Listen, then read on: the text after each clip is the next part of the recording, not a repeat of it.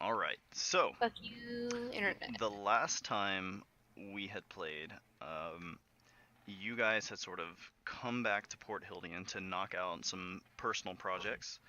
Olivier, you had commissioned a bomb and some Animali outfits, and Yep. they sort of told you can give us some time on that and check back later. Torvald, last session, you managed to stand next to one hobo all day, and it just so happened that that very hobo was the hobo who like got robbed. Yeah. You captured that guy who sort of explained to you guys that he had sort of volunteered to off homeless people around the city. That there was an old man who gave speeches to everybody. But before he was able to give you too much detail, Olivier subtly reached forward and snapped his neck. So the two of you Whoops. buried the body out in the fields and woods to the west. Leonte, last we heard from Leonte, she was busy just working on her mirror. She had recently obtained a fine new human violin because Yolo had fucked with her elven one. You still have your elven violin. You just also have this new one now. Olivier, nobody ever came to purchase your inn, Oh no, upsetting. thanks to Katarina, who Mhm. currently has the requisition order. So Katarina, you would know that like nobody's. Like, Yeah. Yeah. And you guys had kind of all taught like various people at this point to use the teleportation circles. Olivier, you Yeah. taught your kobolds how to use the teleportation circles. Just one of them. Torvald taught Katarina and Ferris, or Findris. And Katarina had taught Amiwia and Amamwio. That's probably a bad decision. In exchange, But all for the greater good. in exchange for certain services on their part. And Katarina, you also have a deal with the two Mothra to learn each other's languages. Yeah. So Katarina, you have just returned to your room from knocking out your business, and you see that the two moth people are no longer here. Can I go look for them? You certainly can. The window's wide open. Yeah, I'll probably just go outside and go try to find them. Okay. Okay. Go ahead and roll me an investigation check. Okay.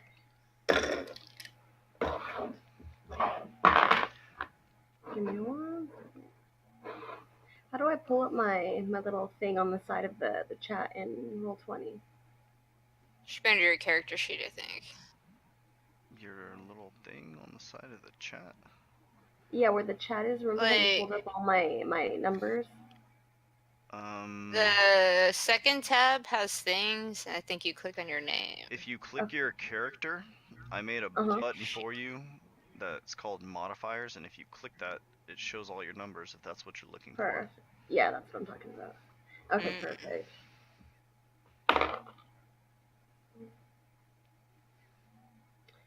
20. I rolled a 20. Oof, damn, okay. Nice. Natural? No, it was 13 plus 7. Okay. Nice. Yeah. You don't have to go too far into the city, Katarina, before you sort of hear some commotion. And you're kind of making your way down the hill from the Manticore's tail. And you're just sort of heading into the gate. And right inside the city, from the western branch of the city, are the food stalls, where it's just north of like the markets where a lot of like the retail stores are. And here the air is sort of rich with the scent of food, and you're kind of walking along when you hear this commotion. And looking up ahead, you are met with a rather unusual sight. There's there are crowds of people beginning to gather around a particular intersection in the streets.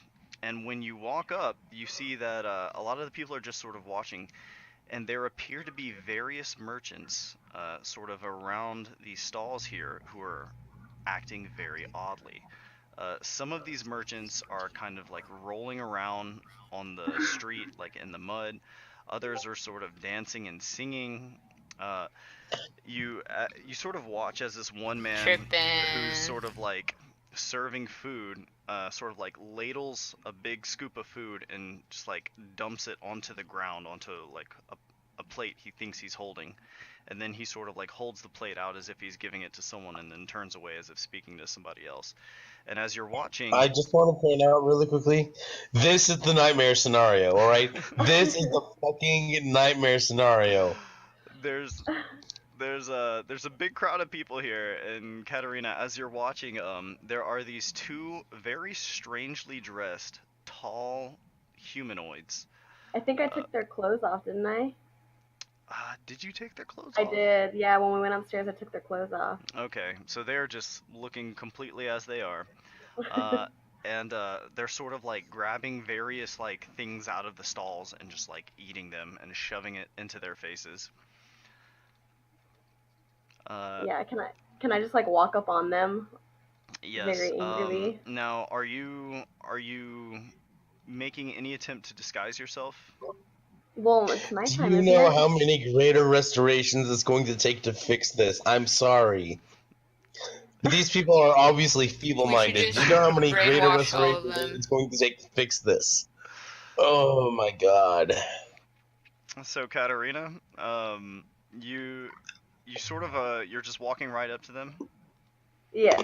Okay, and you are making no attempt to you're just walking up as you are. Like, are you wearing your clothes? I guess is really what I'm asking. Well, no, it's nighttime, isn't it? Right, it's nighttime right now. Yeah, no. So I would just be in my regular clothes if they saw me before they dipped out, right before Okay, I left. so as you're walking up to the two Mothra, Amamwio notices you first, and sort of like taps Amiwia on the shoulder and like points to you, and the two of them look and like smile pleasantly. Amamwio is sort of like grinning, and it sort of grabs like a couple fistfuls of like sweet breads and like comes over to you and like offers it to you, saying something in a language you don't understand and like grinning and like shoving the other one into its mouth. Like, I'll just grab the bread from his hand and it's a girl, right? Right, they're both girls, yeah. Yeah. Yeah, I'll grab the bread from her hand and just like eat it and just kind of like smile at her, but um I don't want to spook them. I kind of want to act calm so they don't dip out on me again. Okay, yeah. Amamwio is just like grinning you like, yeah, like it's fucking good, right? And Amiwia is just sort of like smiling as well, and she's sort of looking about as like the crowds of people are like big, like gathering and staring. Roll me an insight This check, is the Katarina. nightmare scenario. Okay, give me one. God, I'm going to have to pull off some bullshit to fix this now. There's about I there's rolled about 18. 18. 30 or 40 people at this point who are like kind of But they're gathering tripping around. out, right? Yeah, well, they're all watching because they don't know what these people are. But What'd you are they roll? tripping out though on the cotton candy? No, they're not eating cotton candy. Civilians are gathering around to stare at a Miwi and a Momwio because they're clearly humanoid, and these merchants Yeah, are I thought acting. when congratulations. They're moth I people. thought when I walked up on them that you said that there were like people rolling in the There are, dirt. there are. So basically, the merchants who work at these stalls are all Mhm. acting very strange. Okay. But there are See, groups of there's people who are just like walking through the streets, who Oh are gosh. beginning to Yeah. gather around these streets to like stare at this scene that's unfolding here. Okay. And there's you a fun realize, spell called I Feeble rolled. you Mind, which is realize, essentially what's happening here. Katarina, you realize there will at some point be a guard who's rolling along this way. Yeah, I rolled an 18. Okay, yeah, For what? for insight. Yes. Yeah, so you realize that a guard is like going to be coming along fairly soon, and this is a pretty dramatic scene. These Yeah, can I these just two people have now been witnessed by a pretty good lots amount of of people people. within the city here. Can I just grab the both of them and just try to start running back to the Manicor's tail? Okay. You you just like grab each of their hands. Yeah, Okay. Um, because I can't talk to Oh them. They're my not gonna understand. god. They're not gonna understand me. so you're just going to like haul them through the city. Yes. Okay.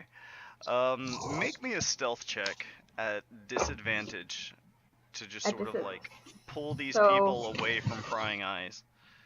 like roll twice. Roll twice and take the lower. Okay. Stealth, right? Yeah, stealth.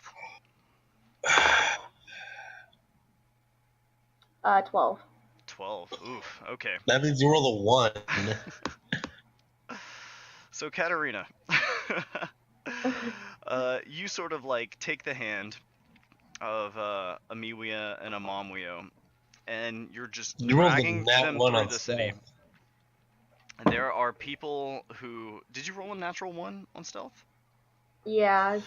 Yeah, right. Because it would have been 1 Ooh. plus 11, so 1. Okay. Okay. Oops. Good call, Jacob. Okay, so Katarina, you are walking through the city. Oof. Hang on, let me just put you on the map here. Okay. Could it be possible to like jump on one of their backs and fly with them? Fly away with them. No. But I'm small though. Their wings don't look like sturdy enough to carry Okay. a full other person in addition to them. Okay. So Katarina, you are sort of like storming through the city with the two moth people behind you, and as you are running along, the two of them, having just a ball, are sort of like snagging things from stalls that they pass. They're like enchanting like random people as they're walking past who just begin behaving like very strangely. You're catching a lot of really bizarre looks. You managed to get away from the crowd. Oh, Um, this is but even worse than the nightmare scenario. but there are a lot of people who see your face and see you walking or rushing along rather with these two very non-human looking creatures that they've never seen before in their lives, and you sort of leave the prying eyes behind as you begin making your way up the hill towards the Manticore's tail, which like is really the only building up this hill. And you sort of run up in this direction and out of sight. Amanda, What? I know you want like Katarina and Leonte to get along and come up with schemes, but this is the exact reason why that will never happen anytime soon. I'm sorry, but holy heck. Hey, Leonte doesn't know yet. I don't know yet, actually, but me as a player, I'm just freaking out at this. Where are you Like, right this now, is Leonte? horrible. Where are you after YOLO's show? I believe it's been about like a day or so. Yeah, would I eventually have found the stage manager? I don't believe you found him when you tried to look for him at the time. And so, I did not, but would I eventually like staying all night looking around for this person? Yes. I would say no, since you weren't able to locate him at the time. There were a lot of people in that crowd. Well, I just tell someone to like check on the money and then just go out. I'd probably go out for a quick drink. Leonte wink, drinks? wink. Does Leonte No. drink? A quick drink. Hint, hint. Wink, wink. No. Oh, gotcha. Okay, sure. So, out of curiosity, roll me a D100 for that drink. Let's see how important this person was. Roll what? A D100. Right. Do. D. Please let it be a homeless person. Please let it be.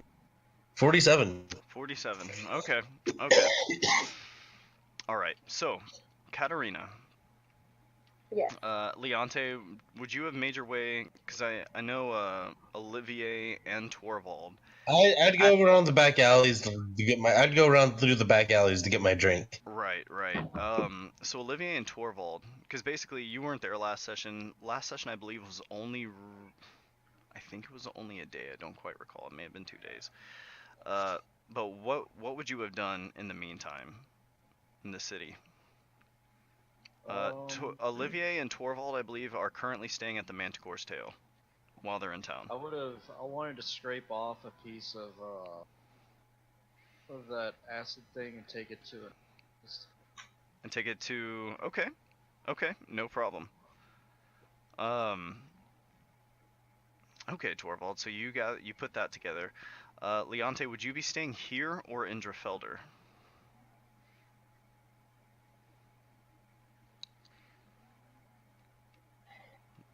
You might be muted. Maybe. Complete and utter silence. Deafening. Or not. There he is. Hey, what are you doing, Leonte? Sorry. Where would you be staying? Because the other two or basically the entire party except for you is currently staying at the Manticore's Tail. I would go back to the Manticore's Tail, like after I try to find the my quick bite to eat. Okay. So Katarina, this is the same night. Basically, Okay. you have gotten back. You now have the two Mothra in the room with you. But aside from knowing each other's names, you really don't share a language. What would you like to do at this point? It's still nighttime, right? It's still nighttime, yeah. Can I just spend the rest of this night trying to learn their language, and the same for them with mine? Just So you kind of guys are just gonna communicate? Yeah, just communicate in my room to see if we can cover some basics. Okay. Are you gonna keep them here all night? Yes. Until everybody Here's the wakes question: do you want to sleep? Are you gonna keep them here until morning?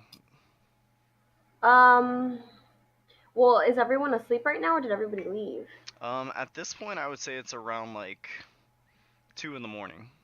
So then I would say probably like at around 5, I'll probably send them back to Jafelder. Okay, go ahead and roll me a stealth check to sneak them back to the teleportation circle across town. And I want to give them my bead so that.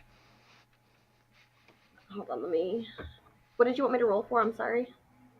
Stealth. Stealth. Stealth, Yeah, okay, roll me gotcha, stealth. my bad. And you're gonna give them your bead? Yeah, I want to give them the bead so that if they want to find me, they can. They have the bead to find me. I rolled a 21. Nice. Okay, so you're gonna make it across town, no problem. You do manage to get them back into Driffelder. And this bead that you're giving them, how are you giving them this bead? Because keep in mind, they don't speak your language. So who are you giving it to? Well, if we were practicing, could we have covered some basics to where I can sort of, I don't freaking know, like just communicate to them that if they want to find me, they can use the bead to find me? Well, look. That's weird. Keep in mind, at this point, you guys cannot understand each other. So the Okay. extent of learning each other's languages is going to be like pointing at objects and being like, this is the Sylvan word for that. Yeah. This is the common word for that. And you guys aren't Okay. really going to be able to like communicate like abstract ideas or anything really that complex. At least You could point and be like, here. Yeah, can I point to the bead and just be like, me, like this is me, and if you need to find me, like this is me, like give them the bead? roll me. I would say beating you would be the strongest Performance. Wait, what'd you say, Tosh? I feel like you could get them to understand that the bead represents you, but I don't think they'd understand why or how. Yeah. Roll me fuckers. persuasion to get your point across. Okay. I would go for performance. I thought about performance, but someone with a high persuasion skill probably knows what they're 21. doing. 21. I would say insight or persuasion. So with a 21, you convince them that the bead like has something to do with you and that you are giving it to them, but that you want them to keep it. This seems so childish, but can I give them the bead and like go run and hide somewhere, and then if they look at the bead, I'll reappear? Is that how it works? Is So that how the bead works? the way the bead works is you are attuned to the bead, and Mhm. you can tell in what like general direction the bead is from you. So Oh, it's like a there's compass? not, yeah, it's like a compass that leads you to the bead. So there's not really any way you would know when they look at it. You can go hide if you like and then come back. Well, so basically, if I give them the bead, I can find out where they are. Or you just wait until they actually use it. Well, wait, I'm confused. Yes, Would the bead yes. help If them find you me or vice versa? No, vice versa. The bead helps you find the bead. Oh, okay, then yeah, then I'll just give them the bead and I'll just like give it to them as a gift, and if I need to find them, I can just Okay. find the bead, right? Okay, so you are sneaking, yeah. So you are, I would say with a 21 you're able to communicate that they need to hang on to the bead and that the bead has something to do with you. And you're able to get them back across town to Driffelder as well. Mhm. So So with the bead, would I just have like a natural sense of direction and know which way to go to Yeah. find them? Is that how Is it it works? like locate Yes. object or something? Pretty much, Huh. yeah. The bead is like it's basically a tracking chip. Think of it that way. Okay. You can just sense the direction of the bead. You can follow their GPS signal. Yeah, no matter where you are. GPS As long signal. as you're in the same plane of existence, you can sense where the bead is. Wait, but where my cotton candy at though? Can I take out my cotton candy and point at it and then hold my hand out for Amelia to give me some more? Because she didn't give me any. Okay, sure, yeah. Roll me. Let me see. That's pretty clear cut. So I would say at this, she sort of like nods at you, like having had like a great time here in Port Hildian, and just like and just like sort of like weaves this cotton candy out of her mouth, and she hands you some, and sort of like indicates like just a pinch, you know. Mhm. Okay. Then I want to just blow them both a kiss and then send them back to Driffelder. Okay, so you take them back to Driffelder. Yes. All right, I would say at I want to this. make them like my pets. What was the name that I came up for them? Emi and Ami. Emi and Ami. Yeah. Okay, sure. Sure. I recommend talking to Leonte to learn a thing or two about the Fae before you Do that. before you mention to them that they're pet status or anything like that. Well, Or talk to me about bringing Faye into a human settlement without Actually, approval. So Leonte. This actually makes sense. Leonte, where did you say you were staying? I went to the Manticore's Tail. The Manticore's Tail. Roll me perception at disadvantage. Which one's perception right here? That's a 7. Oof. Why did it have to be disadvantage? Why? Okay. All right. So, the next morning. Would I not have noticed the people tripping out and freaking out on the way there? I mean, you weren't walking around that late. YOLO show had already ended by a pretty good amount. Yeah, but still, on the way back, though. I would say no. So, the next morning, and this is the first time in a pretty good while you guys have all sort of like been together here. Oh, Katarina's so small. There we go. Okay. Okay. So, the next morning, you guys are sort of all gathered around the table here.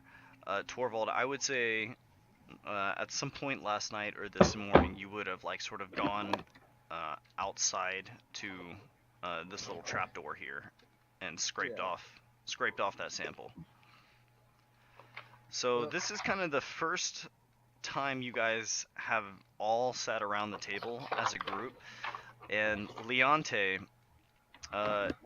you had seen this girl walking around with the group, but this sort of draped Nice. in black Thaumaturgy. figure is sitting beside you here, and Katarina similarly. This woman beside you here is sitting, and looking at the group, Katarina. Everybody here is sort of smoking black magic, including the gorilla. And Leonte, sitting next to Katarina here, she is also smoking black magic, and she gives off a face signature, but it's like this weird, sort of muted, muffled face signature. Suspicious. Ah, this gives me deja vu. Takes Suspicious. swigs of beer, This is really suspicious. chomps into food. Okay, so what are y'all doing? Olivia will look over to Torvald and be like, when do you want to go to, was it Scotty? Where are we going? Torvald, I believe Torvald had wanted to go to Scotty. Yeah, okay. So she'll ask him about that. Did Olivier already mention in front of Katarina that nobody had come to pay off her stuff? I don't remember, but I need to pay attention. Or I need to go visit that lady before I leave for the ship. Which lady? The inn lady. I need to talk to her before I leave. Oh, yeah. Let her know what's going on. But Olivia's asking Torvald about like when he wants to leave, and go do this shit. Torvald. Muted? Possibly muted. I'm here. Okay. Possibly AFK. Hello. Well, he tells me some answer.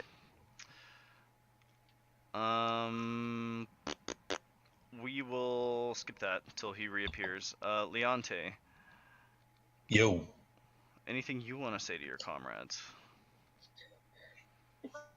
So we're just going to ignore the creepy woman sitting next to me.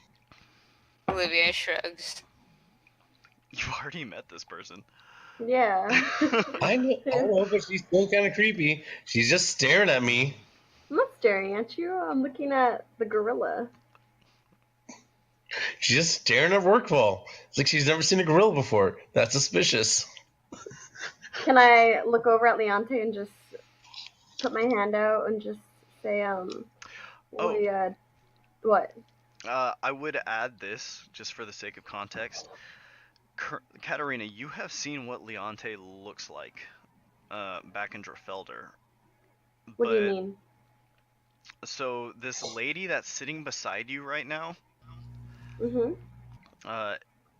she be human. Yeah, she just looks like a human, like a regular person. How did she look in Drfelder? She looks like a drow. Like an elf. She in Drfelder, she had like pitch black night, like black skin, with like this silvery gray hair and this sort of almost like superhuman beauty to her. And pointy ears. Don't forget the pointy ears. With pointy ears. And here, she is just sort of like this like lady in a dress. Okay. So I just noticed that she looks different. Not just different, entirely different person. She's human. Okay. Entirely different race.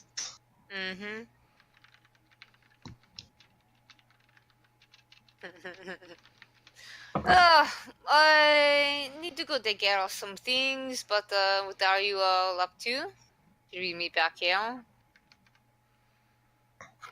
Would it be okay if I join you? Looking over at Olivier.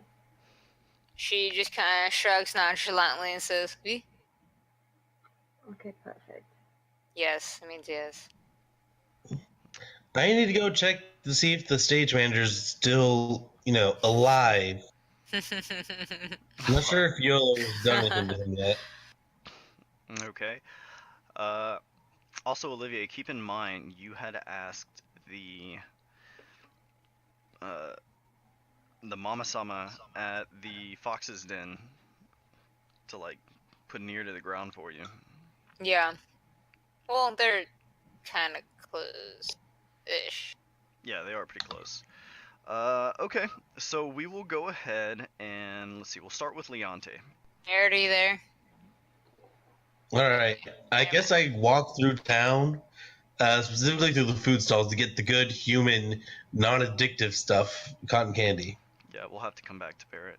He seems to maybe he lost his internet or something. Maybe. Okay. All right. I'm sorry, Leonte. One more time, please.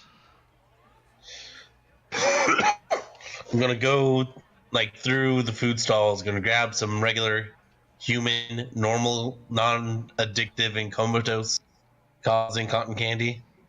Okay. Picking up some more of that. And where are you going from there?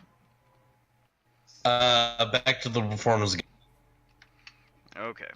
So, Leonte, you are headed to the Performers Guild. Let me see where your character is. Do I see anything in this marketplace as I walk through? I mean, not really. Not at this point, no. Like no people saying crazy rumors and whatnot, but things. I mean, nobody's really whispering about the stuff that happened at 2 a.m. It would be like going to 6th Street and like expecting people to still be whispering about some crazy shit they saw last night.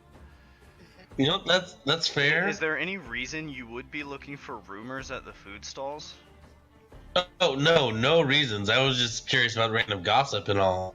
Roll me a D100 to see if, because you did say you were going there to purchase cotton candy, which is at the food stalls. 31. 31, yeah. Olivia has no plenty of such cotton luck. candy. No such luck, but I'll say you have purchased as much cotton candy as you want. You have I stocked up on just an human entire cotton platinum's worth of Oh, cotton candy. Okay, that's a shitload of cotton candy. That is like It is a shitload of cotton almost candy. almost gratuitous difficult amount. to carry. Like you know look like what? one of those I guys just buy who's the got stall. bags upon I just bags. buy the stall. I buy the stall. Do you want to buy the stall? Do you want to buy a food stall? I put the platinum down and say, you work. Interesting. Okay. All right. So we'll go ahead and work through this. So let me move you onto the map for the food stalls here. So at this point, these people are no longer rolling on the ground like crazies. Roll on the ground. And we will just say that, like, this stall over here is gonna be it. So you are walking up to this guy, who's sort of like making this like bowl of cotton candy. And looking up at you, he says like, "Oh, like, can I interest you in some of this? It's the finest cotton candy around." I literally just slam a platinum piece onto the counter, like, you work for me. Excuse me? You want a platinum's worth of cotton candy? No, I want the stall. And you work for me. You're looking to buy my business. Yes. Well, I'm afraid it's gonna take a little bit more than this platinum here. Although this is I put down another platinum piece. 20 gold. He's sort of peering at you, and he says, Wait, it's 20 gold? Yeah, a platinum is 10 gold.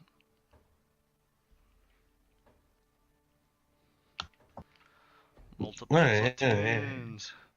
So this guy says, like, are you wanting to just purchase my stall? Is that what you're asking me about? Alright.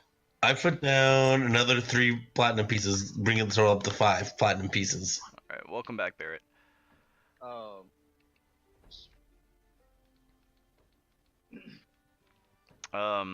Okay. So he says, "I'll tell you what." He says, I prefer to run my own business, but if you want to purchase the stall, I'll sell it to you for about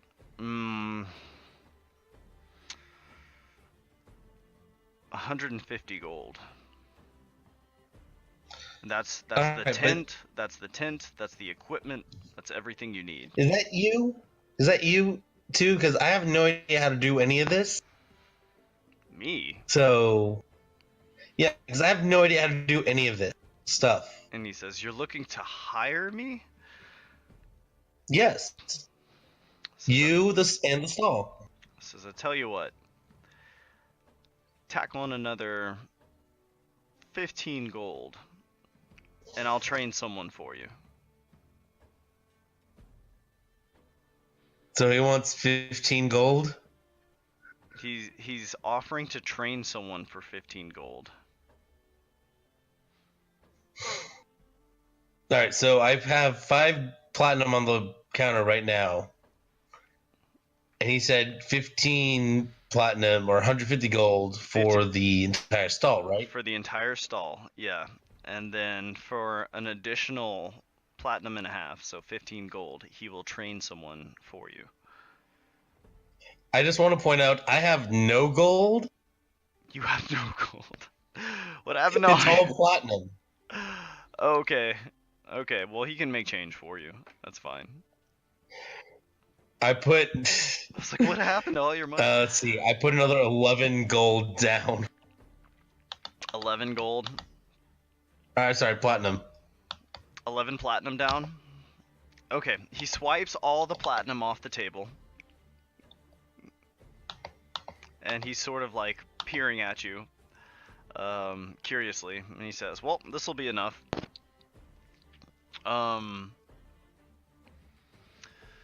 He says, "Very well.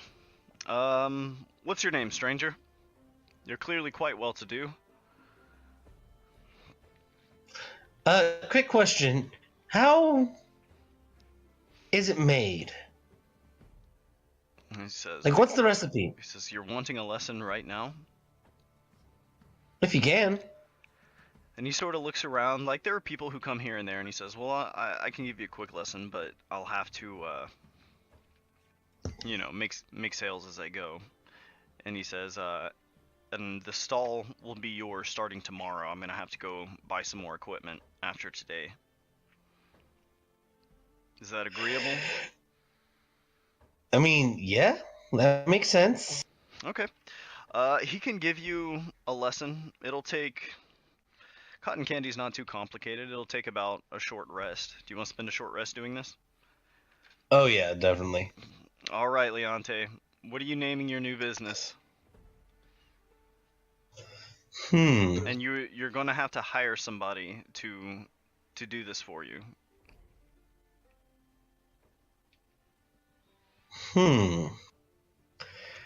Really, I'm just using it as a front, if I'm being honest. That, and I learned how to make it human style. I could teach Nemimuya and Namamio how to do it properly to make this not happen again in my mind. Okay. Not that you even know though I don't... it has happened. But yeah, this is just a backup. So plan. what are you naming It's your just new a backup business? thing, like, yeah.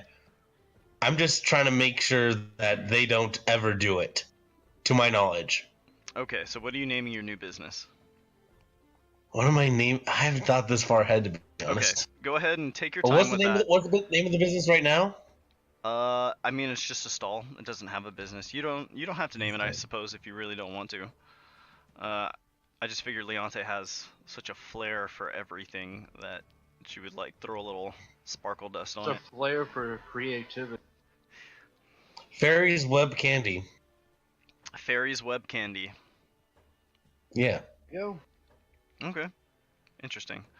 I will go ahead and type that in for you.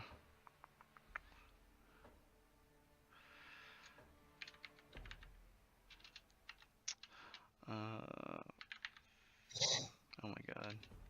I'm a little too buzzed. How do I fucking spell? F-A... Wait, is it A or I? F-A-I-R-Y apostrophe S. Oh my god. I hope you guys don't go back and watch the recording. Because I cannot fucking spell right now. Okay. Fairy's Web Candy. There we go. Go ahead and shrink that down for you. Interesting. Leonte, you are now a business owner in Port Hildian. Congratulations. Jumping back real quick to Torvald. Torvald, back when everyone was gathered together in the Manticore's tail, what exactly were you wanting to do for the day? Olivier and Katerina are heading up to the Sailor's Song in order to speak with the owner there, a woman named Aldrana. And Olivier Leonte also was... asked you when you wanted to leave for Scotty. Yes. Oh, in a day. Today? In a day. Oh, in a Tomorrow. day. Gotcha, gotcha. So, She would have I wanna go to the- consented. Alchemist. Okay, so you're going to the Alchemist? Okay. So next up, we'll go ahead and cover Katerina and Olivier. You two are headed over to the Sailor's Song.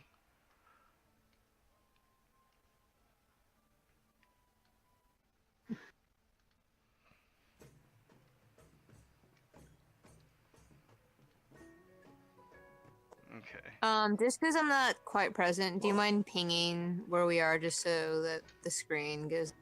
Yes, no problem. I will keep the screen updated with where you guys are. I have dice on me, but Yeah, it's all good. Okay, so the two of you guys are headed into the Sailor's Song. Character looks like Sora. Olivier? Yeah. well, From Sora far away, beat if I Pit zoom in. in a death battle. Okay. So as the two of you sort of walk in and walk up to the bar, it's another like pretty slow day. This inn really doesn't see a whole lot of people other than when Olivier brought the entire fight club here, which Aldrana was pretty pleased about. But Aldrana walks up and says, "Oh, Olivier Rousseau and company. Pleased to meet you. I'm Aldrana." And she sort of nods. She says, "Can I get you ladies something to drink?" Oui, this is Katarina. She is my companion. Drinks would be very pleasant. Yes, Turns to thank you. Nice to Katarina meet and is like, what would you like? I'll have whatever you're having. Well, she's drinking beer, but Beer. I'll get you Beer. Wait, it's where are we on the map? margarita. I can't see us. You're right here. Okay, sweet. Whatever their equivalent of margarita is. Yeah, I'll do that. Yeah. Okay. Tequila Aldrana, margarita. Aldrana starts throwing together some cocktails and just kind of like tosses them on the table for the two of you. And she says, "What Can I brings take you off my to the mask fine inside? establishment?" Sure. You want to take the mask off? Yeah. All right, go for it. Aldrana sort of eyeing you as you do this, and she says, "It's quite a fancy getup you have." Oh, thank you so much. I Chest just kind of like protrudes smile out. at her. And she smiles. She says, "It's quite lovely." So Olivier, what are y'all here for? I'm gonna. What's Aldrana? Is that? Mm-hmm. Aldrana. I'm gonna like touch her hand with my left hand and kind of look her in the eye and kind of make her prompt her to look at me Okay. Command and that be body like, language.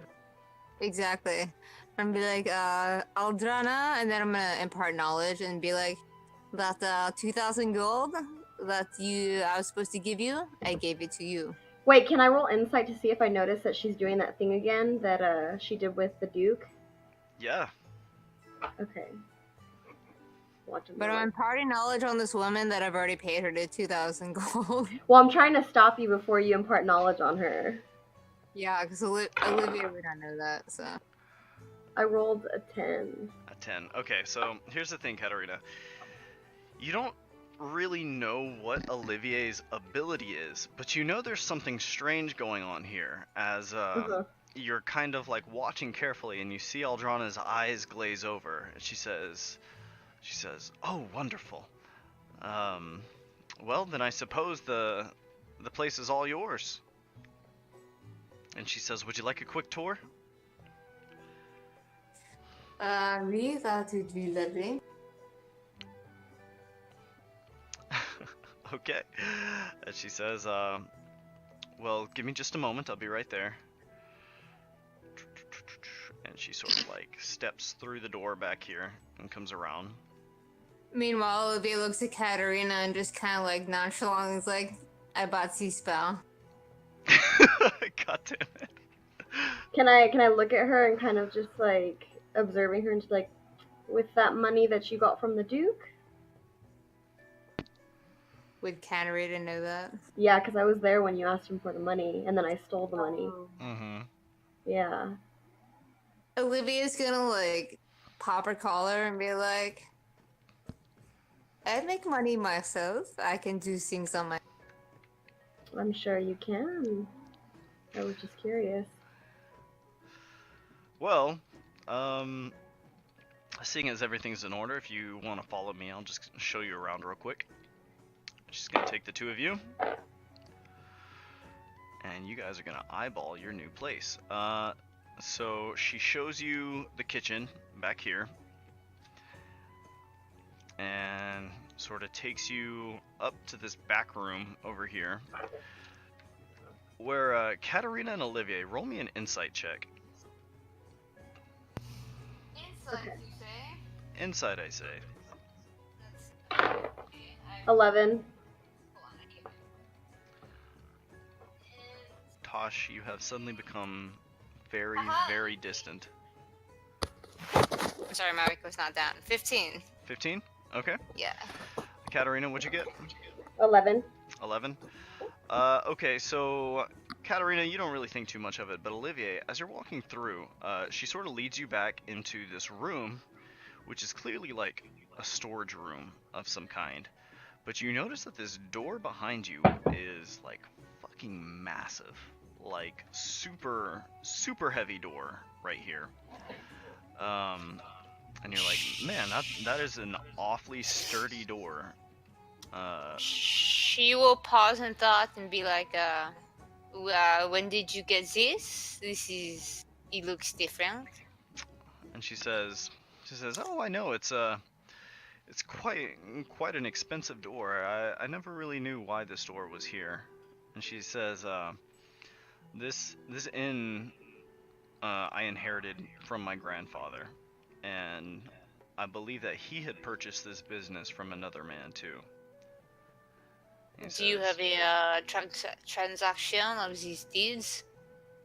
And she says, well, the deed I'll have signed over into your name. But she says, Oh, Bless yeah, you. excuse me. Bless you. Thank you. Sorry, I tried to avoid it. I couldn't be in time. That's fine. She says, I'll have the deed signed over in your name. But yeah, this here is just a little storage room, and she sort of like kind of points down the hallway, and there's like these wine glasses here, and like all these kegs and crates and barrels and such. And then she sort of turns around. Olivia's gonna make a mental note to explore this later. Okay. And she sort of turns around, leads you back out, and just sort of goes like room to room with you, just kind of like showing you the way it works.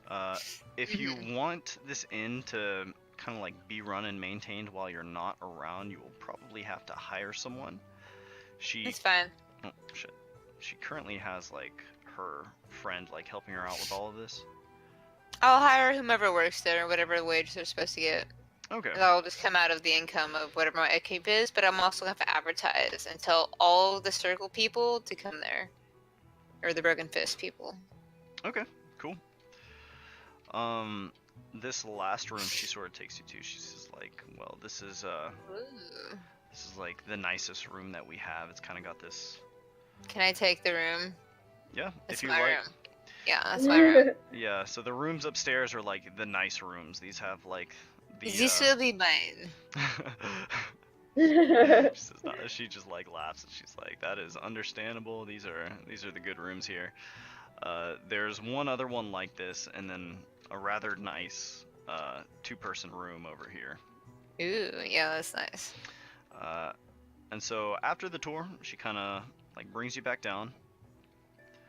And keep in mind, I encourage you to go like full Sims mode with this. Like strip all this shit out if you want to. Put whatever you want in these spaces. Like this is Nice. Okay, once I figure that out, I totally will. yeah, you can completely redesign this map if you so choose. Okay. And she's At like, least my room. and at the end she's like, all right, so that's the place. The Sailor Song is now yours.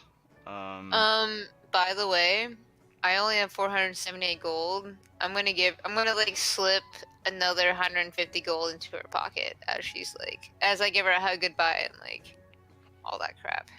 Baby, So I do feel slightly bad. are you trying to be sneaky about it? Yeah, because I feel a little bit bad. Make me a sleight of hand check. Oh man.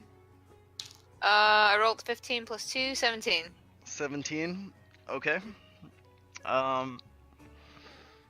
Ooh, let me see. That's pretty good. Yeah. Okay. She doesn't notice. You sort of very securely like sort of slip it into her pocket, Yeah, because I totally fucked her over, but and she says, "I will see to it that everything is transferred into your name later on this evening, and I will send a." I believe you had told her that you could also be found at the Manticore's tail. I think you had told her that before, and she says, "I'll send I'll send an updated deed to your room there." merci beaucoup, ma chérie. And she sort of She says, smiles, "Thank you very much, my love." Essentially. and she says like, "Oh, well, like yeah, like thank you. Like I can finally pursue my dreams and travel abroad." Oh god, I totally fucked her over. She didn't even get 1,000 out of the 250 she needed for 500. I can't wait to travel with my newfound Oh fortune. no, my god, I'm such a horrible person. All right. Oh, this hurts. So, Katarina, you have watched this entire transaction take place, and you Yeah. know because you have the requisition form on your person that nobody ever came to pay this lady. And Is Aldrana still like standing in front of us, or did she walk away? no, Aldrana's still like standing. She's basically a bartender. Okay, but we're just like sitting at the bar drinking. Yeah, unless you want to grab a table and speak with Olivier privately. Yeah. Okay. So go ahead and just pick any of these tables over here. What the fuck? Cut. What? I mean, Oh, honestly, that's how you solve that Pretty sure situation. it's Torvald I was- drawing these pictures. Oh yeah, probably. Probably. At least I didn't kill everyone. You didn't kill everybody. Quite impressive. So, so you guys are grabbing a table over here? I guess Olivia doesn't know what's happening. She just know that she was like, "This is not mine." I was trying to be nice, but I'm not. I don't have time for this shit. We gotta go somewhere. Alright, so Katarina, you sort of lead Olivier over to this table.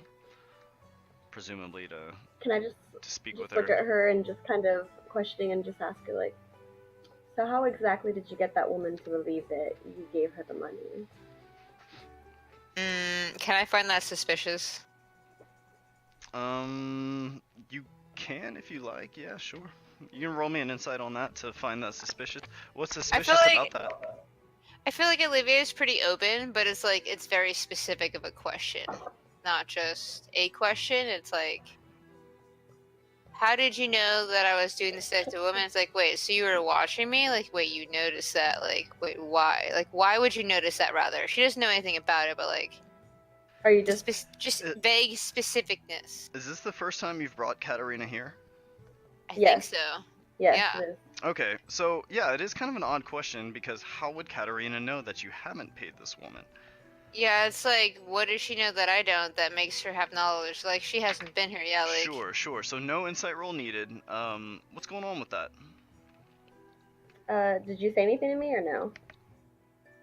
Or you just like You find that Olivier. suspicious, Olivier.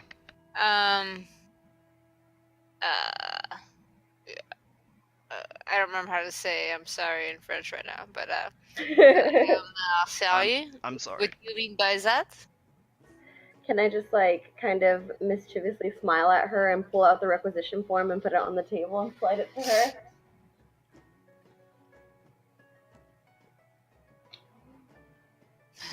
Are you muted, Hunter? No, he was smoking. Yeah, I was muted. But Sure. Yeah, she slides the form across the table to you, Olivier. Katerina has the requisition form from the Duke's treasury. Would Olivia know what this is? Looking at it, you can see it appears to be some official sort of like money requisition form for the dukedom.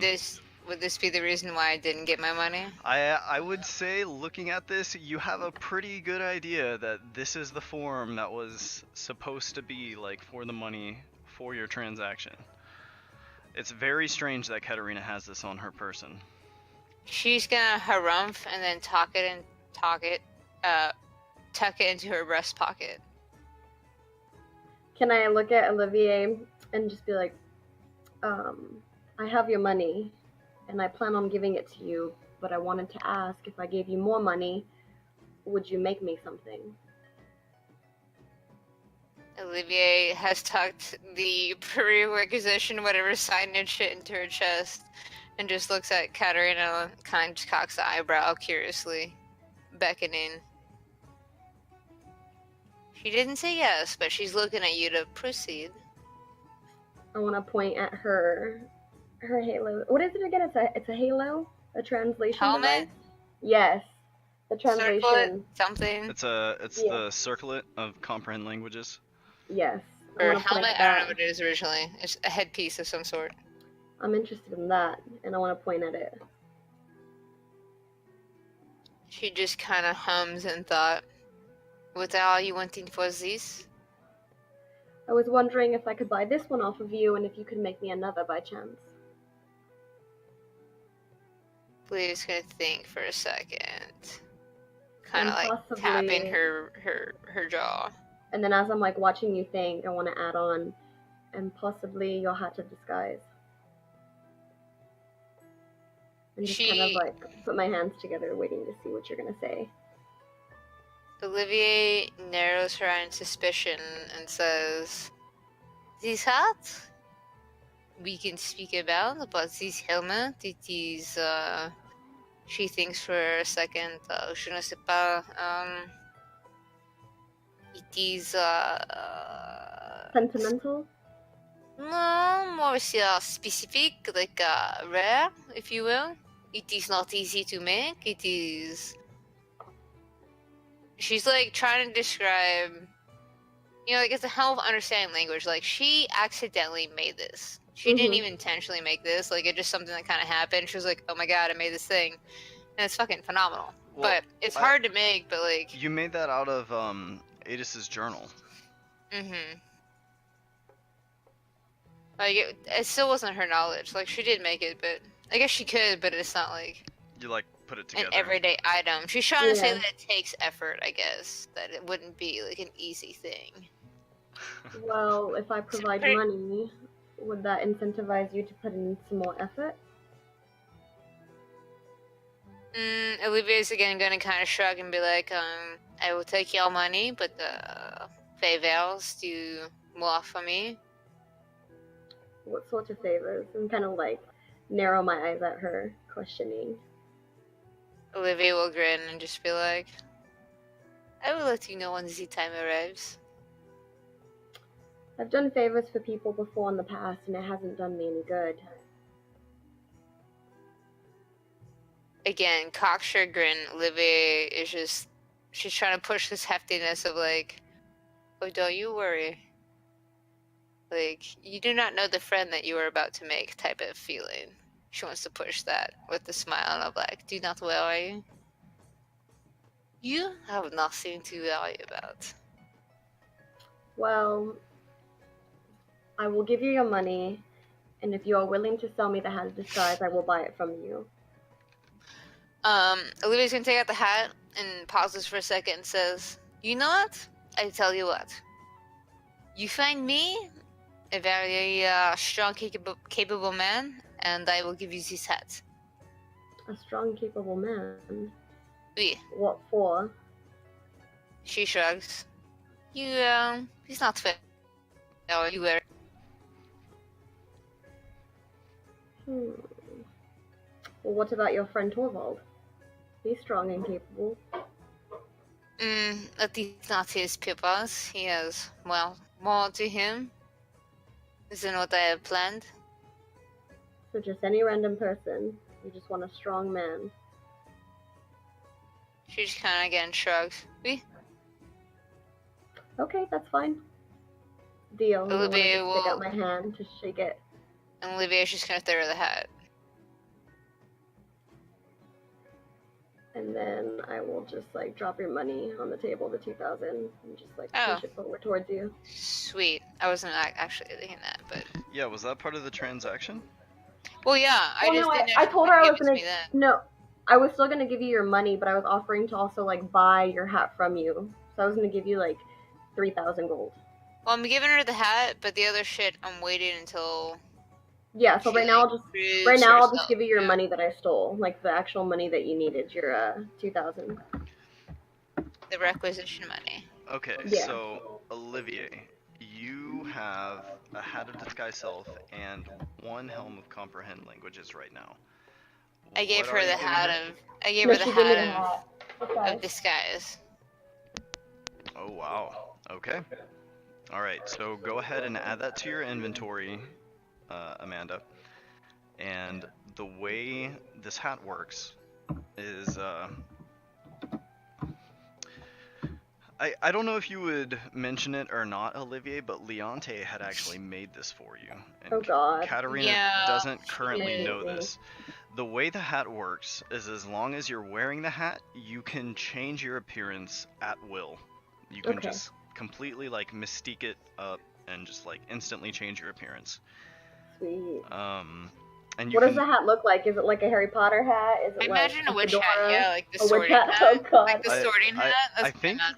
yeah, I think Leonte had made it a witch hat because Leonte just has like a fascination with Oh witch God. hats. Would I be able to like make it into a mask instead? Well, Like use yeah, my alchemy but tools? the Okay. actual object itself Yeah. is a witch hat. Okay. Can confirm is witch hat. Yeah. Okay. Witch hat. As far as changing the way the hat is, that's actually because it's not like a chemical or technological thing. Yeah, It's an magic arcane thing. thing. Yeah, you would have Okay, to talk to that's fine. Leonte about changing that. But as of now, as long as you're wearing the hat, you can change your appearance at will. And Olivier, you just got a massive amount of gold. And Katarina will go find you. Has a tall man. Andromeda, Adora, Philia, whatever her name is left yet. A jacked man. Aldrana? Yeah. What did you say? I don't know. She I don't know. You're such a dork. I mean she works here, so she's chilling behind the bar waiting for I'm like gonna slip her another 1,000 gold before she leaves. just gonna give Just her tell that. her. Just 1,000. God. Just at that, like, yeah. I Okay. mean, I'm not gonna give her all of it, but like, I feel bad. I'm still an evil person, but I'm capable of doing nice things. Like, I Yeah. wanted to try. Like, it was a good thing of me to not kill everyone in this bar. So if she's gonna live, damn it, I'm gonna help her live. Yeah, it was good of you. Good of you to not kill everyone in this bar. Yeah, I have plenty of people to kill, but I don't need to kill her. So I want her to actually succeed. Okay. For no reason other than the random nice person that I decided not to kill. So Aldrana. is this Yeah. a sneaky thing that you do? Of course. If not, then I'll make up an excuse. But in real life, I just like sneak people money. Like, Well, you can just tell her that like you really appreciate what she did and you want to give her extra money, so then I she'll like could, you even but more. Yeah. sneaking it's more fun because then they won't know. Okay, so how are you? Because like 1,000 gold in Yeah, it's a actual lot. like weight, like this is a good amount of gold. How are you? Does she have like a luggage or a thing I know that she would take? It's just like this is the suitcase of all my belongings. Yeah, exactly. Actually, the door upstairs, where she told you the nice rooms are, she's currently living in like the nicest one up there. Well, I'm gonna So- just find her belongings and just put the gold in there. Okay, so you're sneaking up to her room. Hmm. Go ahead. Wait, am I following Olivier? Yeah, Katarina, you Am I can going follow over there? Olivia if you Only like. if you want. So, Olivier, her bedroom door is currently locked. Are you going to try and like? Absolutely. Does Olivier have thieves' tools? I do. Okay, I have a proficiency with go ahead and roll that shit for me. Dex. Okay, let me see my thing. Flat hand, Katarina. right? Yes. It is a dexterity check plus proficiency. What is that? So D20 plus dex plus proficiency. I roll. I don't know how to do that. 16 plus 2 plus 3. Katarina, you have a button for this, but you're not rolling 21. Hold on. 21. 16, 17, 18, 19, 20, 21. Yeah, 21. Okay. Katarina, interestingly 16 plus enough, 2 plus 3. Olivier is like, hey, like, I'll be right back, and like, you kind of just follow her, you know? And she leads you upstairs. Outside of this door, which Aldrana had locked behind her, Olivier sort of like looks both ways, pulls out thieves' tools of all things, and like, you watch as she sort of like very deftly just sort of like tinkers with the lock, and it like unlatches, and Olivier steps inside. In like a matter of a second. Like, we could get gone. Like, this is a practiced lockpick. Mhm. So Olivia, you step inside, and where are you putting this gold? Wherever I The- see like a chest of clothes or. The inner door is unlocked, so you can just go right on into the bedroom if you so choose. Yep, just wherever her things are. Like again, if there's that one bag of all goodness that you take with you on travel, just tuck it in that. Okay. So Katarina, you've seen Olivier do some pretty weird shit so far, but this is like a nice act, like a sweet act. The first like really positive thing I guess you see somebody do here. So Olivier, you hide this money in this room, and is there anything else you guys want to do here? Nope. Mm-mm.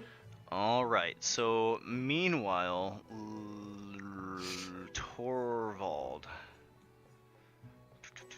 you had scraped up some of the wood that was like burned by the corrosive substance that Olivier had identified as being acid, and you want to take that to the Alchemist Guild.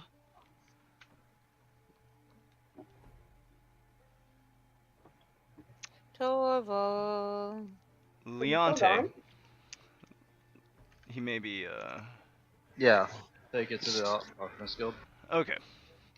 I'm pretty sure it has been a while since you were last here. When you last visited, they were examining the wooden scepter because it had some pretty unusual properties. But walking back in,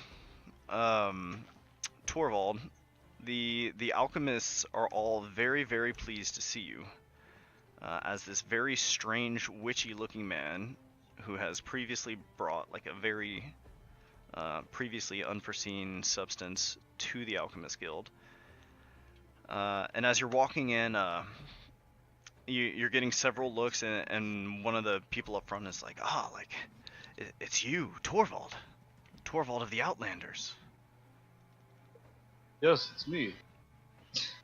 And he says, it's certainly been some time. What brings you back to the Alchemist Guild? I want you to look at this. I think it might be acid. And he's sort of looking at the wood, and he says, this wood was certainly burned by something. Some sort of corrosive substance. And he's sort of What looking. would somebody want? Why would someone want to burn wood with an acid? And he What would somebody need acid for? And the alchemist thinks for a moment. And he says, "Well, there's all sorts of reasons. I mean, it could be that wood like this was burned for some sort of aesthetic design. There are certain cleaning products that work this way. It could be that this person was trying to."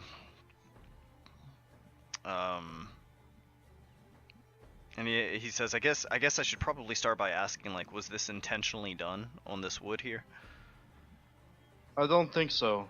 I think there was somebody trying to clean something up and got it everywhere. And the alchemist sort of nods. He says, "Well, that makes sense. This is most likely some sort of corrosion that occurred from a cleaning substance. Certain cleaners can sort of overdo the job, and they sort of cock their heads and they're like, "Do you want us to sort of like repolish this wood for you?" No, no. If someone was committing a crime, what would they use this acid for? And he sort of cocks an eyebrow and he says, "Well, acid, I suppose, could be used a lot of ways for committing a crime. It could be used to hurt someone. It could be used to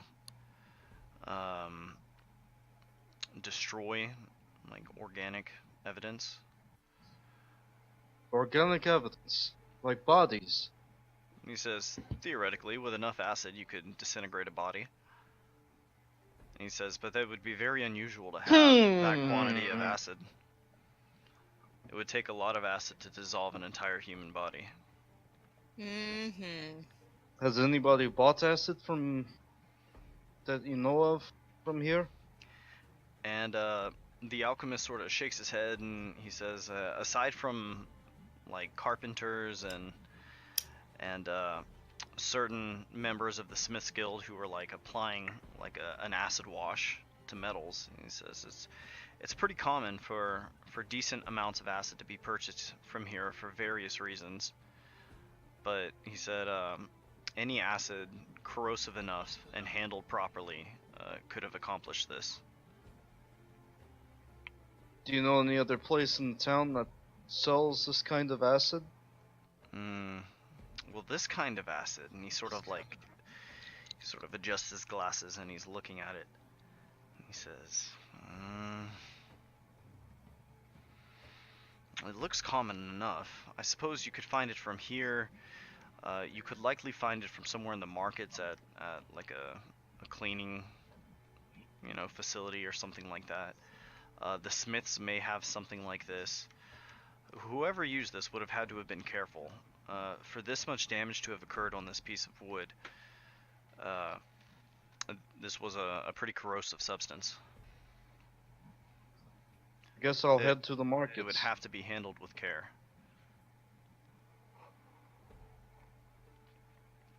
Okay, so you're Alright. going to the markets? Yeah, to find like cleaning stalls. Okay. Roll me an investigation check. Shouldn't be too hard to find this place. I mean, in all honesty, you could just ask a city guard, so I can't really think of a reason why you wouldn't be able to eventually find 11. this place. 11? Sure. Okay.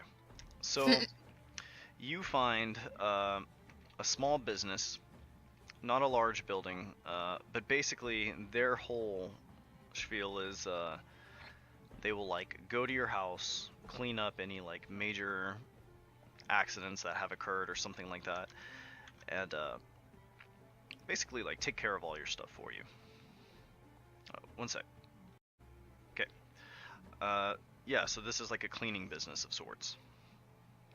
And you sort of like I walk show in. them the sample and say, I asked the clerk, "Oh, do you have anything strong like this?" I show her the burnt piece of wood.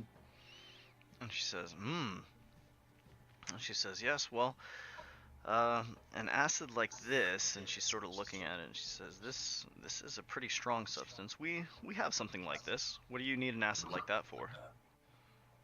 I don't particularly. I'm wondering if anybody came by and bought large quantities of it recently. She sort of thinks and she says, "Large quantities of acid? Not lately. Not from our business. Then again, whoever did this here," and she's sort of like looking at it, she says, "I assure you, we can do better work than this. If you need anything cleaned, we'd be happy to take care of that for you. And we can I've already probably been give to you a the better alchemist. deal than this person." I've already been to the alchemist. I've already been here. where else do you think? Who else do you think would sell this? An acid like this, or this wood? The acid. The acid, well, she says just about everybody in the city buys the acid from the Alchemist Guild since they have the equipment to make large batches of it. But its sale is somewhat restricted, typically to business owners such as ourselves or members of certain guilds such as the Smiths Guild or the woodworkers who use it for certain projects. I guess I'll try the Smiths. Okay. She says, is there anything we could clean for you, or do you have any? Were you just asking about the acid? I was just asking. About Okay. You see the disappointment on their face. They're like, okay, well, if you ever need anything clean, like here's our, here, swing by our place, this- All right, and you're going to head to the Smiths Guild now. yeah. Before you leave, ask if they do crime scene. Do you guys ever clean up certain jobs? And I had to get that in there. I'm are you not sorry. basically going to the Smiths Guild to ask, like, is there anyone that has purchased acid like this? Yeah. And they're just gonna tell you no.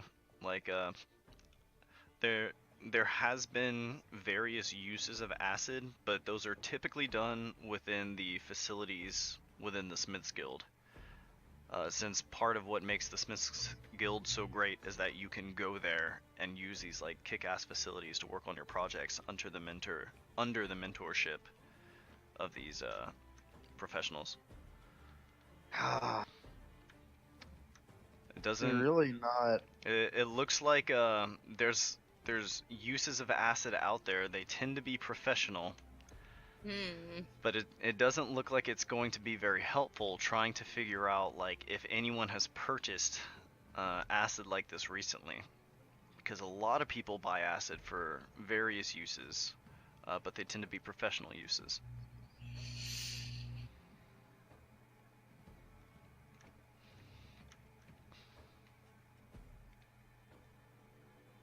At this point, Torvald knows that like animals did not kill those dudes. You have reason to suspect that animals have not killed those dudes. The Katerina, you had told the barkeep Mhm. that you were attacked by animals, but I think you told him later on that like you were attacked by somebody. Is that correct? Mhm.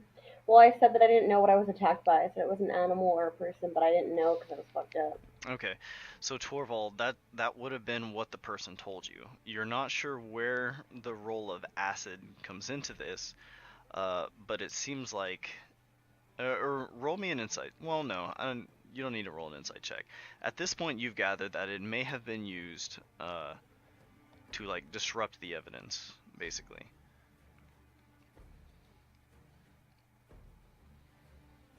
Because the places where the acid was There's a bathroom. I don't know if you would have actually. I don't know if you would have. Make me I an saw the insight bath- roll. Make me an insight roll. You would certainly know that there are similar marks. I don't know that you would have 14. necessarily. Okay, 14. So you know there are acid marks in the places where the victims apparently were, and there are also acid marks inside the bedroom. But there is no biological evidence other than the acid marks.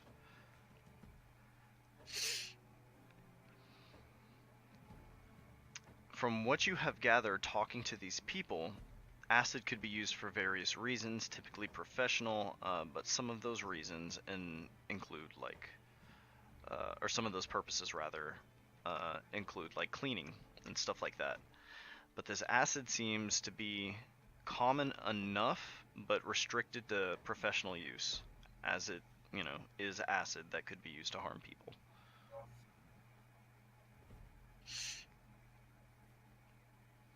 I would say this is probably enough evidence to be suspicious of Katerina, but not necessarily enough to like surefire convict her. Or, like, undoubtedly implicate her.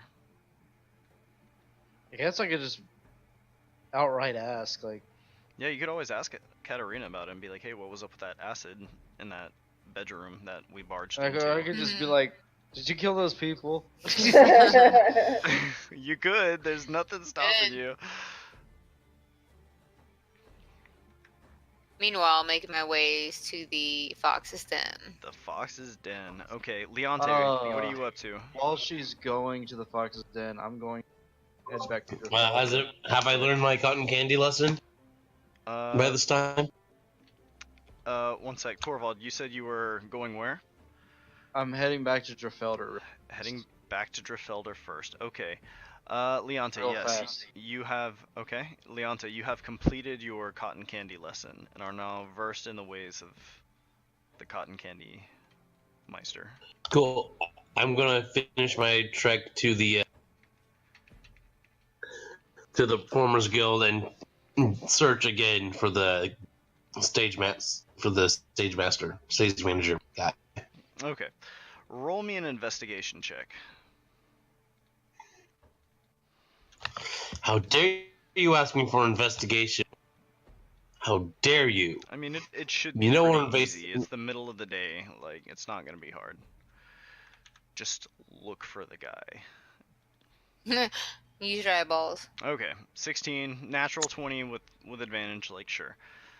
With both of those, like, you easily find this guy. If I remember correctly, he was like a smallish, bald man. Yeah. And he says, like, oh, Miss Lily, like, such an honor. I'm just curious as for something right now. Did you check the money in the drawers after you? Where's Lante? She is at the Performers Guild right now, speaking with the theater, or like the head honcho. Okay. And Leonte, you're asking, like, did you check the coffers? Like, Yeah. And the stage manager sort of frowns and he says, well, to be honest, Miss Lily, it was a rather unusual occasion, and we have had to deal with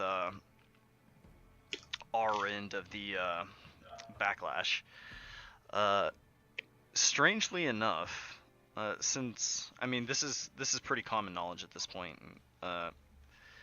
He says it seems that not just the members here at the Performers Guild who picked up gold, but rather the entire audience. Everybody seems to have lost their gold without any explanation as to where it went. But none of the money seems to have been robbed from, what humble stores we have here at our guild. I think I might have an explanation. And But I don't. Well, it's a really crazy one, but it can explain things. And he says, well, it has been rather unpleasant dealing with some of the people who lost their gold, but there's basically nothing we can tell them since none of the money seems to be missing. It seems Mr. Swaggins. It seems Mr. Swaggins gave out this gold from his own pockets. You believe him to be a witch? And what They would gives explain you... that how the money's missing. He magicked his money back into his hand. And the stage manager just laughs and he says, "Oh, witch? Well, that would certainly explain some of his rather strange tricks." You can see he's just sort of like amused at the idea. He's trying to laugh it off. Well, he doesn't think you're like seriously accusing this person of being a witch. He says, if I could simply make money disappear, like, I suppose I'm a witch too.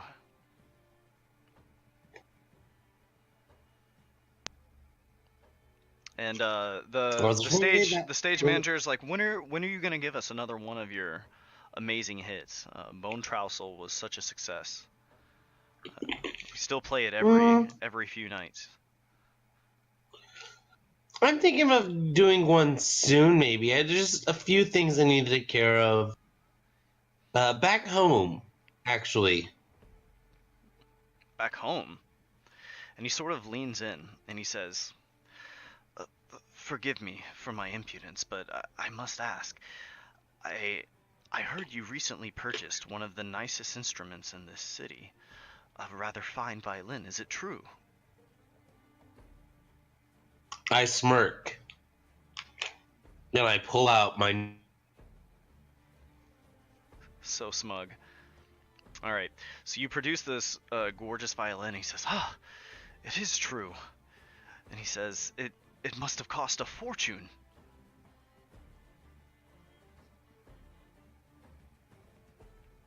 And How much would it take to get this place renovated? the Performers And Guild. bought? Yes. And he sort of thinks for a moment and he says, "Well, to be honest, this is mostly just our workshop and like where the writers and all gather, as well as the costume designers and such. The majority of the events actually occur over at the Performers Guild, which was inexplicably renovated when it became a giant, elegant tree that towers over the city." And he says, "No one knows how it happened, but it was just a tree one day and the entire building was different. We all remember the way it was before, but no one remembers how it became the way it has. That said, no one's complaining. It's gorgeous." All right. How much would it take to get you guys the best equipment? You know, rough estimate. The best equipment? Well, I really feel like you can never spend too much when it comes to performances. Every little bit makes it that much nicer. Why do you ask? I was thinking I could maybe buy you guys. Buy the Performers Guild. And he says, "The Performers Guild, the guilds are run by the dukedom. But if you wanted to invest in the Performers Guild, we can certainly..." Or maybe become a sponsor. And he sort of thinks this for a moment, and he says, "It's possible. What would you want in return? An investment is always...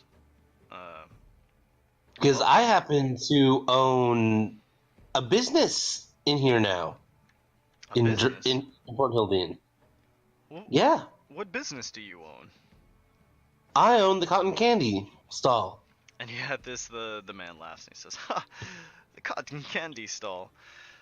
And he says, "Well, isn't that a delight?" And I think that, sales would go up if maybe we sold cotton candy during some child performances. You're gonna have those cotton candy guys that like have like the stacks upon stacks of cotton candy that they walk around with. Oh, definitely. Definitely. And he says, "Well, we can certainly have your people available at your shows if you do own a business here, and that wouldn't really cost anything. I'm sure the people would be delighted by it. What's the name of your business?" Fairy's Web Candy. "Fairy's Web Candy," you say. He says, "Well, I feel like a mystical touch for a, candy was the right choice. And he says, "I will certainly look into it. Is there anything you want to get out of this person in particular?" Yeah, my influence, so he left influenced by YOLO. Wait. So you want to influence him against YOLO somehow? Well, let's see. What has YOLO done? Somehow made money disappear and back on his work. It's still unsure about that. Well, I put the possibility of which in his head, and now I'm offering myself as a sponsor. Okay. Are you asking this person about like what YOLO has done? Because they will certainly accept your offer to be a sponsor. What are you putting on the table as well? To start off, Mm-hmm. I put down 10 platinum pieces. Wow, holy shit. So you're just like, here's 100 gold donation. Well, I am sponsoring them, aren't I? Okay. 100 gold could put together like a pretty nice performance. And he says, why, with this, like we could put on quite a dazzling show. If only we had one of your masterpieces to put this towards. He says, I can certainly redistribute this towards various projects if you prefer. If you want to like I have an really idea. seriously like invest in the Performers Guild, it's going to be a good amount of money because this is like a citywide union. Oh yeah, I know. This But is just 100 this gold is just the initial basically... down payment. Okay. Out of curiosity, like what are you wanting to invest in the Performers Guild for? What do you seek to accomplish with this? Just to have some pull in this guild? Yeah, have some more pool. Have YOLO have less pool. Okay. Um, Is there anything else you want to this do is with really this just guy? a personal battle for me. Okay. Is there anything else you want This to do is with this less guy? strategic, more personal. So, sorry, you were saying? Is there anything else you'd like to talk to this person about? You know, there is this old piece I have. I could write down the music, but it is going to take some help from like the from the Smiths Guild. Says, well, they're right around the corner if you'd like to talk to them about something. You're going to need a few drummers too, and some people who play horns. And I pull out some old sheet music. Okay. You're basically just giving him music? Yeah. Alright.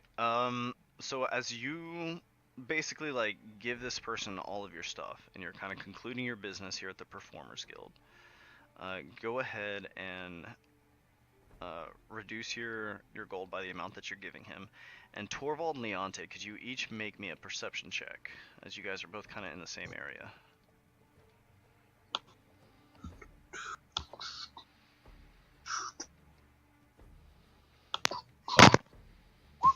$11. 11.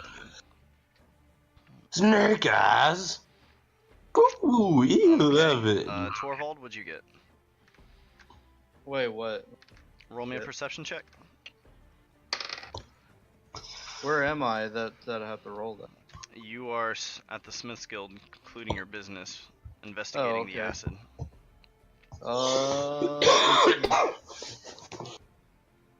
18. 18.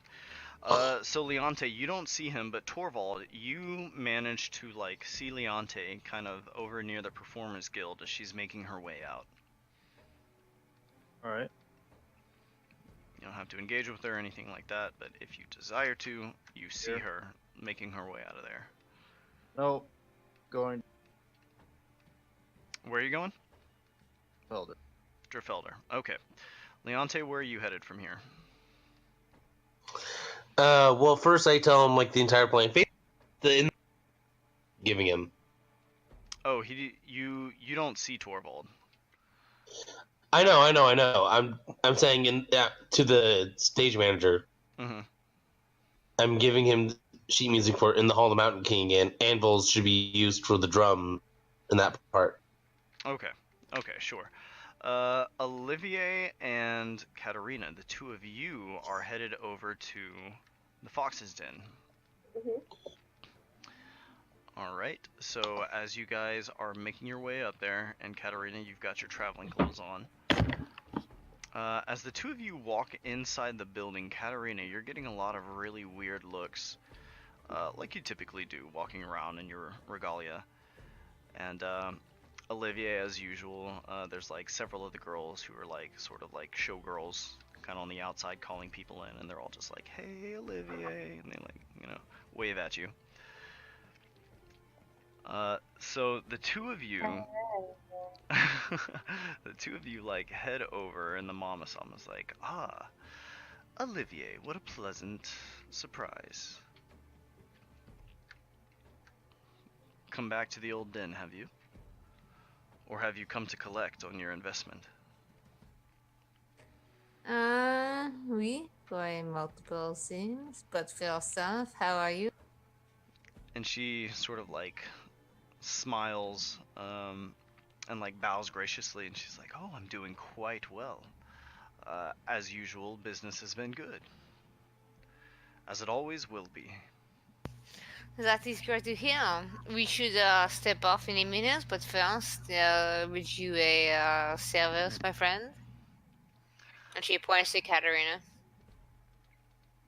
And she says, of course. Could we interest you in a bath? bath? Or perhaps one of our attendants? What is the Fox's Den? The Fox's Den is a bathhouse / brothel. Oh. And Olivia brought you in and was like, here, pick what you want, have fun. Oh shit. I guess Katerina, realizing what this place is, she's just gonna like look around and look at Olivia and just like, oh, thank you, you're so kind, but I'm actually gonna go look for that person you were asking me to look for, and just like dip out the brothel and go look for like a tall, strong guy. Okay. We'll get to that in a second. So Olivier, the old woman sort of sees Katerina off, and she says, a strange woman that. Why does she wear those clothes? Olivia kind of shrugs and answers, I do not delve too deep, but she's useful like everyone else. And she nods and she says, those are nice. That woman seems to have money. She certainly has her fingers on it, but we shall see. Mm-hmm. The old woman smiles at you and she says, well, there has been a hot bit of news lately. I'm quite eager to tell you what we've heard. Olivia grins and is gonna hand her 28 gold, and she says, Keep in mind, you already paid this person for this information. I get that, but I'm sending her 28 gold and says, like, for my affection. She's just giving her more money, 28 more gold, to be like, this is how much I appreciate you, and we're on the right track. Okay. Sweeten the pot, if you will. Okay. So the old woman sort of pulls you aside into a room and she says, well, like she gives you the news on Yordagar, Skadi, and Yarnborg. Basically just that Yordagar has basically been like renovated and is being used by the Fasteners. People are going missing in Skadi, but that it is otherwise thriving, as is Yarnborg. The Boletaria incident is still a pretty major source of anxiety here in Port Hildian with the ships not coming back. And as she's moving on to other rumors, she mentions, and she's sort of looking at you very like, she gives you sort of like this like gauging look, and she says, well, there's hearsay that you, Miss Rousseau, have been sleeping with the Duke. And Olivia's gonna burst out laughing. And she sort of like smiles and she says, they also say that several of the guards heard the Duke refer to you as his liege, which was very strange. And she says, we've confirmed this with several of the guardsmen who were present. Well, Olivier is in the middle of a fit of laughter, but she's going to eventually and try to contain herself. She says, and be like, go on. Go ahead. No, go ahead. Okay. In addition to that, the great bard Yolo Swaggins recently had a charity performance, after which he gave out a large sum of gold. But strangely enough, the entire audience seems to have lost their gold without any explanation. No one knows how this has happened, and apparently no gold has been stolen from the Performers Guild, which either means Yolo Swaggins paid out of pocket, meaning he has much more gold than anyone thought he did, or something very strange has happened, and he managed to steal it all. And That finally, could be something. that is something rather strange. Yeah. Some of the hubbub going about. She said, finally, late last night, several people saw strange creatures near the food stalls north of the markets. Apparently, the creatures looked like people, but were tall and had large, beautiful wings, and those who were near them acted strange. A young, fair-looking woman came and dragged the creatures off, and no one was able to keep track of where they went off to. Other than that, they seem to be heading towards the Manticore's tail. Does that sound familiar at all? Well, you have not met many creatures with who were tall and had large, beautiful wings, other than the True. Mothra. That's true. It's certainly very strange. Well, everything to be noteworthy. Yeah, definitely noteworthy. But she says that so far, like, those are the only minor rumors that we've come across. Recuperating from her fit of laughter, Olivia's gonna turn to the head lady and be like, "Oh, I did not know that people would be speaking of that." Oh, no. The Duke and I, we made a bet and he lost, and the consequences of him losing, he had to call me his highness. It is funny, really, but I won't go into it. It's quite an embarrassing story. I She's see. trying to shrug it off. Yeah. And she says, I see. Well, and you can see she's kind of scoping you out to like try and see if like it's true or not. And she says, yes, well, if there's anything else you'd like us to like listen for specifically, we can do that. And generally the way it's going to work with the Fox's Den is when you pay them to investigate something, they will investigate that thing. And like you don't have to know if a thing exists in order to investigate it. So you can be like, for example, you could be like, is there a particular scheme to assassinate the Duke, or like, is there a quick way to get to this place, or something like that.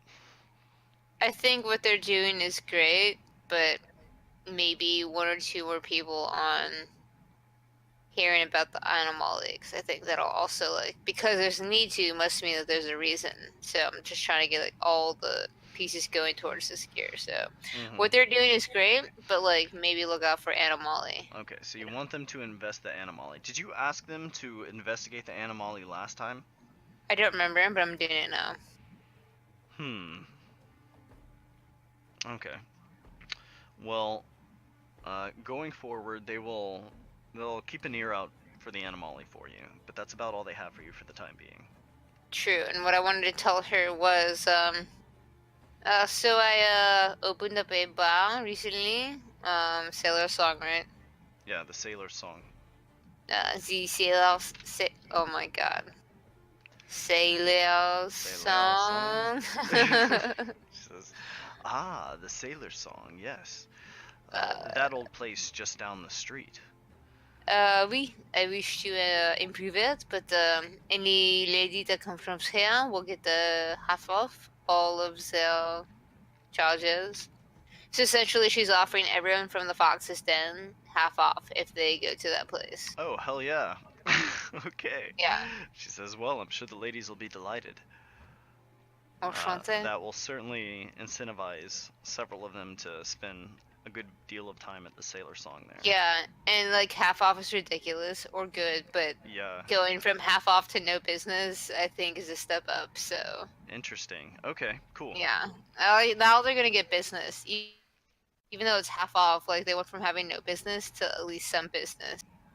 Okay, true, true. And it'll get people to catch on and be like, oh yeah, I hang out here. And then like, all these people will be like, I want to see this lady because she works here, but now she drinks here. And, you know,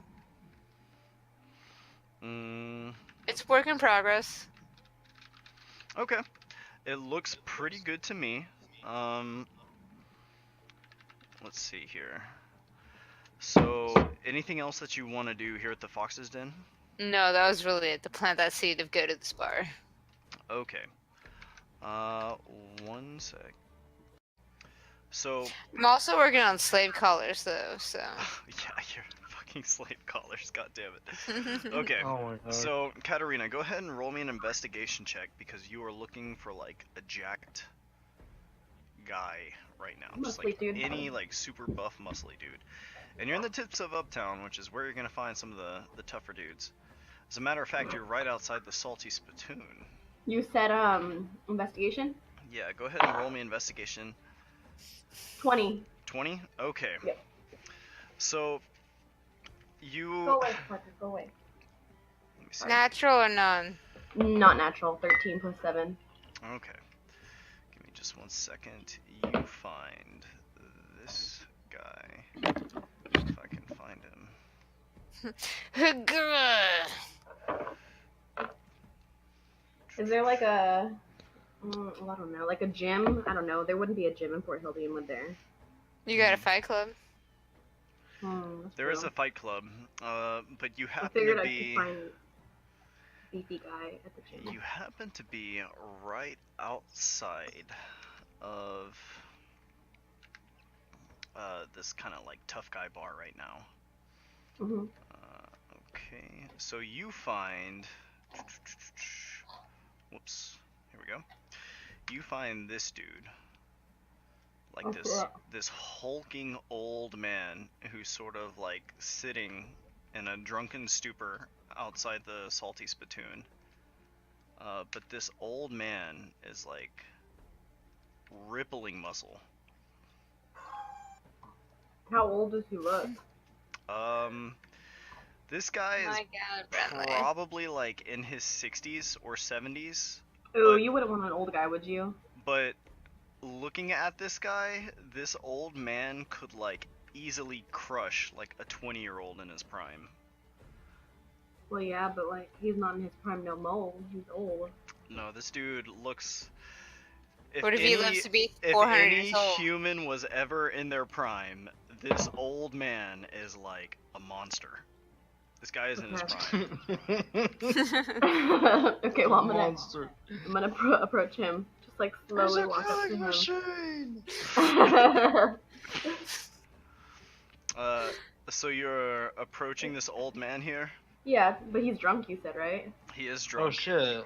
Somebody get the Shit. Molotovs. Fucking. So, this, as you sort of walk up to this old man who's sort of like sitting against this building, he sort of looks up at you and he says, "Huh?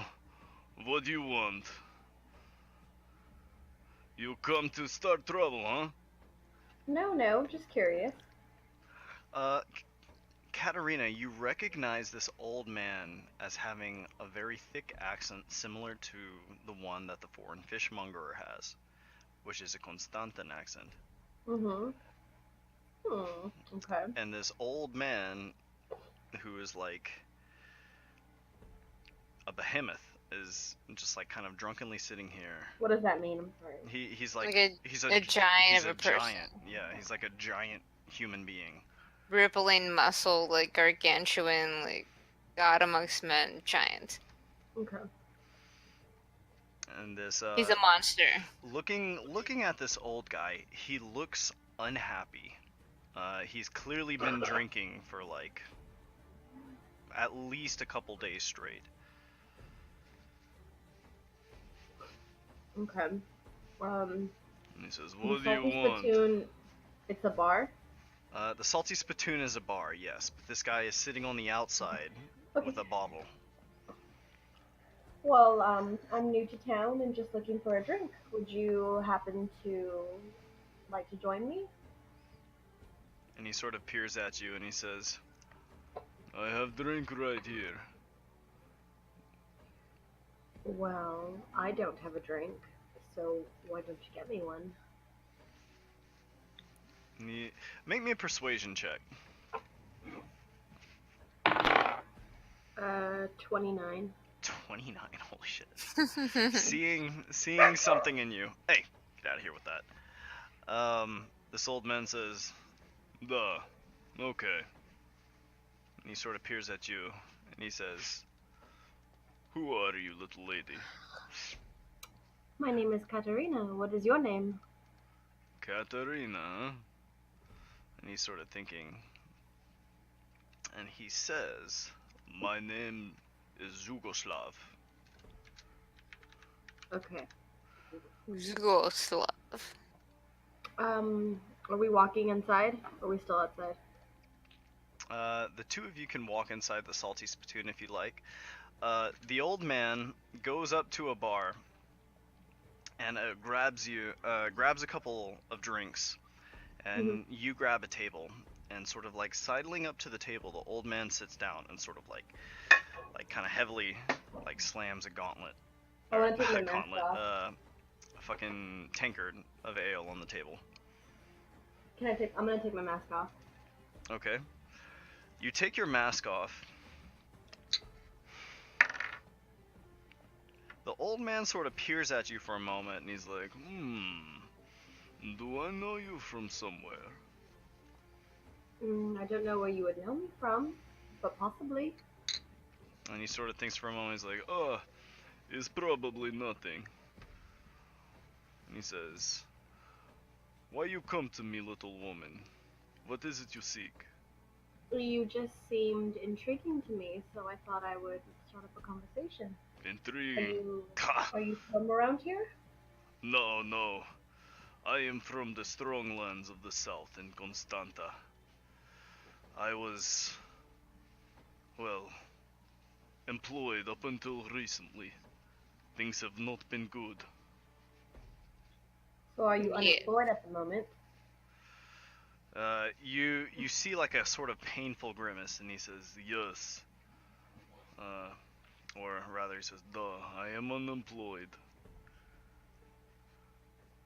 Well, would you be interested in finding another job, by chance? What kind of work do you have in mind? Well, it wouldn't be for me, but I have a friend who is looking for someone that looks similar to you, you know? Very strong and mighty. I'm just kind of like trying to butter him up. He sort of like plants like a palm on the table, and he says, I am strong. I typically work as bodyguard. Well, then you're perfect. What line of work this is? I'm not too sure. Bodyguard for sure. Bodyguard? Player to player, yeah, bodyguard. Okay, then I'll just tell him like. Well, wait. Would I know that though? Would Olivia have told Katerina that you wanted? Not quite. I think you just said to look for like a jacked dude. Yeah, Well, like then- you could maybe come to the conclusion, but she didn't directly tell you. I'll probably just tell him like I'm not too Big, sure, strong but man. I can introduce you to, and then you can carry on the interview with her. I'll just. I mean, you introduce do know that you gave me gold, so you could always be like, she has plenty of gold. Yeah, I'll just tell him that I'll introduce y'all, and then you can butter him up. Then how much you pay me, huh? Well, I do know that she does have quite a bit of money, so whatever she sees fit, but I promise it will be hefty. Who is this she you keep speaking of? Her name is Olivier Rousseau. I don't know if you've heard of her. I have heard of this Olivier Rousseau. This woman, she's very strong, yes. I believe so. Interesting. I will meet this woman, and I will decide then. Your name? Katerina. Katerina. Okay. And you said that you were. Oh no. No, you can go on. What were you asking him? Well, I was just gonna like confirm that he was from Constanta because he said that earlier. Yeah. Just to kind of make a mental note of it. Yeah, he said he was from the strong lands of Constanta. Okay. Just want to Okay. mental note that, so I can ask him about it later. Okay. Torvald. What were you up to? I was going to Drfelder. Drfelder, that's right. Okay, give me 1 second to prep this. Okay, so, Torvald, as you return to Drfelder, you find there seems to be some sort of standoff taking place in the center of town. Standoff, you say? Standoff. So walking ahead. Oh, it's that motherfucker. Or the Walk- thing I saw him to go into the ocean, right? yes, that is the thing that you saw going into the ocean. And walking into town, you see that all of the residents of this town are kind of like, or a good chunk of them at least, are all sort of like standing and watching. And Asselden and Incredus are here as well. And as you're watching these two entities here, one is sort of water, and the other is like the large, like ice, primal lord that you met before. And they are sort of speaking together in various languages, or not various languages, but like a language you don't quite understand. But you recognize it as the primordial language of Druidic. Alright, well, time to start my ritual. Okay. So, The bones out. you start laying your shit down, and everyone meanwhile is sort of just like listening in on what's going on here. And as you complete your ritual and you listen in,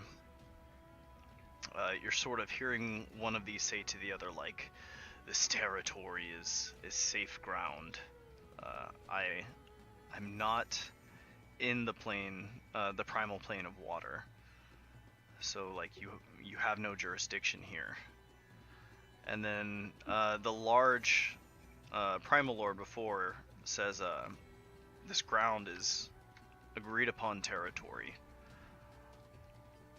And he's basically, so the one on the right is arguing that like Drfelder, they have a pact between planes, and so as you're listening, he is saying that he is arguing against this water elemental being here. And as you're listening to the water elemental, he seems to be seeking asylum from the water plane here in Drfelder. I asked the water element. Say, why are you trying to get away from your plane? As you speak up, this like ice primal lord is going to turn to you and say like, feeble human, how dare you interject? What business do you have between two residents of the water plane? I only wish to resolve the conflict. And this one here on the left sort of turns to you and says like, I seek asylum here because I was condemned to death back in the water plane. What the fuck? They actually... Okay, how the fuck do you... Okay. How do you what? Like... There's like a society in the fucking water plane, apparently. Well, yeah, like, the Drfelder is like an intelligently agreed upon place. Like, there are lords that are lords for a reason, and they all agree to like take care of this crossroads with the material plane here. So I ask, why were you sentenced to death? And this thing sort of turns to you, and he basically tells you like, I was basically kidnapping. And he says, but I'm not looking to cause any problems here.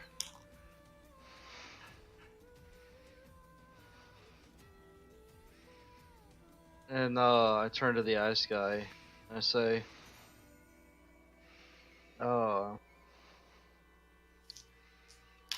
do you plan on sending him back? And the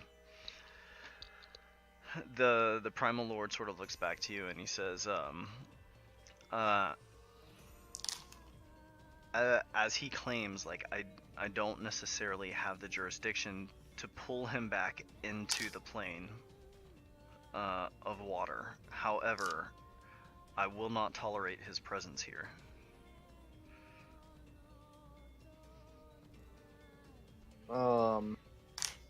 I turn back and I say, seems the big one over here does not want you staying here. There are many oceans in the world. I suggest that you make that your home. And he says, sure, that's fine. Damn. I just realized how good I was at hitting shit. Sorry. Okay. Uh, So That's it. so this thing sort of turns and he says, then can we agree upon that? I won't stay here, but I'm free to wander this world.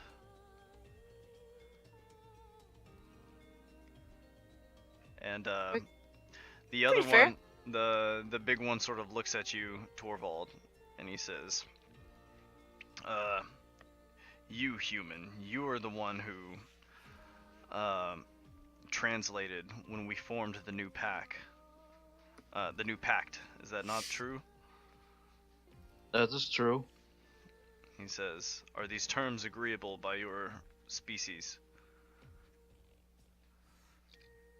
Well, great pact. The new pact where you guys re-enlisted Asselden as the Grove Keeper.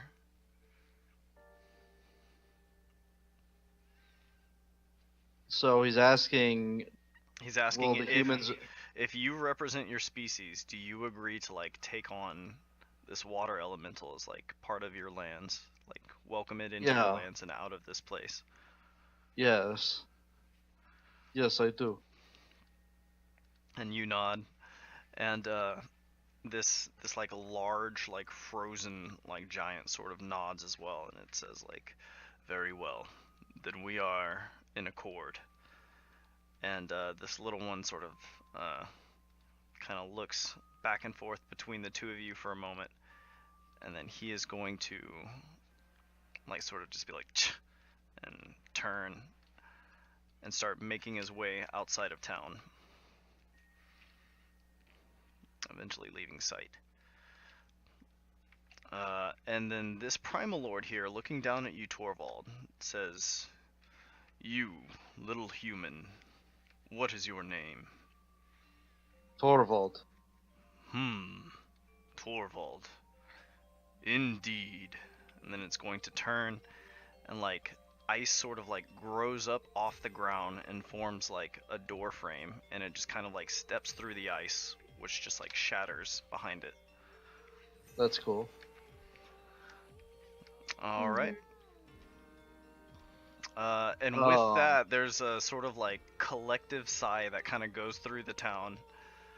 And a lot of these creatures kind of like begin murmuring amongst themselves. I'm gonna go check on those kids. 8-foot plant people.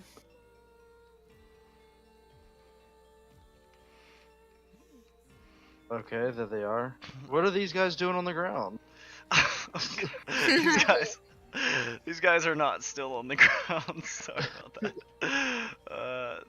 They were on the ground when they were all fucking tripping on cotton candy. But at this point, the majority of these people here would actually be inside the town area, like watching what was going on. But returning to these kids, you do see that like they are now much larger than the trees around them. And in addition to that, they have begun like sort of spacing out from each other.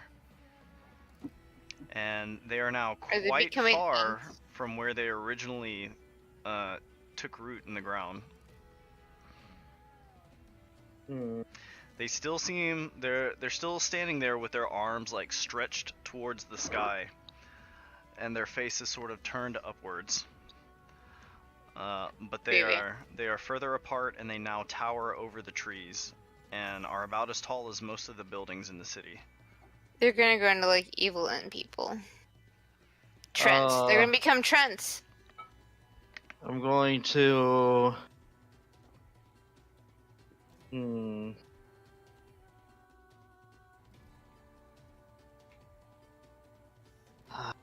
Can I use Gaze of Two Minds on one of them? Yeah. You want to? Yeah. Okay. Not bad. Walking up to one of these trees, you use Gaze of Two Minds on it, and sort of like press your hands against the bark, and your eyes kind of close, and your eyes roll into your head, and a flash sort of fills your mind, and you find yourself looking up at the sky, and you're just sort of staring, and you hear a sort of like whisper, that you don't hear this, Torvald, when you're not using Gaze of Two Minds, but now that you are, you hear sort of whispering between these trees, and they're the whispers of these children, and they're kind of just like, you can't quite make out what it is they're saying, but it's definitely the voices of Hugo, Amy, and Enric, and they're all sort of like whispering to each other. Creepy. And you feel a sense of like ecstatic joy as you are reaching skyward. So I can't hear what they're saying. You can't quite make out what it is they're whispering to each other. It doesn't seem to be a language that you recognize, but you do hear very clearly that there is a sort of whispering in the voices of these children that they are sort of doing between each other, and you can feel a sort of like ecstatic joy as these children are each sort of reaching towards the sky and just feasting on this sunlight.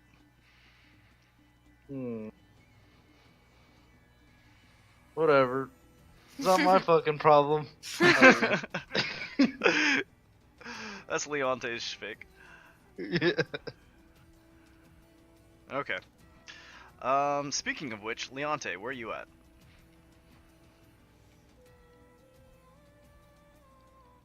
I go back to Port Eodon. Okay.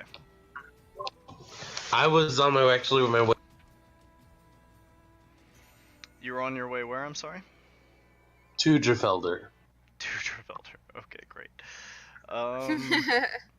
Okay. So, we'll say that right as Torvald is kind of like approaching the circle to make his way out of there, Leonte, you sort of like into being right there in front of him. Oh, hey, what are you doing here? Monsieur Torvald. Torvald. He just What? is. What happened? As you're making your way towards the circle, you're about to use it when Leonte just like bamps into existence in front of you, standing in the circle. Oh, hi! See you later. No, what were you doing here? He just left. I was just settling a dispute. Oh, God. Did Mimio and Momio do something again? No? It was between two elementals. Elementals? We have elementals now? We had them, they went back. One went to the ocean, and the other one went back to his realm. It is over. I am going back to Port Eodon. Huh. Weird. Well, that's settled in. Thanks for taking care of that. Okay. I need to go talk to the Mothras about something. I'll be right back. They're not here though, they're like in Port Eodon. I thought. Torvald, I don't think you know that. Yeah, oh, yeah, that's right. But yeah, you can just be like, yeah, sure. Good luck with that, Leonte, and then like peace out of there. Leonte. What did he mean? Because of that. Leonte, making your way back to town, You see there are a good bit of the townspeople still sort of like murmuring amongst themselves here in town. And Asselden and Incredus are here as well. Right, just to back up, like elementals. Like I just want to compare the story. Asselden turns to you and he says, "Oh, oh yes, you've missed quite the scene." Hmm. And he sort of like relays Well, like what he it's- saw, though he couldn't understand anything. He just tells you he saw Torvald like mediate. But shouldn't you also speak that language? Yes, when he does the ritual, but he was just sort of like watching. Like Asselden, roll me an insight check, Leonte.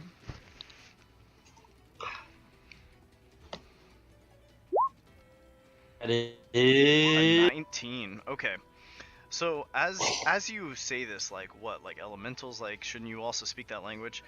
You sort of see a reluctance in Asselden, and looking at him, Leonte, you suddenly realize that Asselden is afraid of the elementals, and he does not want to interact with them, does not want to like put himself out there with him. And you had sort of gathered this before, when they had essentially like trapped him inside his body. Yeah, turned him into a tree. And turned him into a tree, like, for a questionable eternity. But like he wants nothing to do with them, and he just sort of tells you like, oh, I prefer to keep my head down in these sorts of things. Huh. Have you seen those moth girls around anywhere? No, last I saw them, they had returned to town with that young lady. Come again? And he says, last I saw them, they were here in town. But you said they went back to town. Yes, here to the center of town. And he sort of like gestures, and he says, I believe Incredus was speaking with them. And Incredus sort of looks up at you, and he says, yes. Yes, of course. You're telling me they have left this town. And Incredus says, looks at you coyly, and he says, I never said that.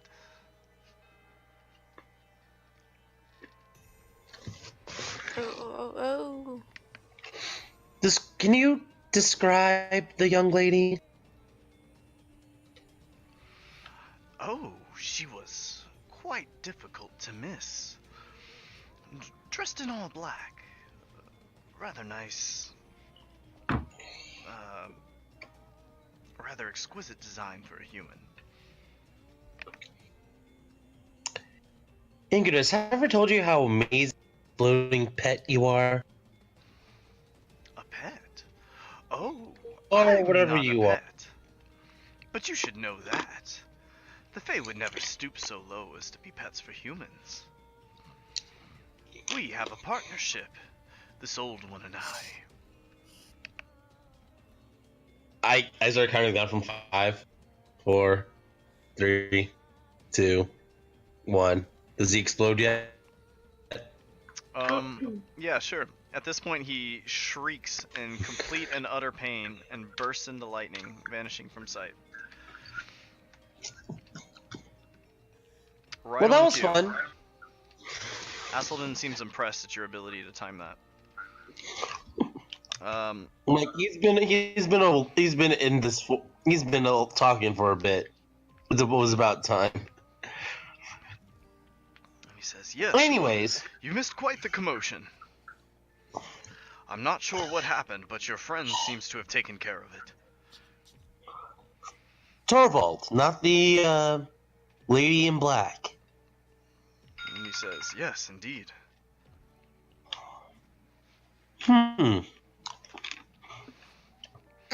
Well, then I have some things I need to take care of, including finding those Mothras. And Asselden sort of shakes his head and he says, oh, well, I'm not quite sure where they are. Let me see. Amiwia and Amamwia. Okay. So you just want to look around town for them? And if I can't find them, I find Squat. Okay. Roll me an investigation check.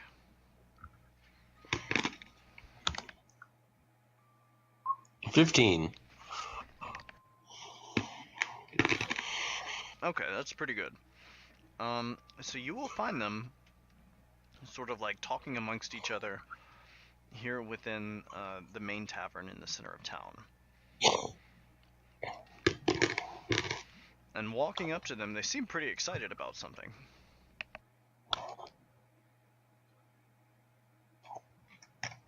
Where's Squat?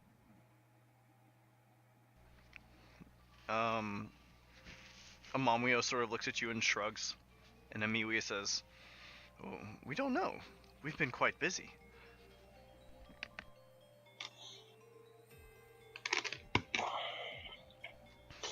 Busy doing what? And she sort of looks at you coyly, Amiwia, and she says, "Well, we've been doing a bit of traveling in the world outside. It's been quite fascinating." And who gave you permission to do this? "Permission?" And they sort of look at each other, and they look back at you, Leonte, and they say, "Well, why would we need permission? We're here on vacation, but no one makes us stay." True, but again, dangerous people that are that can easily kill you with silver. And Amiwia chuckles. And Amamwio says, "Oh, don't worry. They're just humans. What can they do?"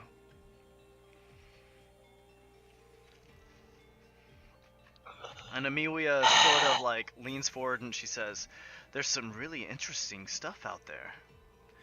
We got to try some of that cotton candy that you brought, fresh from the stall. It was really something else." Oh, I own that stall. Okay, hold up. Hold. What did you do? Amamwio sort of frowns, sensing a little bit of tension. And Amiwia says, "Well, we explored. What's the harm in that?" And she kind of like leans forward and she says, "Surely we're not prisoners here." Yeah, you are. At this point, I would like to use my. Leon, Or I got thumb. these two furbolgs are I like, got thaumaturgy. sure. So, Thaumaturgy, what exactly? for my whim, my daily Deliami's whim. Oh, okay. You rolled thaumaturgy? Yeah, Okay. I'm using it to make my voice echo, Okay. and I say and I yell loudly in Sylvan, "Are you insane?" I think I have one. Everybody in the bar kind of winces a little bit. And you notice these two furbolgs at the end of the table, like, with no discretion, are just staring at you and eavesdropping on your conversation. And and the two Whenever Mothra I kind go of out- wince, and they're like, is there some kind of problem?" At least tell me you were disguised. "Disguised? Yes. Yes, we were disguised. We wore strange Oh my god, you cloths. so were. Strange cloths." Let me guess. A woman in black said, "No, go ahead." Like, or something along those lines. And they kind of look to one another, and they say, "As a matter of fact, yes. We worked out a deal with a woman in black. One of the very humans who came along with you.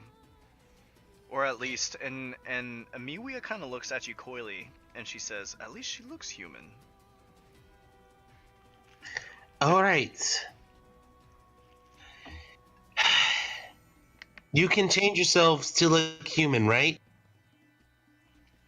And the two of them shake their head and they say, "No, we can't do anything like that. It sure would be helpful if we But if we could." give you...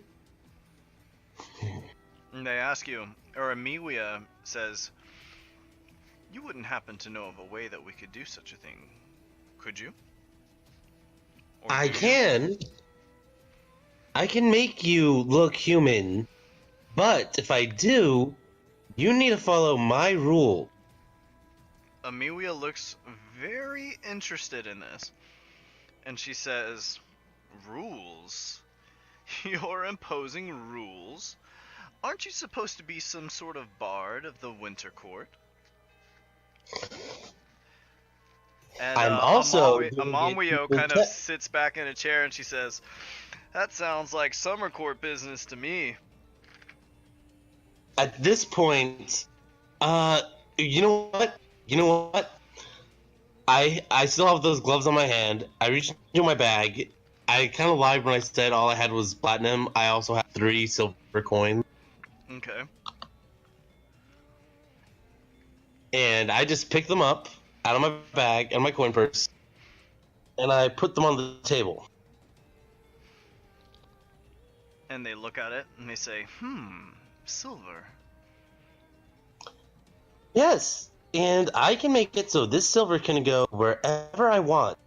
So they're not really summer court rules. They're more winter court threats and guidelines for safety reasons. Protecting our own skin, so that way we don't have to go into any unnecessary fights. Roll me an Plus, more intimidation check. manipulation. Roll me an intimidation check, Leonte. With advantage because I have the silver? I don't know that I would say this would be at advantage, because they know what silver is. Yeah, but they know I have silver now. You have silver, you've set it on the table. This would be kind And of I'm like, just messing it this with- is basically like you guys sitting at a table and you like set a knife like on the table and you're like, alright, like I don't want to have to make this knife go places. Yeah, that's essentially what I'm doing right here. Okay. And I should point out that I am using this thing to make it look like I'm not wearing gloves. I would not say... So it looks like I'm touching the silver with my bare skin. Okay. Okay. I would not say that this is at advantage, though. Shit. But That's just a 10 then. you have certainly threatened them.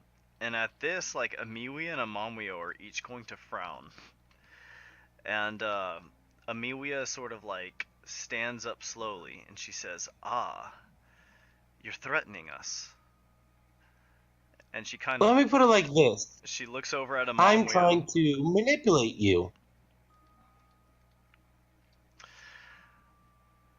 Amiwia looks at Amamwio. And the two of them sort of turn and look back at you, Leonte, and begin making incantations. Can you roll me 2 wisdom saves? At advantage. Oh, jeez. Let's see. That's an 18? An 18. And an 11. And that's an 11. I would like to point out that they didn't hear the full part. Give me 1 second.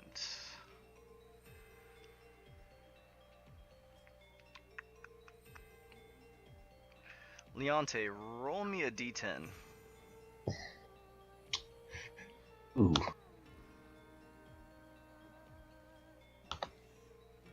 A 7. The creature uses its action to make a melee attack against a randomly determined creature within its reach. If there's no one within its reach, it can't make anything this turn. So go ahead and roll me a d4. There's no one within my reach. 2, 3, 4. Yeah, go ahead and roll me a d4 to see like which direction of creature you would target.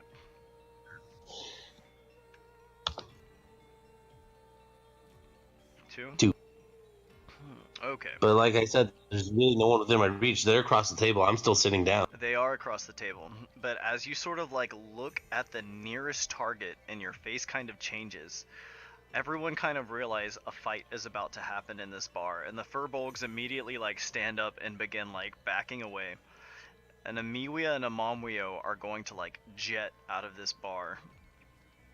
And these little pixies are gonna try and like follow behind them. They're making their way out, and you are free to roll me a d10 for taking a turn. 8? 8. Okay.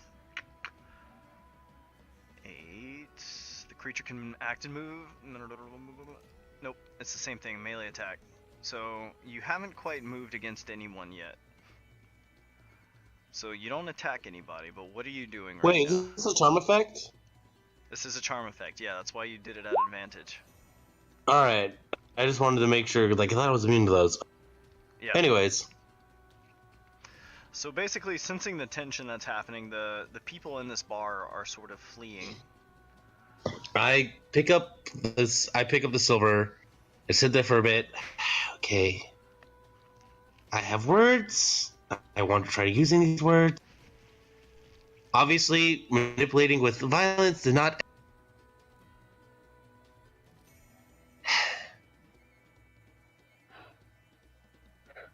You're cutting out a little bit, but if you're saying that manipulating the situation with violence wasn't a good idea, then you're probably right.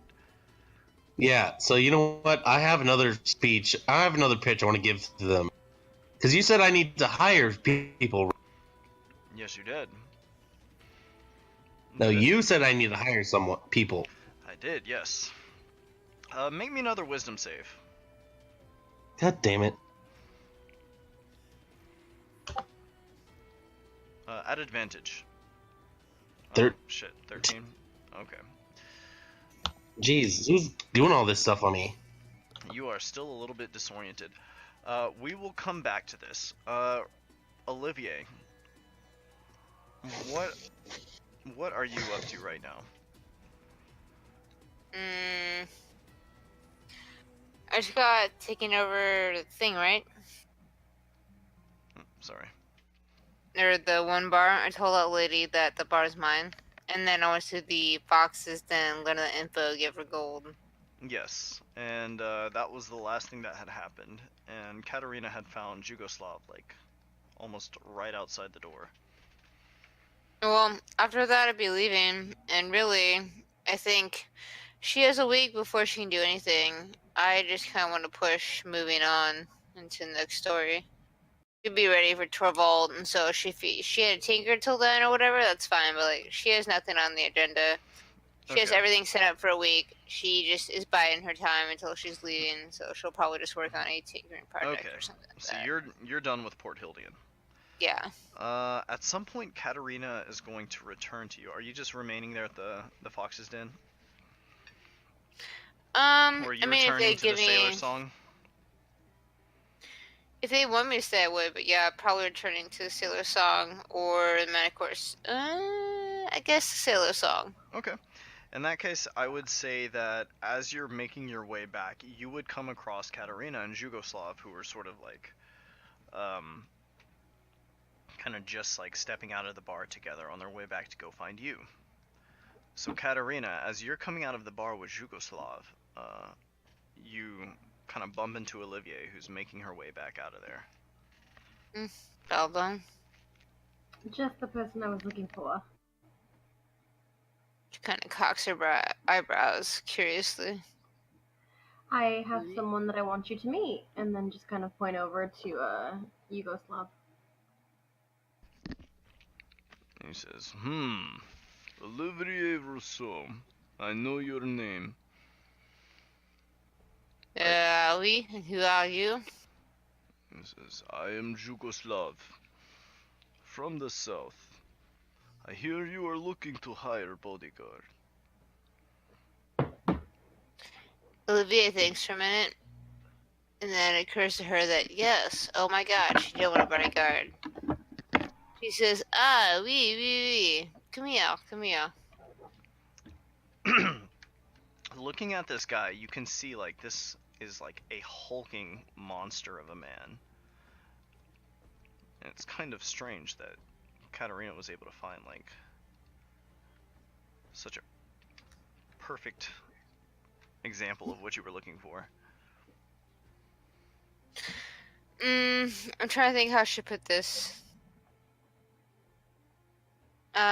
But she's gonna compel him and look him in the eye and be like, essentially, like, you are at my command, like, you will live, die, breathe for me. Like, I control you, type of thing. You will do as I say. I control you. Okay. Yes. So in a sentence, what Your are you life- telling this person? For the rest of your life, you will do as I say. Damn. Obligation. Is your obligation to do as I say for the rest of your life. Okay. So You belong to me now. Katarina, Yeah. make me a perception check. Or an insight, your choice. Insight. Okay. Motherfucker. Hold on, I dropped my thing. And 19. 19, Katarina. Okay. So, as you're looking at Jugoslav, you notice his eyes sort of like glaze over strangely before he shakes his head, and he asks Olivier, "What can I do for you?" And she responds in kind,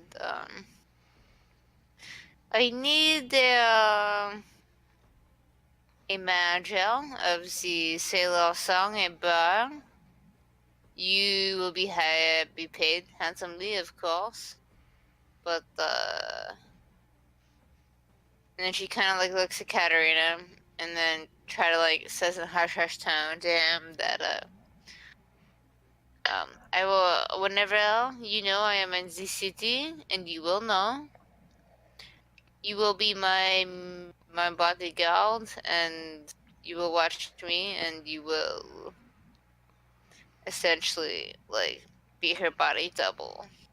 Of course. It's a pleasure to do this. I knew I could count on you. Katarina. Yugoslav.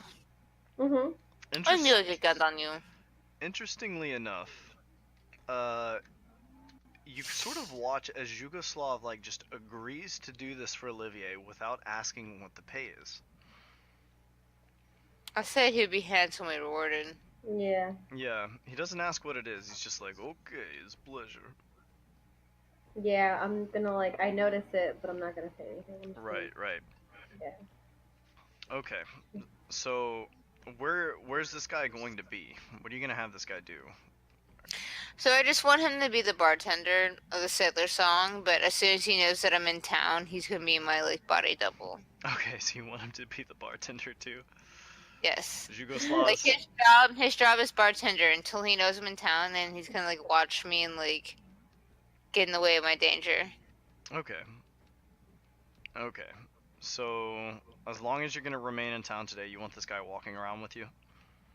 Well, in the shadows, but yeah, bodyguard. In the shadows. Okay. So he's gonna lay low, but he's gonna always be in the vicinity. When you leave, he is going to start working on his bartending skills. Alright. Katarina and Olivier, is there anything else in Port Hildian you guys want to do? Mm-mm. Okay. No. Torvald, is there anything else in Port Hildian you would like to do? No. Okay. Leonte, is there anything else you would like to do before everyone heads off to Scotty tomorrow? Are they going to take the circle to Scotty, or are they going to? Yeah, they're gonna. I mean, presumably they're gonna take the circle to Scotty as opposed to like making a 3-day trip. Here's what I want to do. I'm going to go to the circle, the main one in Gefelder. That's the hub. Mm-hmm. I'm going to sit down, and I'm essentially recasting. You're recasting what? I'm sorry. I'm sorry, I missed a bunch of I'm that. remaking the circle with a new command word. Okay. So here's the way it works. The circle takes you 3 days to create. And it's not that the circle is password protected. You don't use a password to like make it work. You use like the activation to make it work. So there's not really any way to change the incantation. You're just sort of like finishing the spell the way you would like finish filling out like a mathematical equation. So there's not really any way to change the incantation for it without changing the spell I thought there was itself. a command. I thought teleportation circle had a command word you needed to speak and all. There is a command word. There is a command word needed to speak, but that command word is basically like what finishes and completes the spell and teleports somebody. It's the last bit of the spell as opposed to just like a customizable like password. Well, it's gonna take 3 days. Yeah. Shit. It's like writing Don't out do 2 that. plus 2 and then at the last bit filling in 4 and then that teleports you. All right. Well, in that case, before I leave, I want to find And to be Mimio and fair, Mamio again. What? to be fair, you know that Amiwi and Amamwio said they went out and explored, but they never said that they used the teleportation circle. So there's no reason for you to believe that. As far as you know, they could have just left. True. Well, for them to leave and get back in the span of a day. That's true. It is a little bit strange that they said they visited the cotton candy stall, which you know to be very far from Drfelder. Mm-hmm. So based on that, like, it sort of implies that they did use the teleportation circle. But that would mean that somebody taught them that.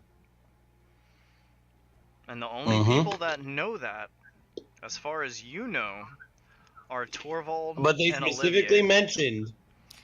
But By they the way- specifically mentioned the woman in black. They did mention the woman in black.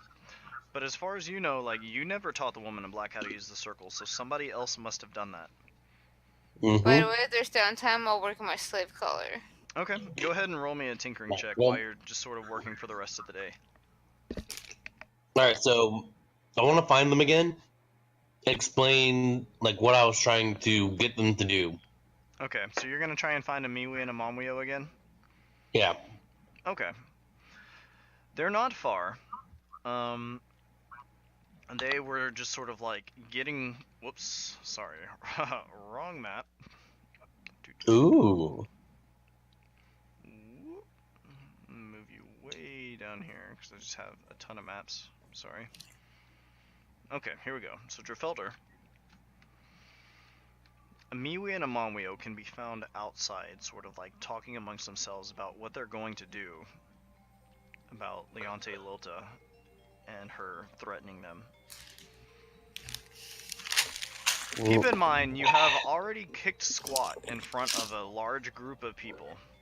And at this point, your reputation in Drfelder is not super positive. Leonte Lilta has been witnessed to be something of a bully among the Fae. Yeah, but at the same time, everyone was crowding her and panicking. Yes, So of course. 17, by the I way. don't make great decisions when I panic. Okay. That has been well established in this setting. Okay. So you find them Right. outside, and each of them are sort of frowning as they look at you. Look, I'm sorry, and I have a proposition for you, both of you. Amamwio, frowning, like remains silent, but Amiwia, looking pretty slyly at you, says, "Go on. What's this then?" A sudden But like change I of heart. said, you need to follow the rules I set. Otherwise, you're free to do whatever. We can negotiate, but we will not do anything unless we agree to do so. Would you like to go back to Port Hildian and get more of the human-made cotton candy? And she says, "Port Hildian. This is the name The of that town place." you were in. The town that the woman in black brought you to. Amiwia's eyes sort of glitter with intellect. And she says, I see. Port Hildian. Very well, go on. If I make you something to disguise you as human, and you do some spy work for me,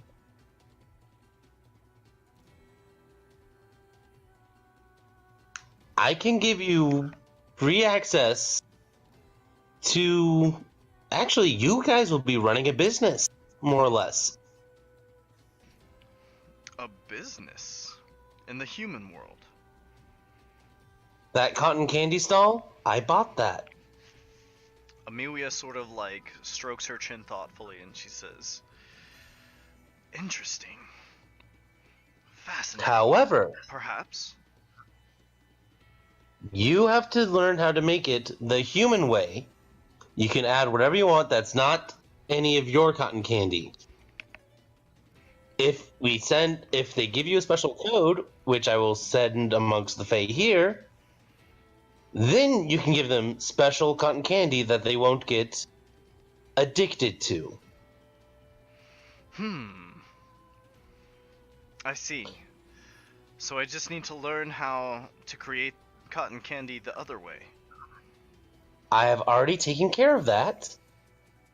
And I write down the instructions that the man gave me, or I assume I have them written down. Amelia sort of whispers to Amamwio. Like she kind of like leans over in front of you and whispers something that you can't quite make out. And then Amelia like turns and looks back at Leonte and she says, if what needs to be done is that we need to learn the way the humans make it, then I find these terms agreeable. But in return, you must honor your promise to give us a means to appear human. I've already made one of those things. It can't be hard to make. Amelia nods and she says, good. Then the deal is that we learn how to make it the human way, and in exchange you make us these hats. Do we have an accord? We do. I reach out a hand. A non-silver in my hand. Amelia grins as she takes your hand. Roll me an insight check, Leonte. Oh yeah, I assumed you're gonna have to roll one of these with this. More to this, right? Yeah, I want her to roll insight on me. A 4. Oof. Oh, Leonte. Amelia grins as she takes your hand and shakes, and she says, I look forward to seeing what you can come up with, fabled Leonte. You can explore wherever you want in human town, in your human form, which you will decide when I make the hat and give it to you. But you can't mess with the humans. And Amelia smiles and she says, the terms have already been agreed upon. Yeah. And she says, we will be expecting your end of the bargain first. Find us when that time comes. And she sort of turns to Amamwio and kind of whispers in her ear, and the two of them sort of giggle, turn their backs, and like flutter off. I didn't. Knowing that they're probably going to mess with the humans as they do there. That's who they fucking are. I go find the youngest Frobolg in this area. Okay. Is there anything else you want to do for the rest of the night, Leonte? Olivia, did you roll that? Yes, actually, there is. I got 17. 17. Yeah. Okay, that's a success. You can go ahead and finish up that collar. It's a pretty simple contraption. Haha. Definitely cruel in design. I need to make about 10 of those at least. Okay. 10 slave collars. Okay. Or 5. Once you get the design down, it's a simple matter of just putting the time in to finish the rest. Yeah, I'm going to find one of the youngest, eager to please Furbolg kids. Mm-hmm. Or a young eager to please Furbolg. Okay. Tosh, for the time being, I'll say you've made like 3 successfully. Okay. Give it another long rest to finish up the remainder. Okay. But for now, you've nailed the design and you've created a few. Leonte, roll me an investigation check to find a teenager.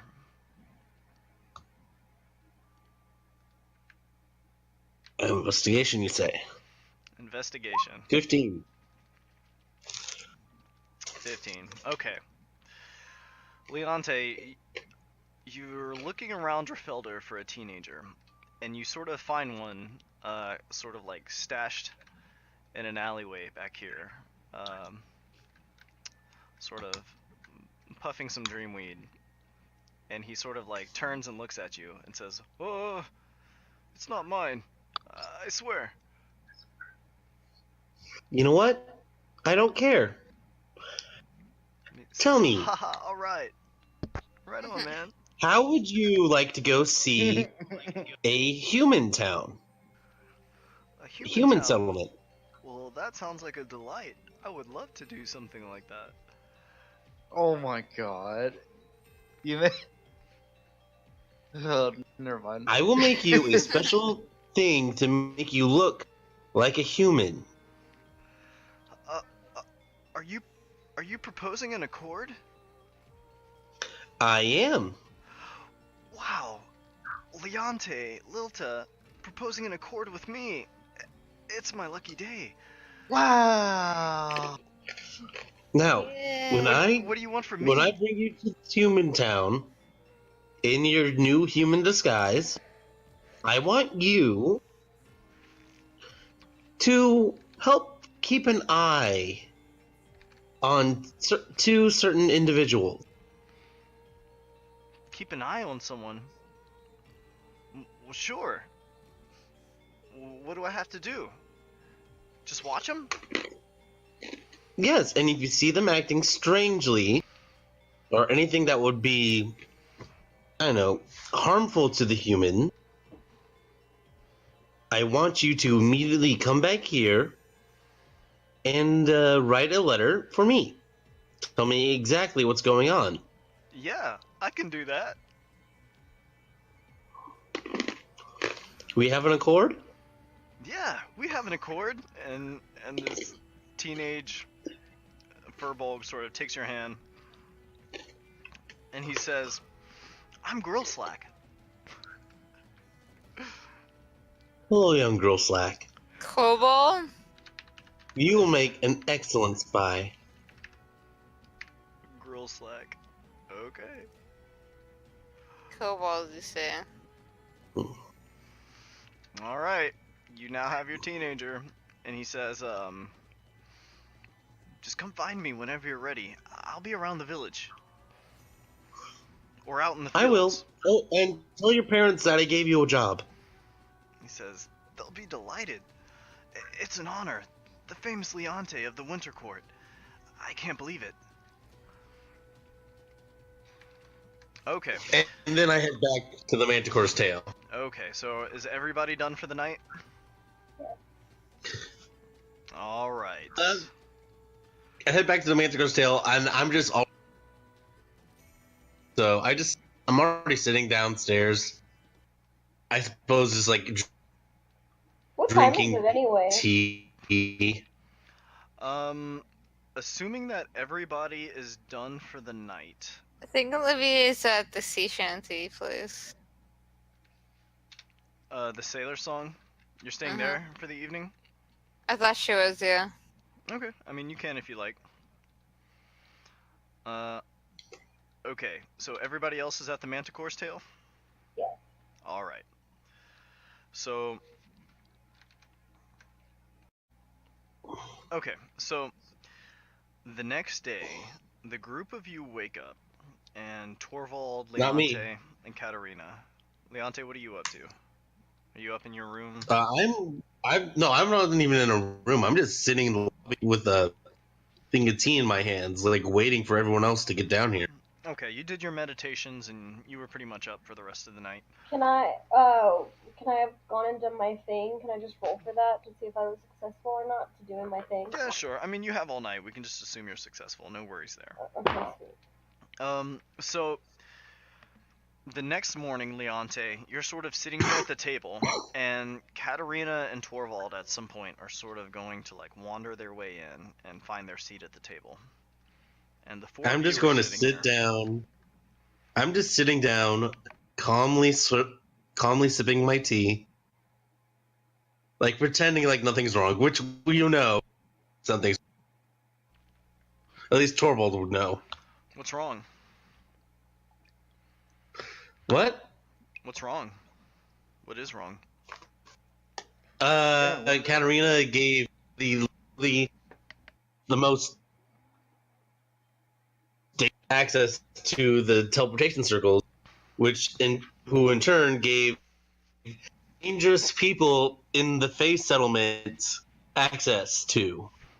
Okay, you're cutting out a lot, but I'm pretty sure I got the gist of that, which is that Katerina gave access to the Mothra, or gave teleportation circle access to the Mothra. But, Leonte, you don't know that it was Katerina. So far, you just know that somebody gave the Mothra access to the circle. And as far as you know, Katerina doesn't know how to use the circles. Only Torvald and Olivier know, which means one of them must have done it. Unless they showed somebody else how to do it. Yeah, but again, the Mothra specifically said, "Lady in Black." Yeah, the Lady in Black showed them. But the Lady in Black, as far as you know, doesn't know how to use the teleportation circles. Unless someone showed her. Yep, and that's why they're getting the silent treatment from Leonte, So, who's Leonte, just sitting. you're giving Katerina the silent treatment. I'm giving Torvald the silent You're giving treatment. Torvald the silent. So you're talking to Katerina? This doesn't affect I'm Torvald giving both of whatsoever. them the silent treatment. So Yeah, I'm Leonte. just drinking my coffee. I don't really care. Okay, so Leonte is like quietly fuming by herself, like at the breakfast table, while the others are sort of like obliviously like waking up slowly. And Torvald looks at Leonte and then just looks back at his drink and continues. Just like, nice. yeah, like no real reason to really like think much of anything. Leonte hasn't said anything to anyone Oh, about she's anything. scowling, by the way. She is definitely scowling at this. So At Leonte this is mess presented in front of her. clearly pissed off at something. I'm gonna just like look at Leonte and then just look at Torvald and then just ask him, will your friend be joining us?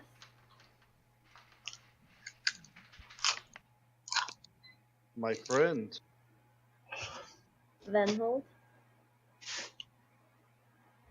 He is back in Dorfelder.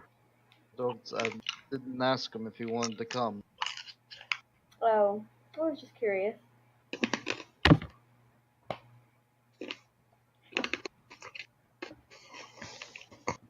So, Katarina, burned any bodies lately? No, I'm joking.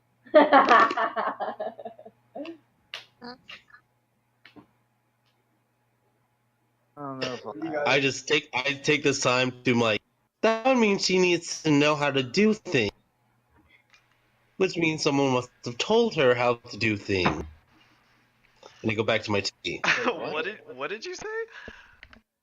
That would mean that she needs to know how to burn things, which means someone must have taught her how to do No, that. that was a joke.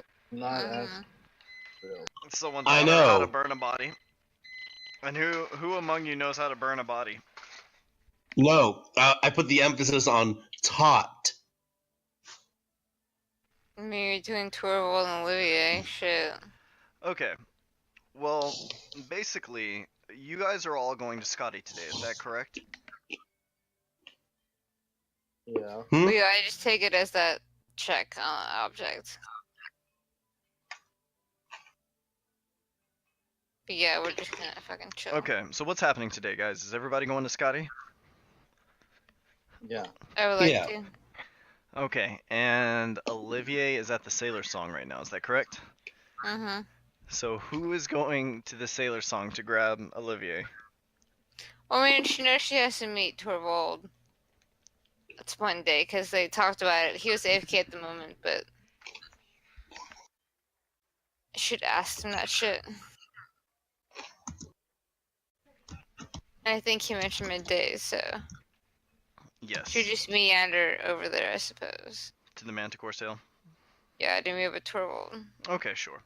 So Olivia, you come in through the front and you kind of find your way to the table where you find the rest of the Covenant all sort of chilling around, waking up. And Leonte, roll me an insight check, Olivier. Insight. Okay, Katarina scooches a little closer to Leonte as she makes room for Olivier. Insight. Insight is not good for me. Oh shit, hold on. I rolled a 10. A 10? Okay. Well, that's enough to be able to see that Leonte seems to be in grumpy spirits this morning. Torvald seems, cheerful enough. Torvald, at this point, how do you feel about Katarina? Given, like, what you know. I have questions. Still, like, I don't know if I can trust her yet. Okay. Wait, what happened right now? Sorry, I was getting food. You guys are all basically sitting at breakfast. Olivier just walked in. Leonte is kind of frustrated and giving everybody the silent treatment. She's sort of like grumpily sitting in the corner. Like the only person in this group. Like, no offense to the group, but right now the only person she this small little group is probably Rookball. Well, regardless, yes, what's wrong with Leonte? It was someone, Leonte. Yeah, I know, but she trusts Rourkeball the most. Because she knows Rourkeball won't tell everybody her secrets. Getting no answer, Olivia just shrugs and sits down. I didn't hear your question, in all honesty. Okay, she just asked what was wrong with you. Why are you so grumpy this morning, Leonte? People knowing things they really shouldn't know is why I'm kind of mad. The French equivalent of Sugar 9 can't be helped. Que sera? Yeah, that's probably it.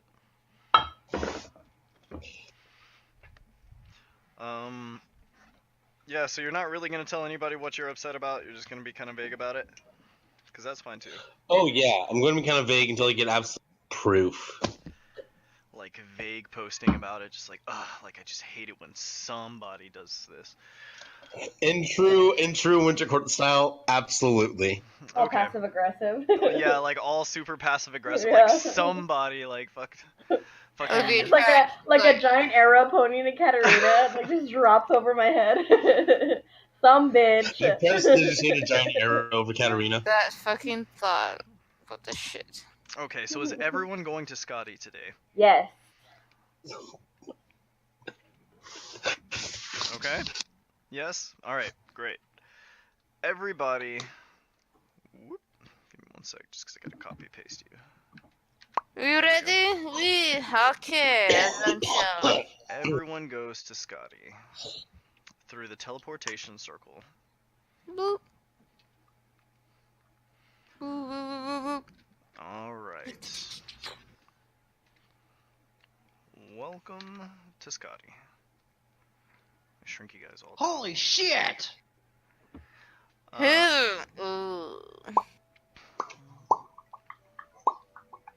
Okay, so, returning to Scotty, you guys really haven't been here, or spent a lot of time here since, like, your time in the Abyss, unless I'm mistaken. I think Torvald came back briefly when he explored, like, what was going on with his grandfather. Shipwreck. The shipwreck, yeah. And, now that you're back, you see, Torvald, that a lot of the construction that was occurring here, for the most part, has been completed. And the city looks pretty much like brand new, but everybody here is a stranger to you. Except for a large towering man who's sort of like standing near the center of town, who you recognize to be Egil from the Fasteners. But it, yeah. but it is sort of sad, like looking around. Like these buildings are much nicer, but like looking over at the smithy, what used to just be like a small like open space is now like this encapsulated building, and everything has an almost like a city feel to it, as opposed to the town, the fishing village. Not even a town, but the fishing village you grew up in. I saw approach Angel. Angel, Looking at you, and he taking says, good care of my town. "Ha, Torvald of the Outlanders. Figured you'd be showing up sooner or later." He says, "Things are better than ever. Hard to believe the Merchant Union actually kept their promise, but I suppose it benefited them as well."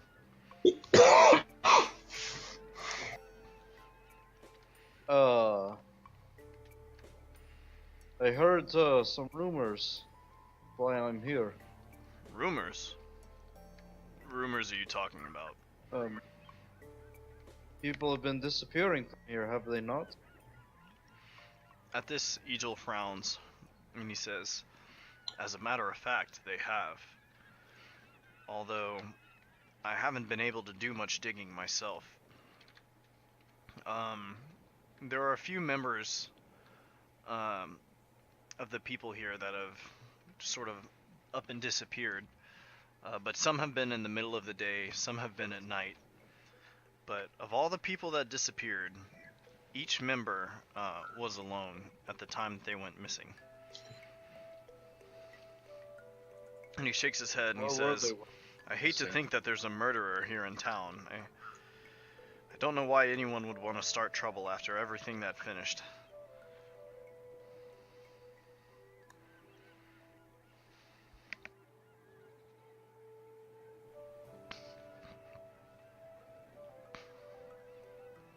Murderer, you'd say. And he sort of, you see him sort of like grimace, and he says, "Well, the thing is, it's hard to say if these people are murdered or if just something happened to them. You see, most of the victims just disappear altogether, and there's no body to be found. But recently, someone who was thought to be missing was found. But his body," and he sort of shudders and he says, "there was something wrong with it. Like, something had Like what? sort of eroded away the soft tissue." And he shakes his head and he said, "The body came, or we found the body of one of the missing people, but it was missing things like hair, eyelids, genitals, and basically just any surface soft tissue, like the top layer of skin was kind of eaten away at. And the body was found basically in a heap on the ground."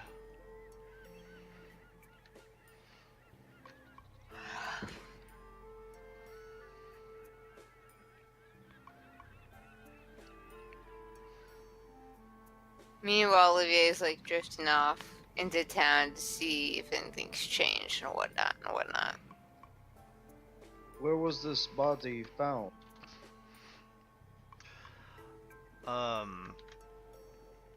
Egil says, "The body was found near the carpentry mill out back," and he sort of points to this part of town where there used to be a sort of platform you guys used to stack wood up in.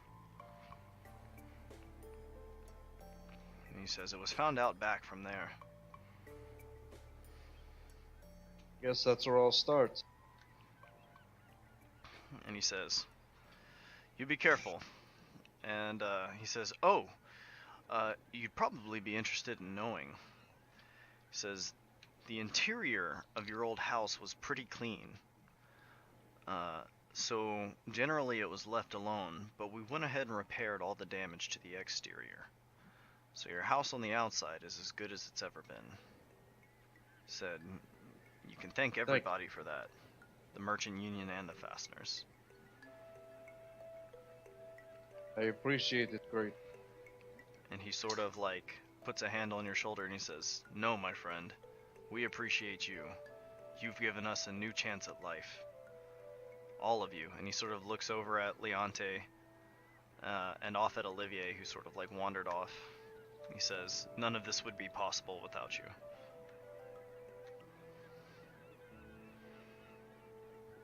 Tried to give what we couldn't. That's all. Olivier, as you're wandering through town, you see what appears to be a smithy on your right, and a general store on your left. There's a tailor shop up ahead, and a beach off in the distance this way.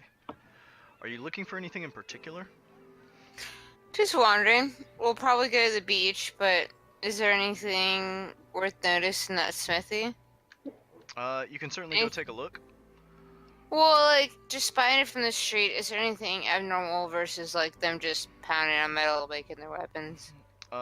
It's an enclosed building, but there is a sign that shows it to be a smithy. Probably will ignore that. Might step in the general store for, like, a minute, but I'm gonna make the way to the beach. Okay, sure. Torvald, Leonte, Katarina, and Rourkeval, all of you guys are going to the carpentry mill?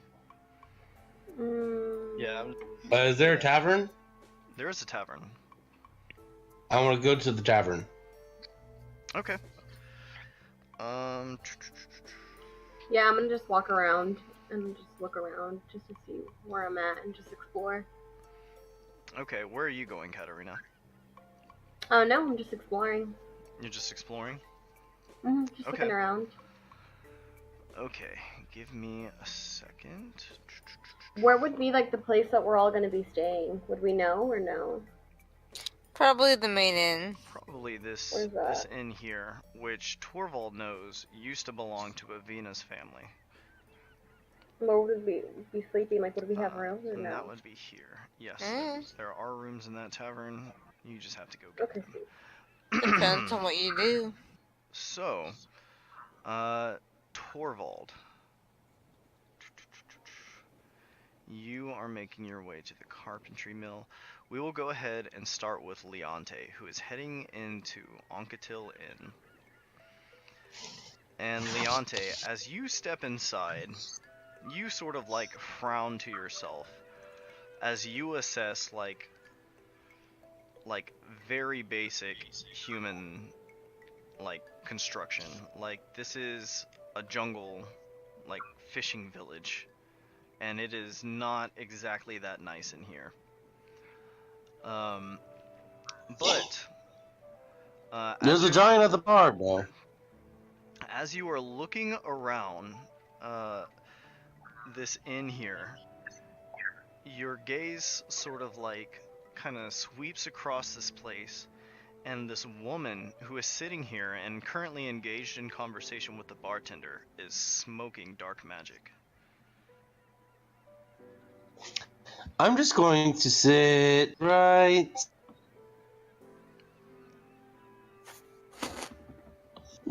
Jesus, Tosh. I'm gonna. What? Nothing. I'm just gonna sit right here behind her and stare at her as I start to work on the form of the one of the hats I'm gonna make. Okay, so you're getting a hat? Are you buying a hat? I'm starting to make it from scratch. Oh, you're gonna like sew it together? Yeah. Okay. Do you have tailor's tools, or what are you using to make this hat? I have spider thread Okay. and I'll say for a few silver you could just purchase a hat, like, from somewhere. And that you may have snagged that before coming here. But sure, so Yeah. as you're working on this, and you are sort of just like watching this woman who's speaking to the bartender. She seems to be engaged in pleasant conversation. She's speaking very naturally. And she seems to know the bartender, and the two of them are just having like a conversation and just kind of like gossiping as she's just sort of like having a drink. I would like to point out for this hat I'm altering it a young furball's head.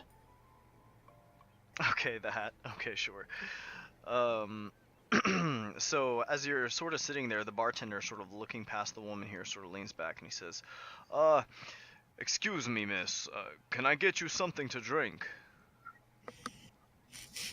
Oh no, I'm content. I just needed a place to sit down that's outside right now.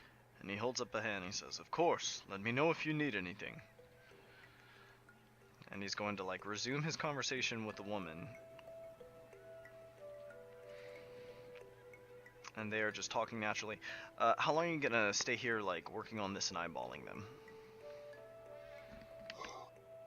Well, until the rest of the people show up here, because I'm assuming this is the place that we're gonna go.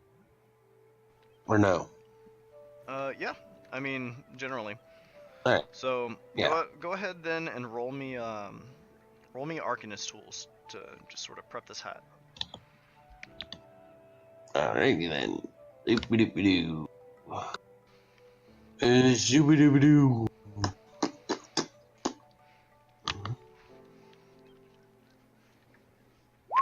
6. Hmm. Eh. Okay. Well, you're working on this Unless hat. I can use my charisma for that, then I'm fucking screwed. No. Yeah, you're working on your hat. But it's gonna be a bit of work. It's been a while since you've made one of these.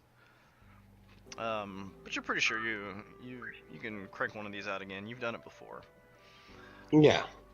Torvald, you are headed over to the carpentry mill right now. And so Yeah. sort of approaching this building, there is like a small door here. And then like a larger door here where you assume like projects and like large pieces of furniture are sort of like hauled out through these double doors.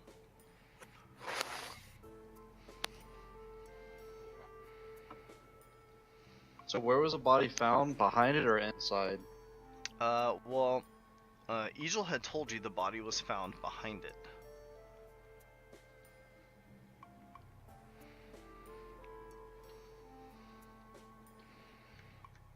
What do you think of that, Torvald?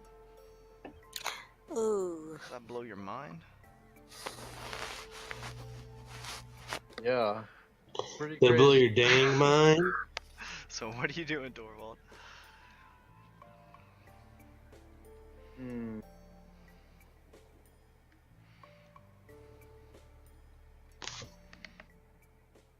Oh. I guess I'll go in and ask questions. Okay, so you're knocking on the double doors? Yeah. Okay. So knocking on the double doors, there's like a pause as you hear some like rustling inside. And then like a young man sort of like comes over and opens the door. And looking at this gentleman, he's like a young man, maybe like 16, 17. Oh man. But he's like large and like kind of stocky. And he opens the door and is just sort of like, hello? Something we can do for you? Yes, I was told that the man, well, they had turned up around here recently. And the kid sort of frowns and he says, yeah, one second. And he turns and he says, hey Dad, there's someone here asking about that body. And you hear a voice call from within. He says, oh, 1 second. And he walks over, and a man who looks a lot like this younger boy sort of like approaches, and he's a pretty big, stocky guy. And he says, yes, hello. And he's sort of looking you up and down. And he says, something we can do for you, sir?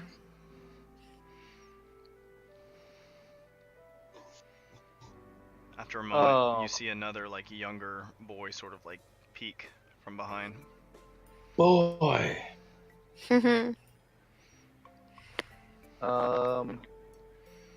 Wait, so he went and got somebody else to answer the question? Yeah, Is that what like happened? like a son answered the door and like called over his dad. Oh, his son. Mhm. Son of a bitch. Okay, Literally. Uh, little bastard. So I asked the dad the same question. Okay, so like, what can you tell I me asked about the your dad body? the same question. And Yeah, it- what can you tell me about that shit? Apparently your kid fucking And this guy is like, you with the town guard? no, no, I'm not on guard. Just no. What's I'm an ex-local. I want to know town is safe, but apparently people have gone missing. An ex-local, and he's sort of thinking for a second, and Zombie. he's like, hey, you're not that Torvald guy, are you? I am that Torvald guy. Huh. He says, oh well, good to meet you. I've heard a lot about you. And he says, I'm Skari. I'm a carpenter here. These here are my sons, Ormir and Thrigiv. Huh? And the two boys sort of like wave at you. And so Skari tells you, or he sort of tells his sons, like, you boys wait in here, like, I'm gonna fill this guy in on what's going on. And Skari is going to Crazy. lead you out behind back here.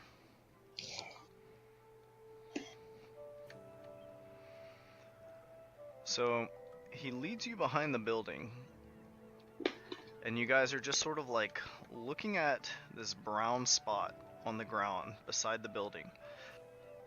And he says, well, this is where I found it. And he says it was pretty sickening. Looked like it was the bodies of one of the hunters that had gone missing. A man named Frode. What do you think they were hunting? Where do you think they went? And he shakes his head and he says, whatever Frode was hunting, I think something else got to him. But I can't say what. It didn't look like anyone had like hit him or stabbed him or anything like that. But he was just laying there, and he sort of shudders and he says it was in this horrible heap. His body all crushed, but like his skin and eyelids were all sort of missing. And he was covered in this sort of like slime. Skin and eyelids. And he nods and he says, be honest, I've never seen anything like it. Does sound very strange. Wouldn't know what would do that to some. He says, What were the hunters all hunting? Where were they going before they disappeared? There had to be a ground that they were frequenting. well, he sort of shrugs and he says, the hunters hunt all sorts of things. Could be meat, could be pelts. And he says, hard to say, to be honest. He could have been hunting anything that day. I didn't really ask what it was he was after. He had been gone, missing for about a week or two before he showed back up again. But he was the first one to go missing. Hmm. He says, there have been a few others. A fisherman, and the old lady who, or she's not that old, but he says the widow who owns the general store. Her husband went missing too, and after a few weeks, we just assumed he was I will gone. ask her now. And he She sort of might know something. he nods. He says, "You find anything? Best of luck. I guess report it to the guardsmen, and hopefully we can see whatever's causing this mess is put to rest." Shit. Alright, go. All right, Katerina, as you're walking around town, you're sort of over here, looking at like the fish on the counter, And there are these two like really enthusiastic salespeople who introduce themselves as Ulf and Ormir, Okay. and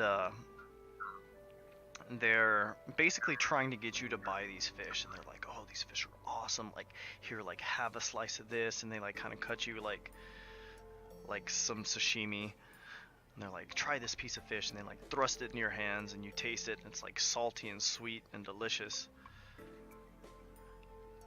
And they're like, buy this," and that, basically, as they're trying to hustle you like this, you're sort of looking over their shoulder, and you see a city guard who's sort of making his way into this building over here.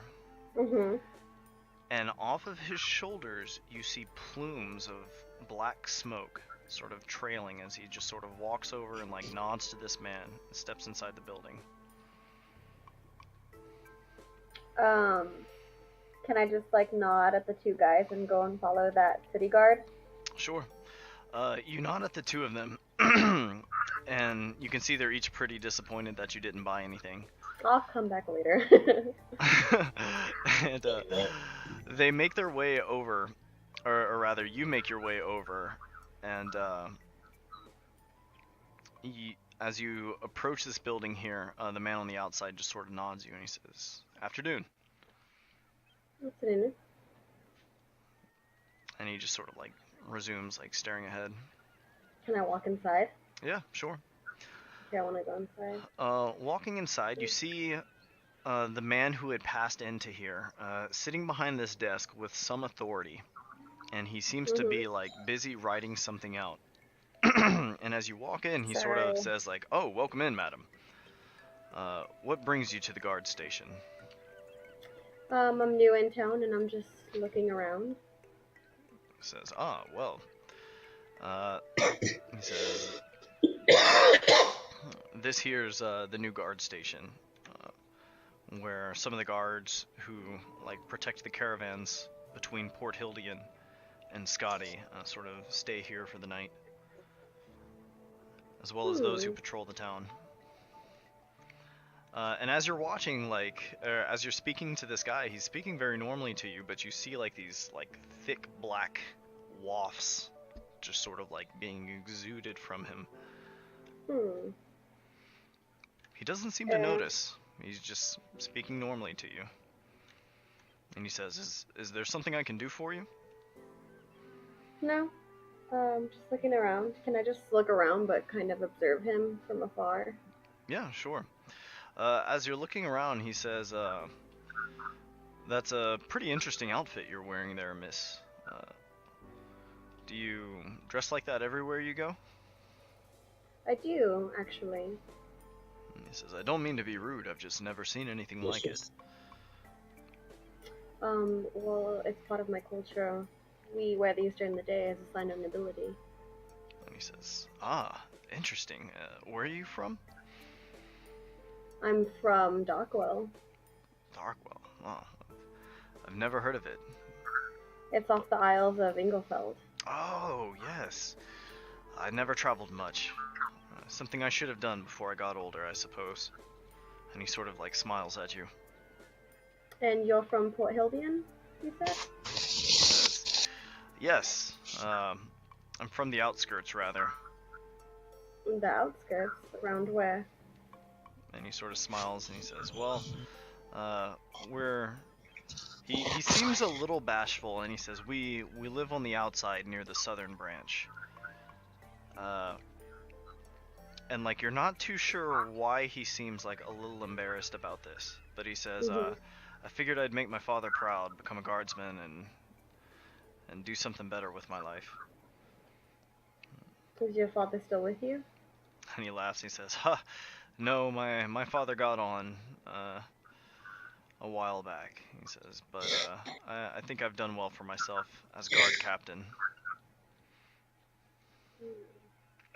Well, okay, thank you for your help. He says, "Of course. If you need anything at all, feel free to ask one of us." Would there be any way that I could know why he has black smoke around him? Well, you know that the black smoke is something that uh, is sort of exuded from people who have had contact with dark magic. Hmm. How many hours would you say it's been since we left the city? Since you've left the city, you guys just teleported here, so That's true. it's been like Citizen. 5 minutes maybe. 5 Fantastic. minutes. 5 minutes. Hasn't been So- long. Each of you guys have only done like one thing. It's been I at least like walked. 30 minutes. Yeah. Olivier still hasn't really done her one thing, but she was walking away. What are you up to, Olivier? You were headed to the general Well, store? Yeah, because I saw the blacksmith and ignore that. Saw the general store was gonna pop into that, but head my way to the beach. Okay. Walking into the general store, a woman sort of stands up and greets you and says like, "Oh, welcome." And she says, Bonjour. "Welcome to my store. Is there anything in particular I can help you find?"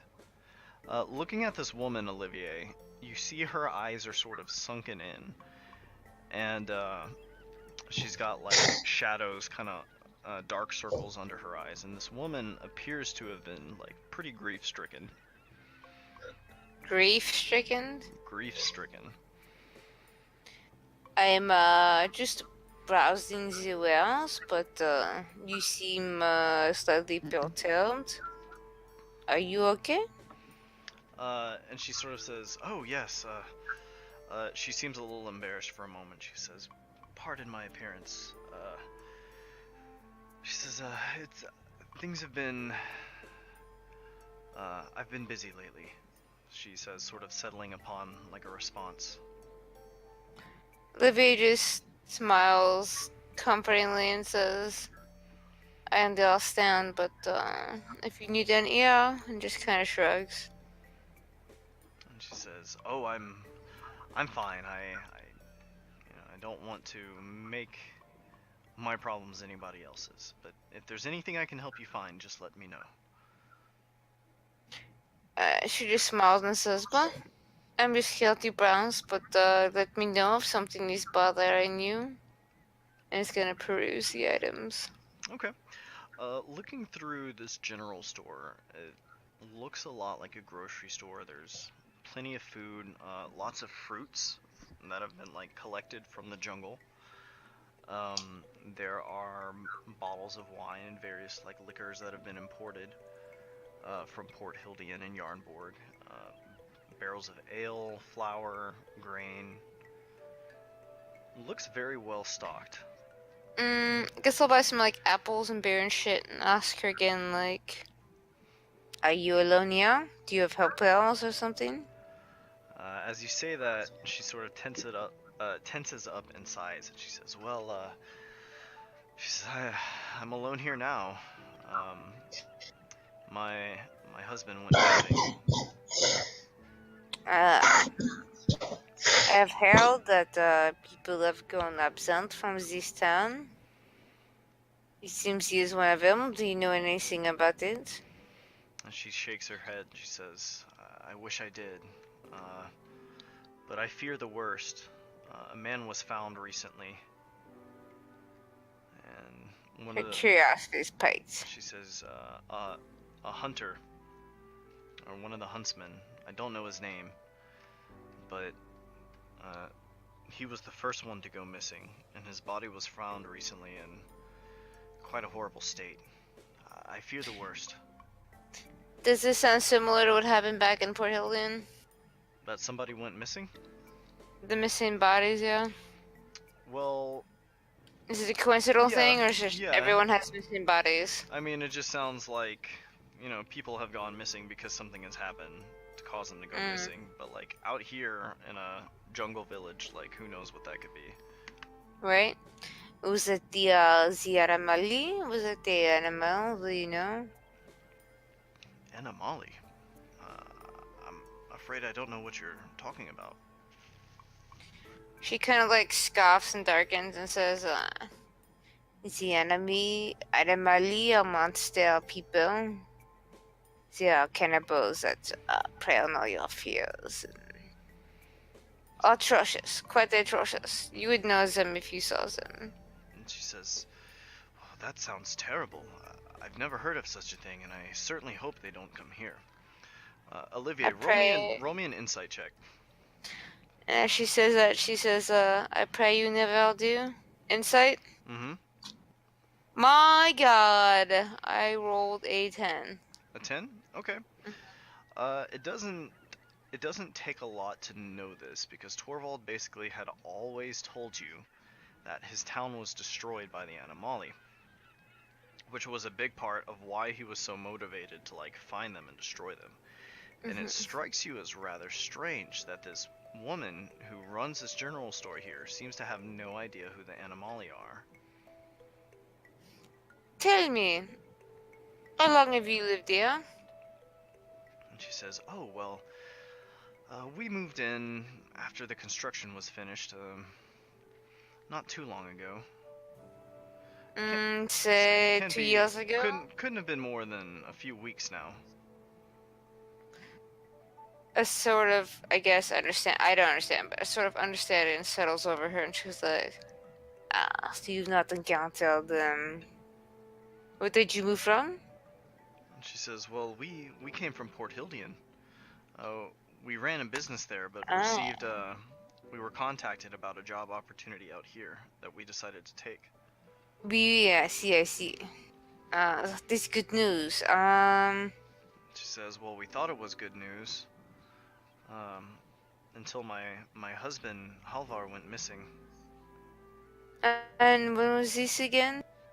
If you do not mind me intruding, I am a bit of a, and like then she starts to speak in French about like investigators and like people that do things for good things and blah blah blah blah. But she's like caught up in trying to figure out how to say that it all comes out in French. Okay, so what are you trying to tell her? Well, she's saying in French that I'm here to help, like, you know, those personal detectives, like, blah, blah, blah, blah. Oh, like you're like, "I'm a PI, like hit me up if you need." Yeah, but she got so caught up in, like, her excitement of, like, what's happening that, like, yeah, it's all in French instead of, like, common or, like, Dwarvish or something. Okay. So she started in English and went to French.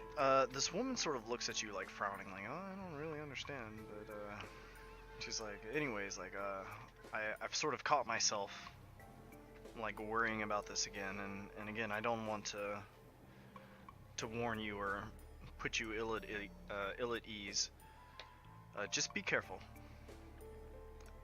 I'm intrigued. What you said this happened like a week ago, a few days? That her husband went missing? Well, Halvar went missing about a week and a half ago. Was it during the day, the night? And she says, "It was early in the morning, actually. He was just putting up he had just headed out into town to sort of put up a sign, some of our advertising, and Olivier, it occurs to you that there's a small little like propped sign like outside the door, and he says he had just stepped outside the door, and I never saw him again." She's gonna snag one of those later, but in the meantime, she's gonna pull a paper and pen from her person. Be like, yeah, I want you to write anything you remember, but in the meantime, I'm going to grab some fruit and buy it from you. So she wants the lady to write everything that she can remember about, like, her husband's encounter, time of day, what was he wearing, blah, blah, what did he say. And then she's gonna buy, like, 3 apples and, like, a jug of ale. Okay. So you sort of like get everything that she recalls, which really, like in all honesty, isn't much. It was just that it was early in the morning, about a week and a half ago. He steps outside to sort of like set up the sign. And was he in his usual clothes or like traveling clothes? yeah, just his regular clothes. Like this guy was just setting up for the day, like in broad daylight. Okay. But it was like pretty early in the morning and just wasn't seen again. So you get this testimony from her and head off to the beach. At the beach, you are able to see, like, over here there are a a couple stalls where fishermen are like sort of preparing what they've caught, like for sale. And like there are boats pulled up on the beaches, various nets. Looking around, like this pier seems new. It seems to at least have been like rebuilt. As you see, there are like old pieces of wood here and there. But this appears to be where Torvald grew up. I guess she'll reflect on that. Reflect, get it? And then walk down to the end and like occasionally here and there like stomp on pieces of wood, and if she sees an extended edge, like pull at it a little bit with her middle arm and just see if there's any fish, and slowly like make her way to the edge to gaze out in one of those Final Fantasy moments where it's like cutscene and you just like look at the sea. Okay, so you like Holy shit. gaze off into the sea. For a second, just thinking like, this is my friend's hometown. All these people are missing. I need a week before I can do anything. Like, this feels so peaceful, but everything's so shit-tastic in the world. Like, oh fuck, I just walked off without telling anyone. Like, all those thoughts. Yes. She's having a moment alone. Okay. Torvald, where are you? I was heading to the widow's house.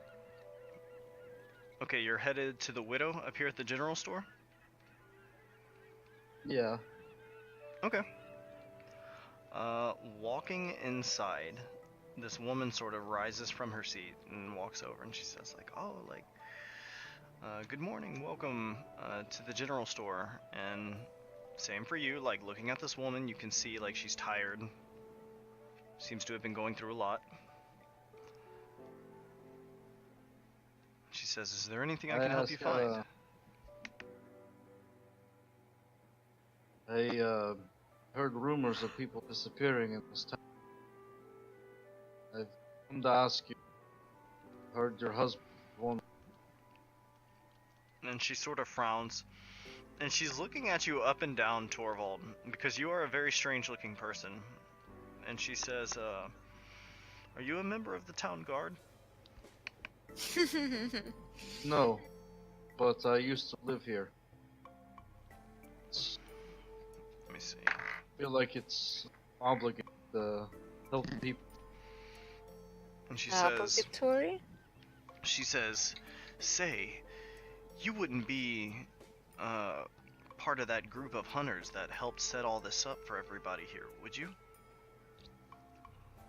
The one who owns the house over there in the edge of the city? And That's me. And she sort of says, wow. And she says, my name's Kenna. It's an honor to meet you. She says, if there's anything I can do for you, please let me know. And, well, you wanted to know about... I really... Or happened to that. Okay.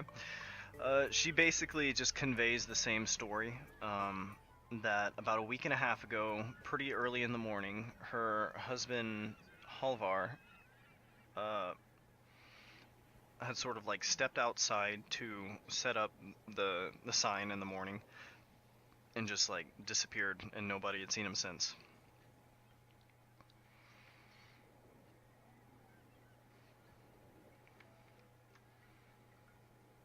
What sign? She sort of like walks over and like presses open the door, and the two of you peek out to just like a small like little, you know, stand sign that's like propped up right here.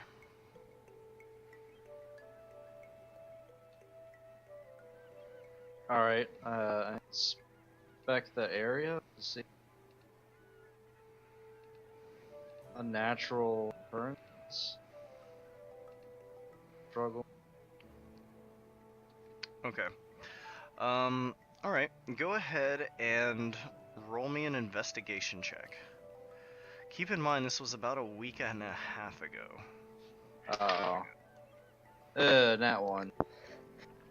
And that one, yeah, looking at it, there's no sign anymore.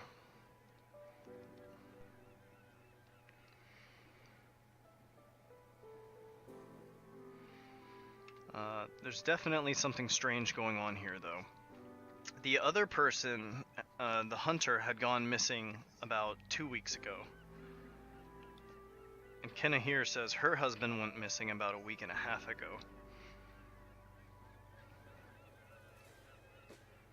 Very strange. Very strange. Anything else you want to do here? Really?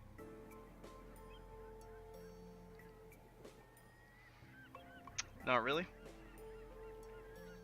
Oh, hold on.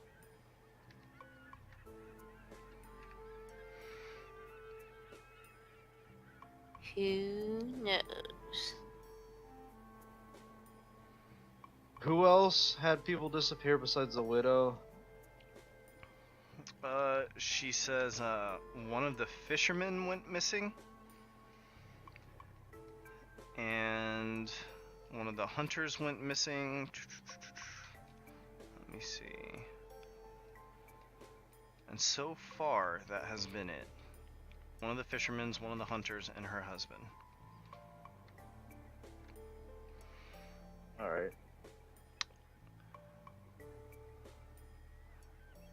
The fisherman's name was Calder. To Torvald. What?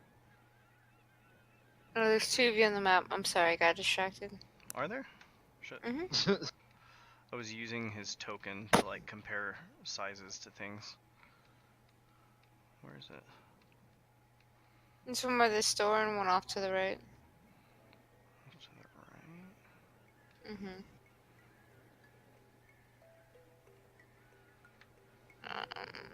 Here.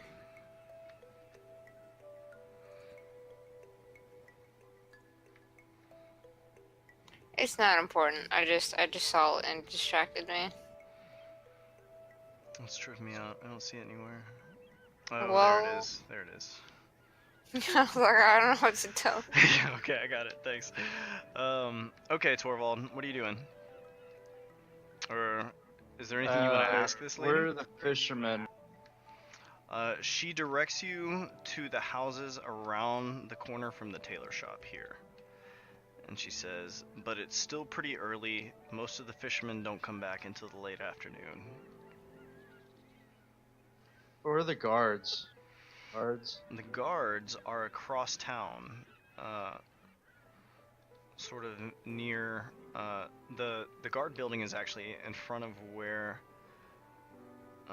these guys down here are selling their stuff. In fact, here, Alright. I will do this to simplify things for you guys. I speak to the guards.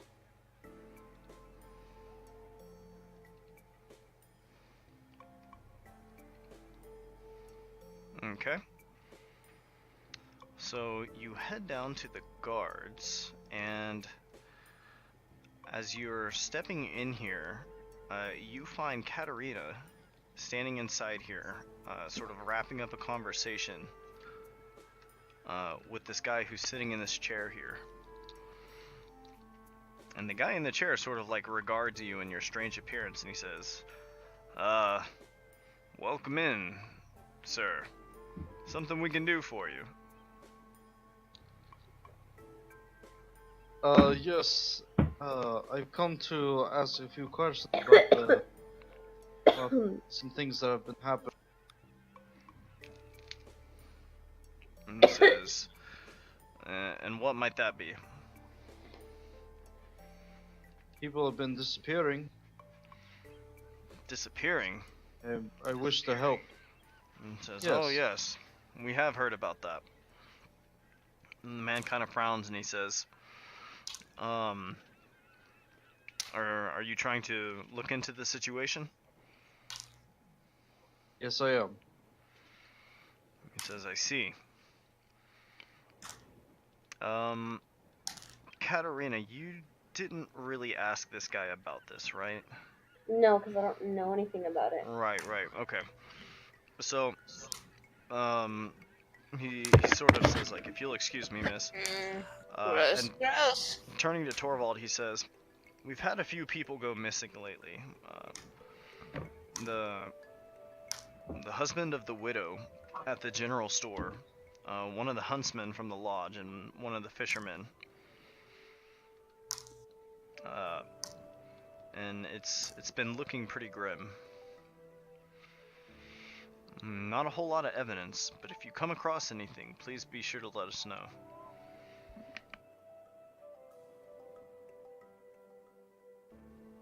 What are all these people doing before it happened?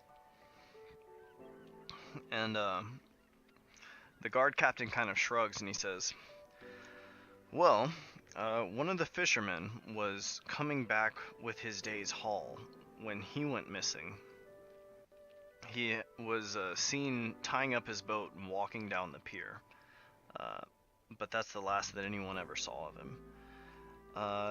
The general store's widow saw him walking out to set up a sign early in the morning. That was about a week and a half ago. The fisherman was about a week ago. And then there was a hunter who went missing about 2 weeks ago, who was sort of, he had gone out hunting and didn't come back.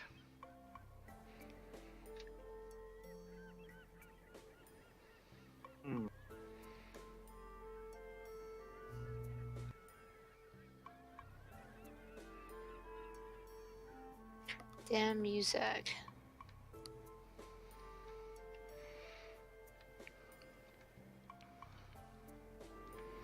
Can I just like fish or tinker while all this is going on? Yeah, I'm sure you could tinker together a fishing pole.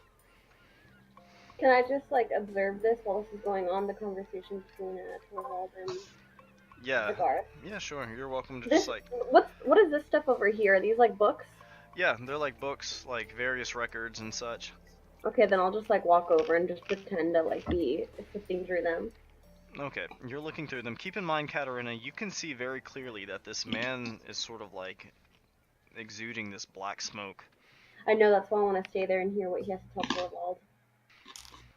So Torvald, this guy is basically giving you details like times of when these people went missing. Oh my god. Make me a fishing check. Me?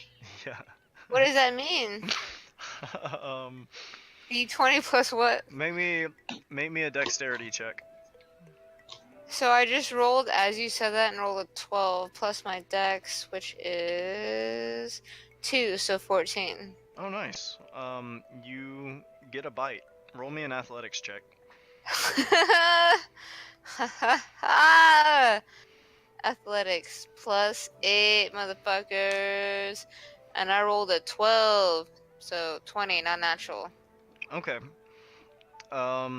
The fish like threatens to pull you into the water because it's pretty big.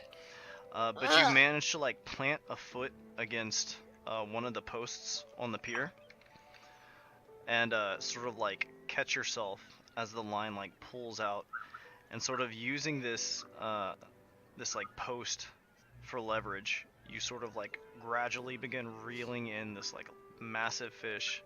Gotcha, motherfucker. And pulling the fish up from your like very thin line, you now have like a 5-pound fish. Hell yeah, I'm gonna turn that into the city and be like, this is what I caught. Record. Are there any mackerel where she's at? Could she catch a Actually, I'm mackerel? gonna take it to the stalls and sell it to them for food. Yeah, sure. You catch like a massive redfish, so that wouldn't be like 5 pounds. You catch a much larger fish than that, but it's like, That's impressive. yeah, it's very large. I'm gonna take it to the stalls and be like, yo, I'll give this to you if you'll make me food of it and like give me some shit in return. Yeah, this fish is like about the size of like a 2 or 3 year old. Oh my god. Fuck yeah, I should get some money out of that. I don't want the money, I just want the food and the materials that they have to offer. Okay, sure. Like, I'm giving them their protein for all their meals of the day of the catch. The catch of the day is whatever I got. Alright, and who are you offering this to? To the stall people right here? The stall people? Okay. Yeah. Yeah, they'll throw you some silver, or they'll trade it for something. Yeah, let me trade them. I want to barter. Okay. I don't want their gold. I just want to barter, and also if they have any gossip. There's other fish over here. There's squids. There's Squid is turtles. hard. Ooh, a turtle. That would be good too. As far as rumors go, they tell you that there was a fisherman who went missing recently.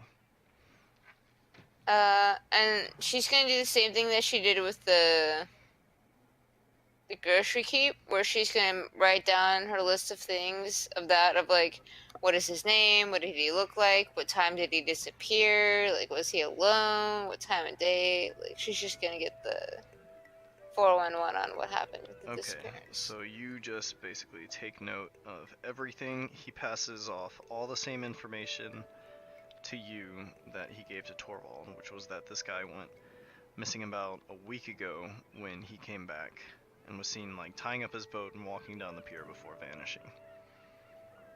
It's before And, morning. Is that the underlying tie-in theme? I believe. Oh shit, his was. He was coming back at night, if I'm not mistaken. And then the hunter went missing, like went out hunting and wasn't seen again. Somewhere in between the night and the morning. And the fisherman's name was Calder. What was the other dude's name? The husband? The husband's name was Halvar. And I think the huntsman's name was Manning or Hemming. I don't quite remember what it was. This goes Manning. Manning. Cause football. Sure. Manning 'cause football. Okay, and she's just gonna give him the fish and chew down on her free snacks and info, and I guess check out the boats like over here and just explore the beach and shoreline. Okay. Of here to here, like she's gonna walk the entire coast.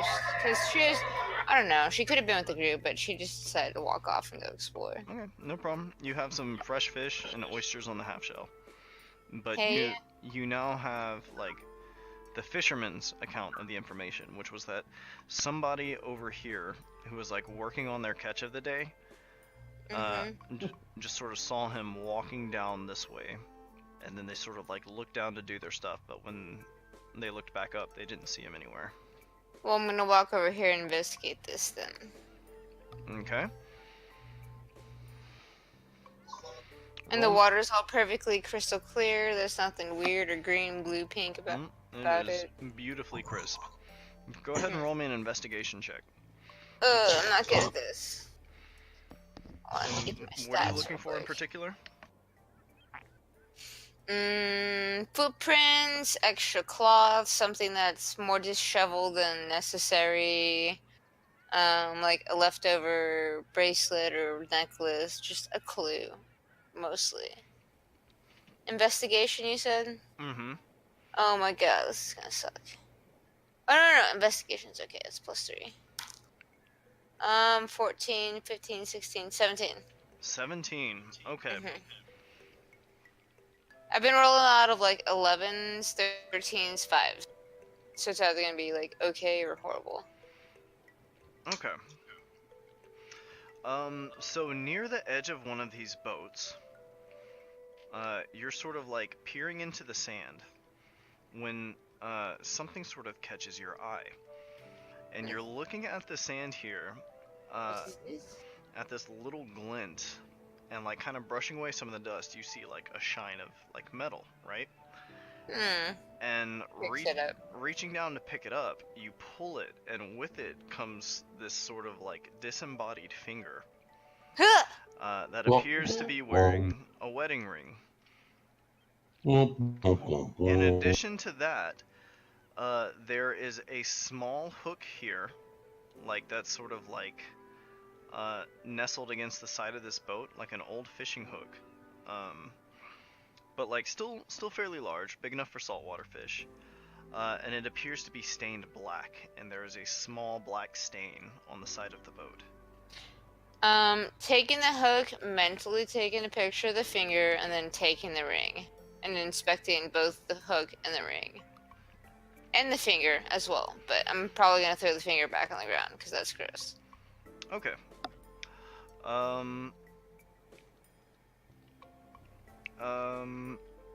There's nothing else buried underneath it. Can I like dig a little bit and see if there's more?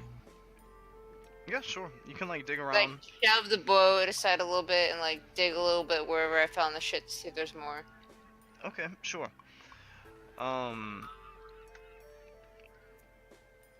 So sort of brushing around the sand, you're not able to find much more. You do find a little bit of the fishing line and what appears to be a broken fishing pole.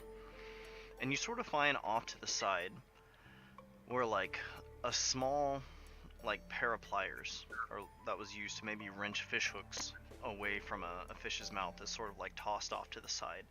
And on it you see a small splatter of a similar black stain. I'm gonna pocket the pliers. Is the fishing pole like bamboo or like a different type of wood? It Or, like appears a to be standard rod or like. it appears it to be made of like a similar wood that grows on these trees here. And would I know what those trees are? You can roll me a nature check. Nature. Let me see real quick. Nature is intelligence +3. I rolled a 4, 7. 7. Okay. You can tell that whatever it is, it seems to be some sort of flexible wood that is made or that is utilized in the making of these boats, as well as that fishing rod. And from the looks of it, a lot of the buildings in wood around here. Okay, well, intrigued, she's gonna sit on top of these rocks and, like, I guess look at the hook, look at the thing she's got, and be like, if I were these people and this happened, like, she's gonna try to connect the dots. Not for too long, but for about, like, a short rest, like a half an hour. She's gonna be like, So about 30 minutes, she's gonna contemplate on what she's found and what could this possibly be. Okay, so far, Olivier has an account of the widow's husband going missing, the fisherman going missing, and you have found a wedding ring, which, by the way, when you look at it, the ring says, "I am yours now and always, Kenna." Kenna? Kenna, yes. Was that wasn't the... Oh, I didn't ask the grocery lady's name. Shit. Okay. Yeah, I don't think you had asked her name, did you? I don't think I did. I don't think you did, but you have this ring here, and it's attached to this finger, which definitely didn't just like wash up on the beach. Throwing the finger away, Okay. but I'm keeping everything else. How dare you? That finger can hold value. It could, but Olivia's grossed out by it. She is not very fond of missing appendages.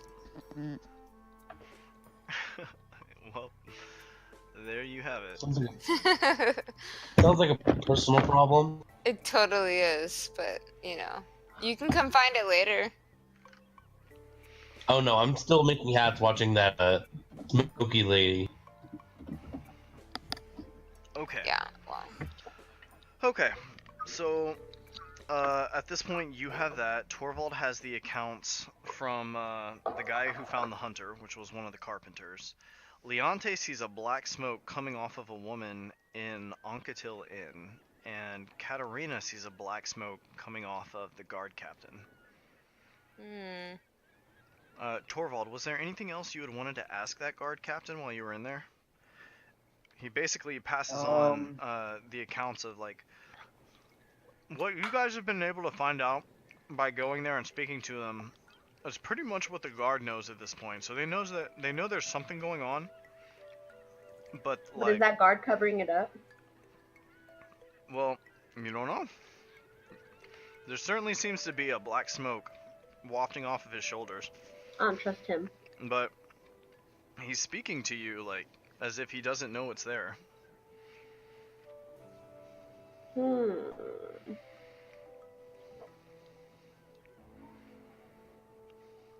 Is there any way that I can do anything to figure out what he is, or should I just, like, attack him? What would you like to do? I don't know, take him prisoner and, like, torture him till he, like... That's always an option. Well, just to figure out what he knows, because You obviously could he just knows. ask him. Like, hey, do you know anything about that black smoke drifting off your shoulders? What do you mean? Like, what are you Have talking about? have you talked to anyone suspicious in the past? Have you tried some of the Okay. sweet day ghost dark magic? Okay.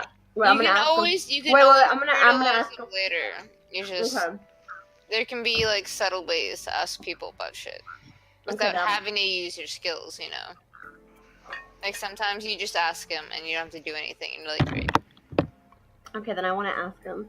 I just like want to kind of walk up behind Torvald and just go up to him and just ask him about his trip coming here from Port Hildean and like who he met and who he saw. Tell me your story. Okay, one sec. So, he tells you, like, coming from Port Hildean, he was like, oh, well, like, he says, I'm Guard Captain Askir. Askir? Wait, who's she asking again? This guy down The here. captain. He's the guard captain in the Port Hildean Guard Station. Ah, okay.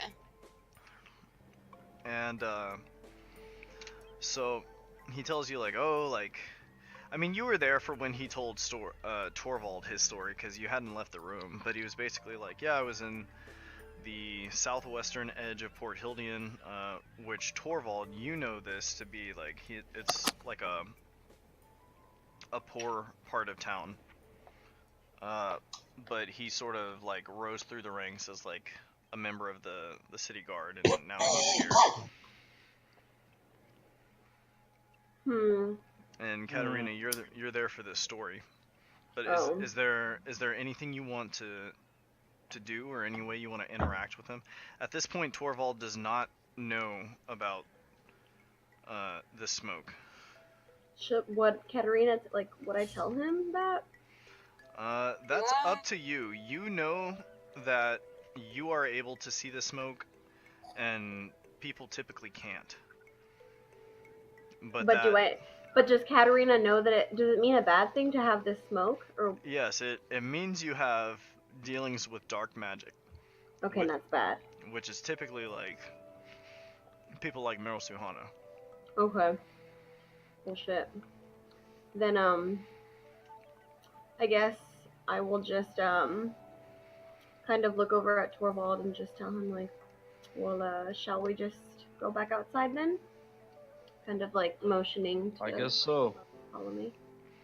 There's nothing else here to learn. And then as we're walking outside, I'm gonna talk to Torvald. And I'm gonna just tell him like, You guys might step away from this guard over here. Yeah. What guard? The garden. God damn it. We're outside the door.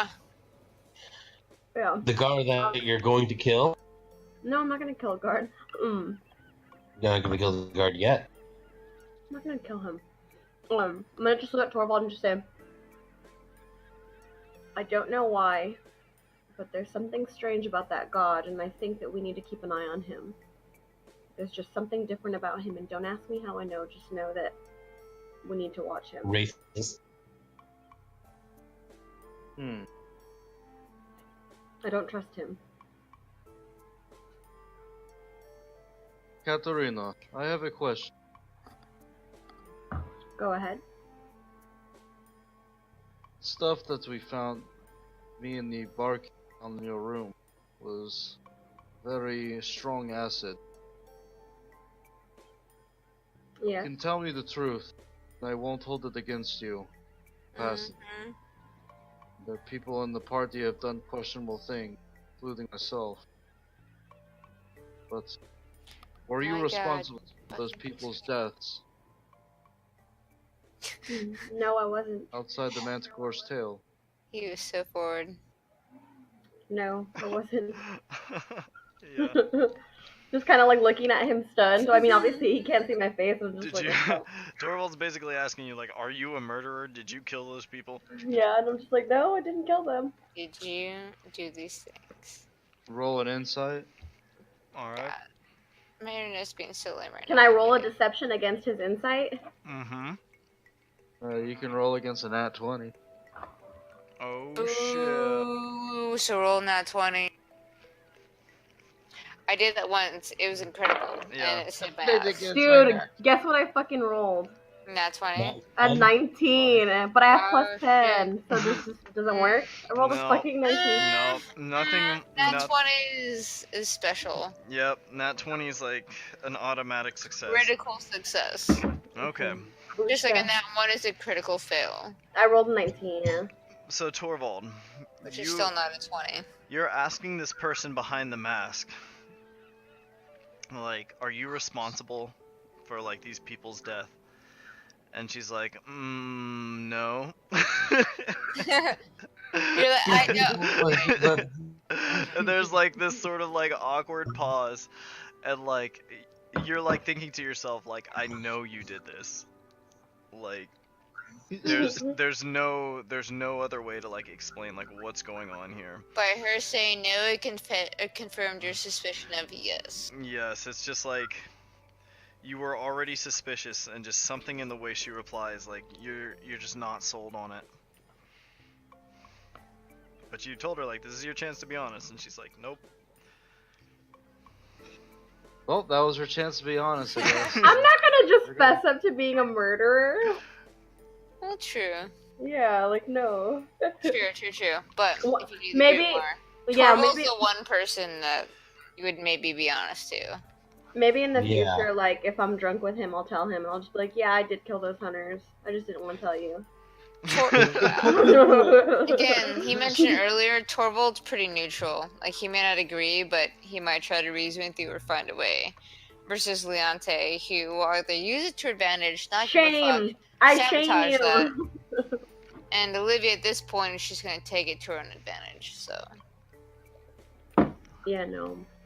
For the time being, no. I don't think I'll tell anybody yet, because I don't know you guys well enough.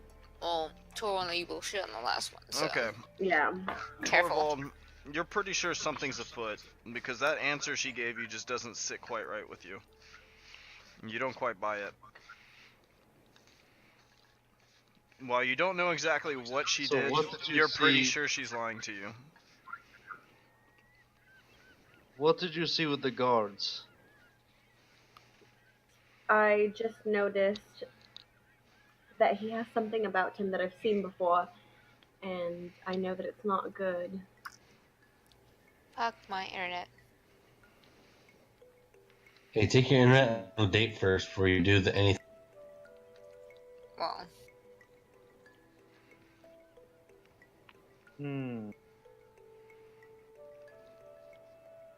Are you gonna... What did Torvald say?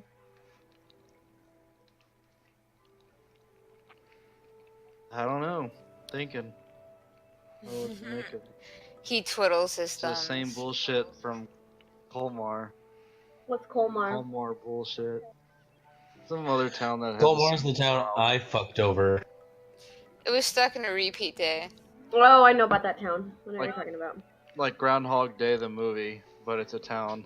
And Who everyone's else? dead. Wait. Who else had the black smoke? The lady in the bar, All of us right? do. I'm pretty sure all of us do. No. We but all the have lady. black They didn't have that Oh. don't exist yet. All the characters, all the members of this party have black smoke wafting off How- their shoulders, including So why you. Where can't Torvald see the black smoke? Torvald and Olivier can't see Because I it. don't have detect magic. Because Yeah, you can't detect magic. Okay. yeah. It's not necessarily magic detection. It's specifically like being able to see like specifically abyssal magic. Black But they magic. can't see magic. Or Olivia can't see any magic. Right. She knows she's a dragon, how and the that's fuck about did it. And she knows of Leonte and Torvald.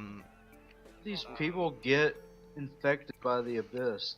What the fuck? Well, Olivia Leonte, picked up an amulet and made a deal with the witch, so... the Leonte's abyss, a lich. the Oh, abyss it really isn't got that this far. far? The abyss really isn't that far from Scotty. It's only about 3 days travel. Yeah, Well, we but put an end to it, it didn't really we? like. Yeah, we stopped Mostly. like all of the shit from like coming out of it. What you did was you closed the rift to Ebelgug, who was like seeping out the abyss. So there might be residual bullshit to deal with. But like there was an entire environment in there. Yeah, is that when I touched spores and I fell asleep on accident? Mhm. Some shit. Oh god, did they bring that shit back? I'm always They gonna have brought the that ball gun just before. activated, like, awake! Yeah. Now, Katarina, you don't necessarily know about the woman in the bar also having that because Leonte's in there and she's been working on her stuff and hasn't gone out. Would Leonte tell the group members that she noticed the black smoke on that person? Maybe, Well, yeah. I'm being really salty right now, so She's brooding. Yeah, she's still upset. Leonte. Wait, Lante's where? She's in the brooding. tavern, being And- salty as hell. Being salty, that fucking thought. She's Salty as she's hell. diving Brian pool. Okay. Meanwhile, still fishing, I guess, or so- some shit. It's getting to be about late afternoon. Katarina, you have filled in Torvald on, or wait, did you tell Torvald that there was a black smoke, or you just said there was something No, about I that just guy? told him that I noticed something about that guy that makes me not trust him, Mm-hmm. and that we should watch him. And then Torvald didn't say anything back. He was thinking. Katarina, Torvald, when he was confronting you about, like, if you had done this, looking up at this guy, it's hard to get a good read on him. He seems to be... The way he's dressed is very unusual, and he's clearly a witch of some kind. But he has a very, like, sort of calm way of speaking. And you saw him, like, watching you very carefully when you were responding to him. You're not quite sure if your lie stuck or not. But this Torvald person seems to be... he seems to have a sharp eye.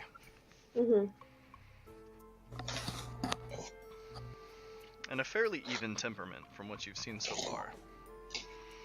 Yeah, I've learned it's best not to really do too much bullshit around. I've learned that the Yeah. hard way. Torvald It's will catch apparently- you. Yeah, Olivia. I Sooner feel or like later. Olivia's been pretty good about lying to him. Not lying, but like not saying. Hmm. Because I think he caught on a little bit to her evil acts, but she was like blah blah blah, and he was like, all right, and then she did all this crazy shit. You better watch out. Better watch out. You better watch out. You better watch out. Jacob. That's his Torvald in a nutshell. That was a beautiful song. God damn it. Okay. What's everybody doing? Are you guys regrouping? Because you guys all pretty much scattered the moment you showed up. Shut off in different directions. Hmm? What time of day and what season of being? It's about late afternoon. It's about 85 degrees and it's muggy because you're on the sea. It's cool, but it's a little muggy. Well, if it's getting afternoon, I guess sweaty with the cash of the day and trading with the fishermen and all that shit. She would just come back to where I guess the only inn in town is, where she would assume everyone would be, with some food. And mostly she sold it all for information, but brings back some food to the inn. That's where she's headed, Olivia.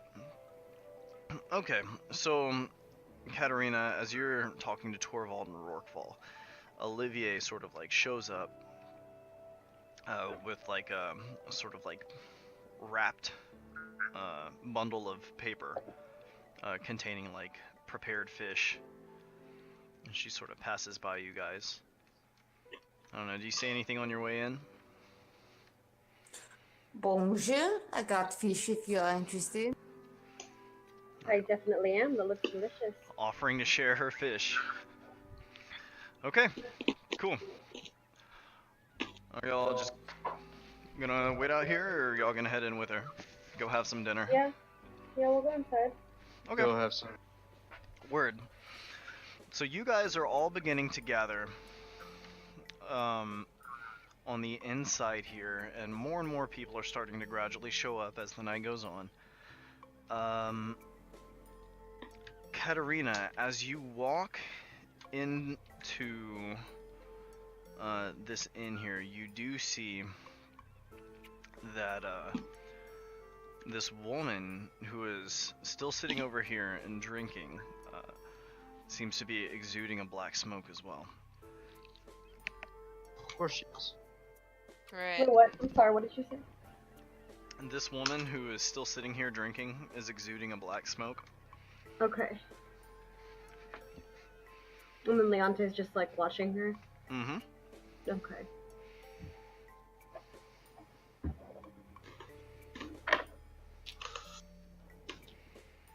Where that fish at?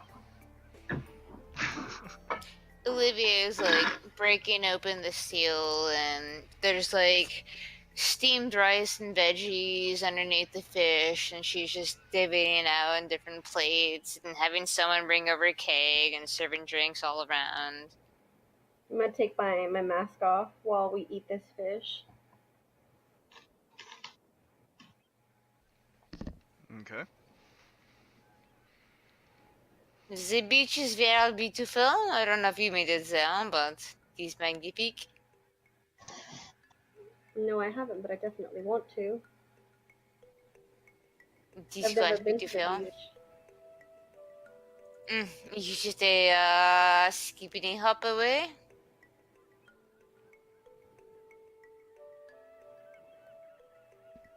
There are quite fishmongers, fishmongers Mhm. there on the shore. Dude, sometimes in accents, like I'm like, what am I doing? Or Yeah, I'll me too. like try to be Me Frankie, and too. then French comes out, and I'm like, no, that's totally wrong. That's just fine. Don't worry about it. I do it all the time. I know it's still. Anybody else do anything interesting today? No. No. Nobody saw Man. anything of note.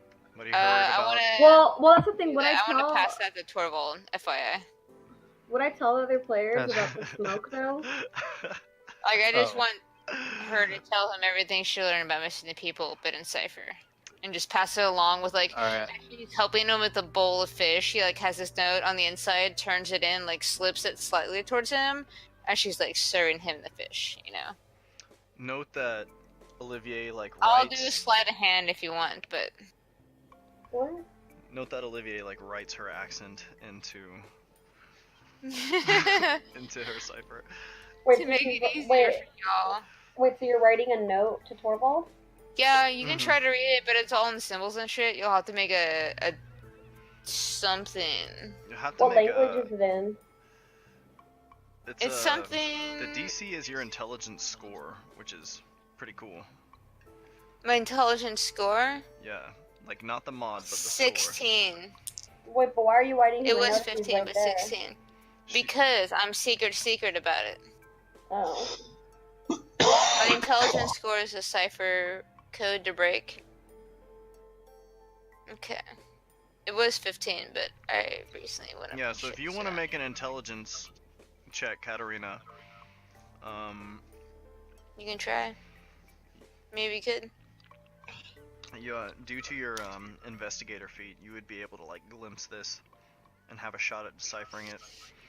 Okay, how Yeah, would I do that though? She How would essentially I, wrote a note in code Roll to a pass It's a D20 plus intelligence. So where would I find my intelligence on the page? Right?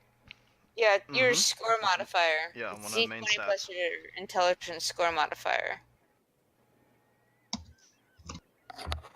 So you said, Hunter, you said investigation plus intelligence? No, it's D20 plus investigation modifier. Or, no, I'm sorry. The investigation mod.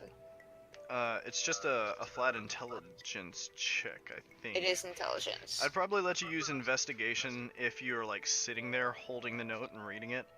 Mm-hmm. But if you're just making a glance, I'll give you just like a quick shot of deciphering it. Okay, so what do I roll, Hunter? How do I do it? Roll a D20 plus your intelligence modifier. Okay. I'm getting confused between the intelligence and the investigation. 14. No, wait. 16. 16. What's the DC? 16. +4. Right? Or you rolled a 16 What- plus What 4? did you roll? Wait, what is a DC? What is that? A DC What is how hard it is. What'd you roll? When you rolled your 20, your d20, what did you roll? 12. Plus, what is your investigation modifier? I thought it was intelligence. Or It is intelligence. Investigation is intelligence. I'm sorry. It's the same. I don't know. I'm confused now. I was telling her to roll investigation if she was ever able to like get a hold of the note and sit there like reading it. But for just a quick glance, You want me to just do What intelligence, is your right? intelligence it was just a score? flat intelligence. Okay, then it was 16. I rolled a 12 plus 4. That's my DC to break it. Jacob, I don't help me know. out here. When is it that you have to meet a DC or beat it? I think you have to beat it, right? The way I see DCs and like hitting them, it's subtraction. If you get to 0 or less than 0, it's a hit. Okay, so you're saying you have to meet the DC? I'm pretty sure That you is have to generally the rule. Yes. beat it, but I could be wrong. Should we look it up? Can you, Yeah. Hunter, can you come look at my sheet really quick? Because I'm confused at what I'm seeing. When your main stats, you should have a wisdom score, and your score gives you your modification. And so you're rolling for a d20 plus whatever your intelligence score is. The modifier. Yeah, I know what that is, but I don't know, Hunter. Can you come look at this? Yeah. For example, my intelligence is 16, so it gives me a +3. If the total equals or exceeds the target number. Okay. Like I It said, like the equals. DC or AC Yeah. is the number you're trying to hit. Then it's the number you rolled. Well, it's the DC minus the number you rolled. If you're still left with the number, Right. it's a miss. Right. So Katarina, with your sharp eyes, you like glimpse what's on this paper. And it's one of those things where like you see it and you just sort of like remember what's on the paper even though you're not looking at it anymore. Wait, hold on. I didn't hear anything of that. I was putting the plate back. I was on mute. Okay. I was saying that you managed to get a glimpse of this paper and Wait, so did it work? yes. So even though you got just a glimpse of it, you're able to sort of like break down what you saw in your mind. And after a moment, you sort of like figure it out and piece together the message. And basically what it is Olivier telling Torvald about some people who have gone missing in town recently. But she has written it in code, which means she probably didn't want like prying eyes to figure out what it was. Mhm. And Torvald responded, I saw a bird. But I don't know if she rolled for that. She just rolled for what I did. Yeah. Well, she figured out the code, basically. Yeah. And then I wrote down, if you can read this, you're reading. And Olivier got a note and didn't understand any of rating it and just elves. ripped it up. Mm-hmm. So, what's going on here? What are you guys talking about at this point? Torvald, you have just received a note saying...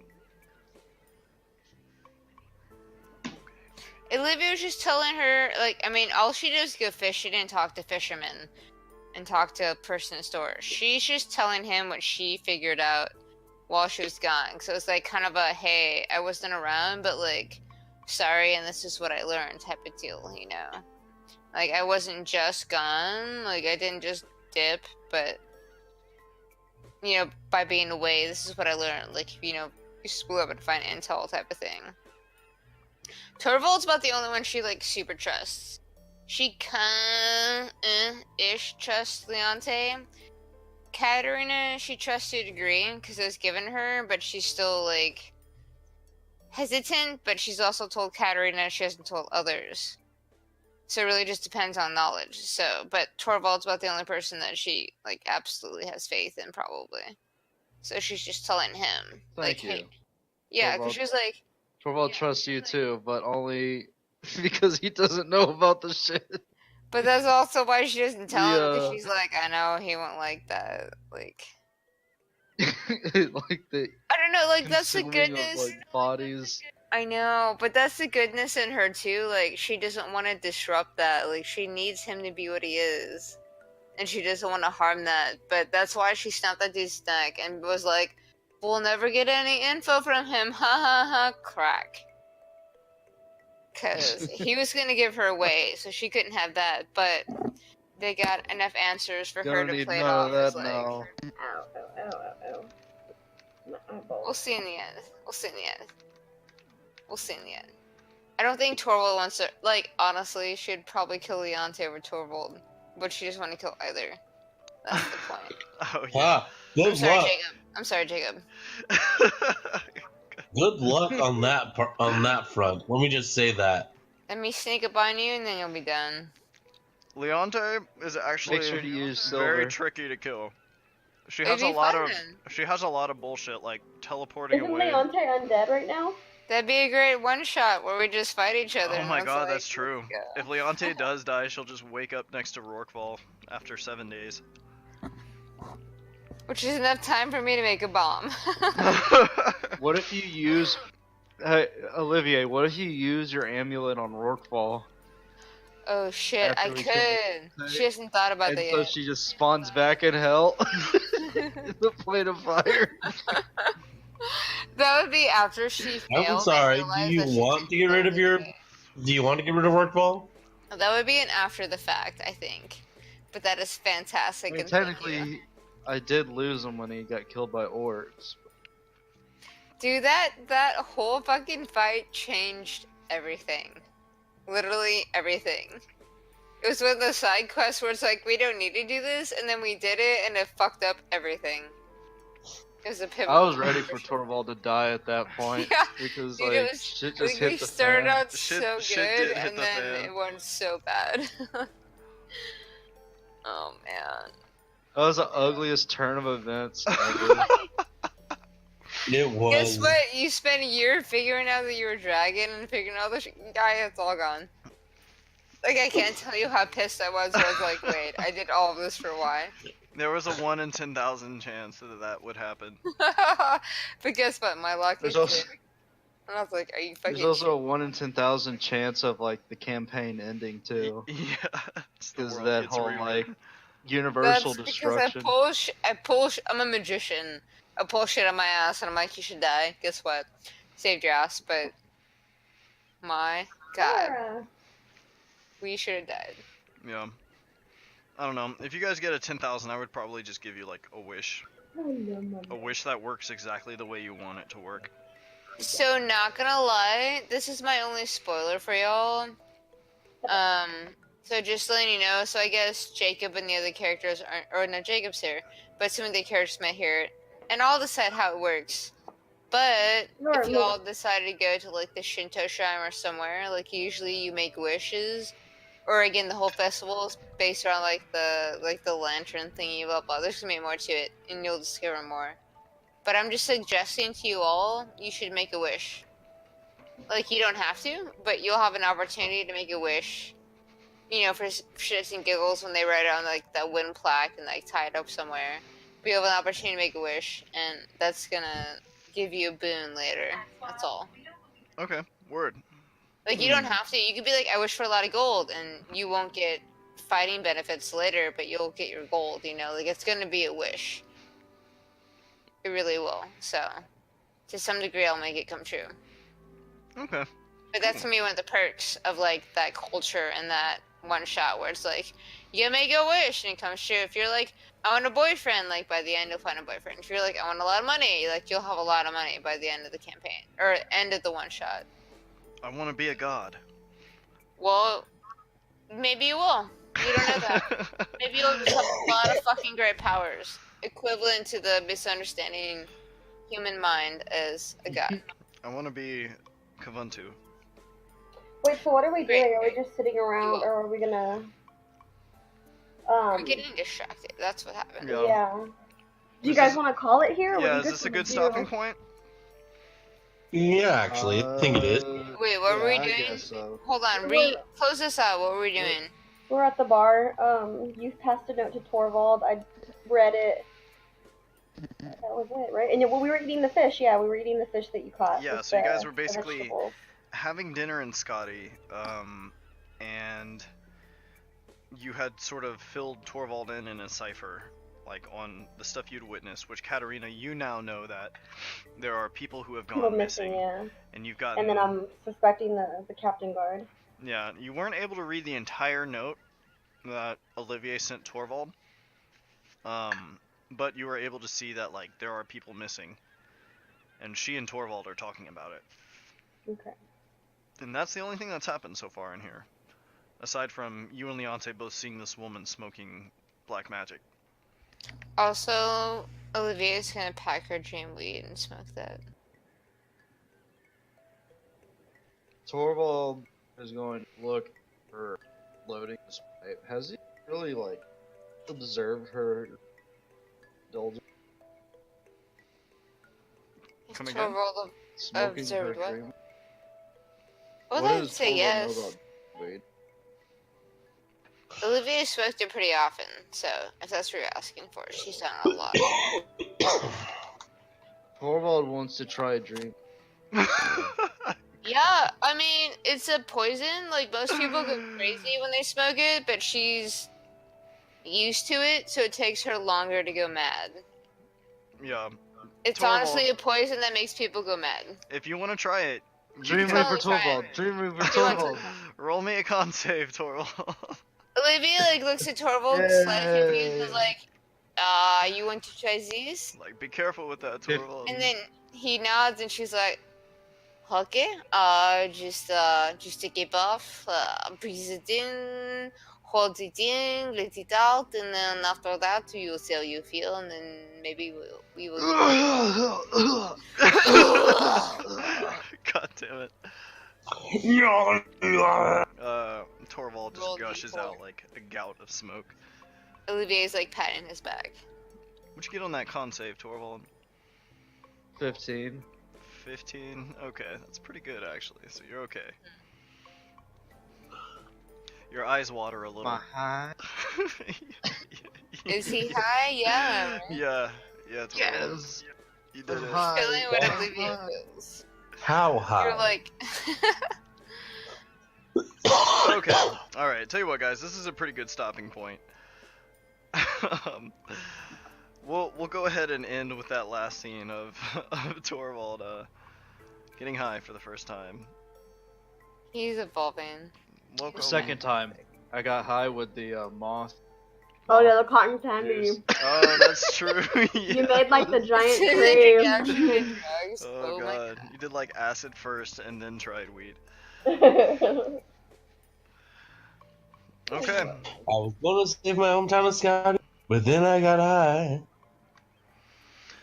Okay, so Torvald just smoked dream weed. you guys have all Not do anything else. you guys have Olivia all has pounds of finished that shit. your various projects in Port Hildian for the most part, for the time being. And we are all now in Scotty, sort of all working on the same thing.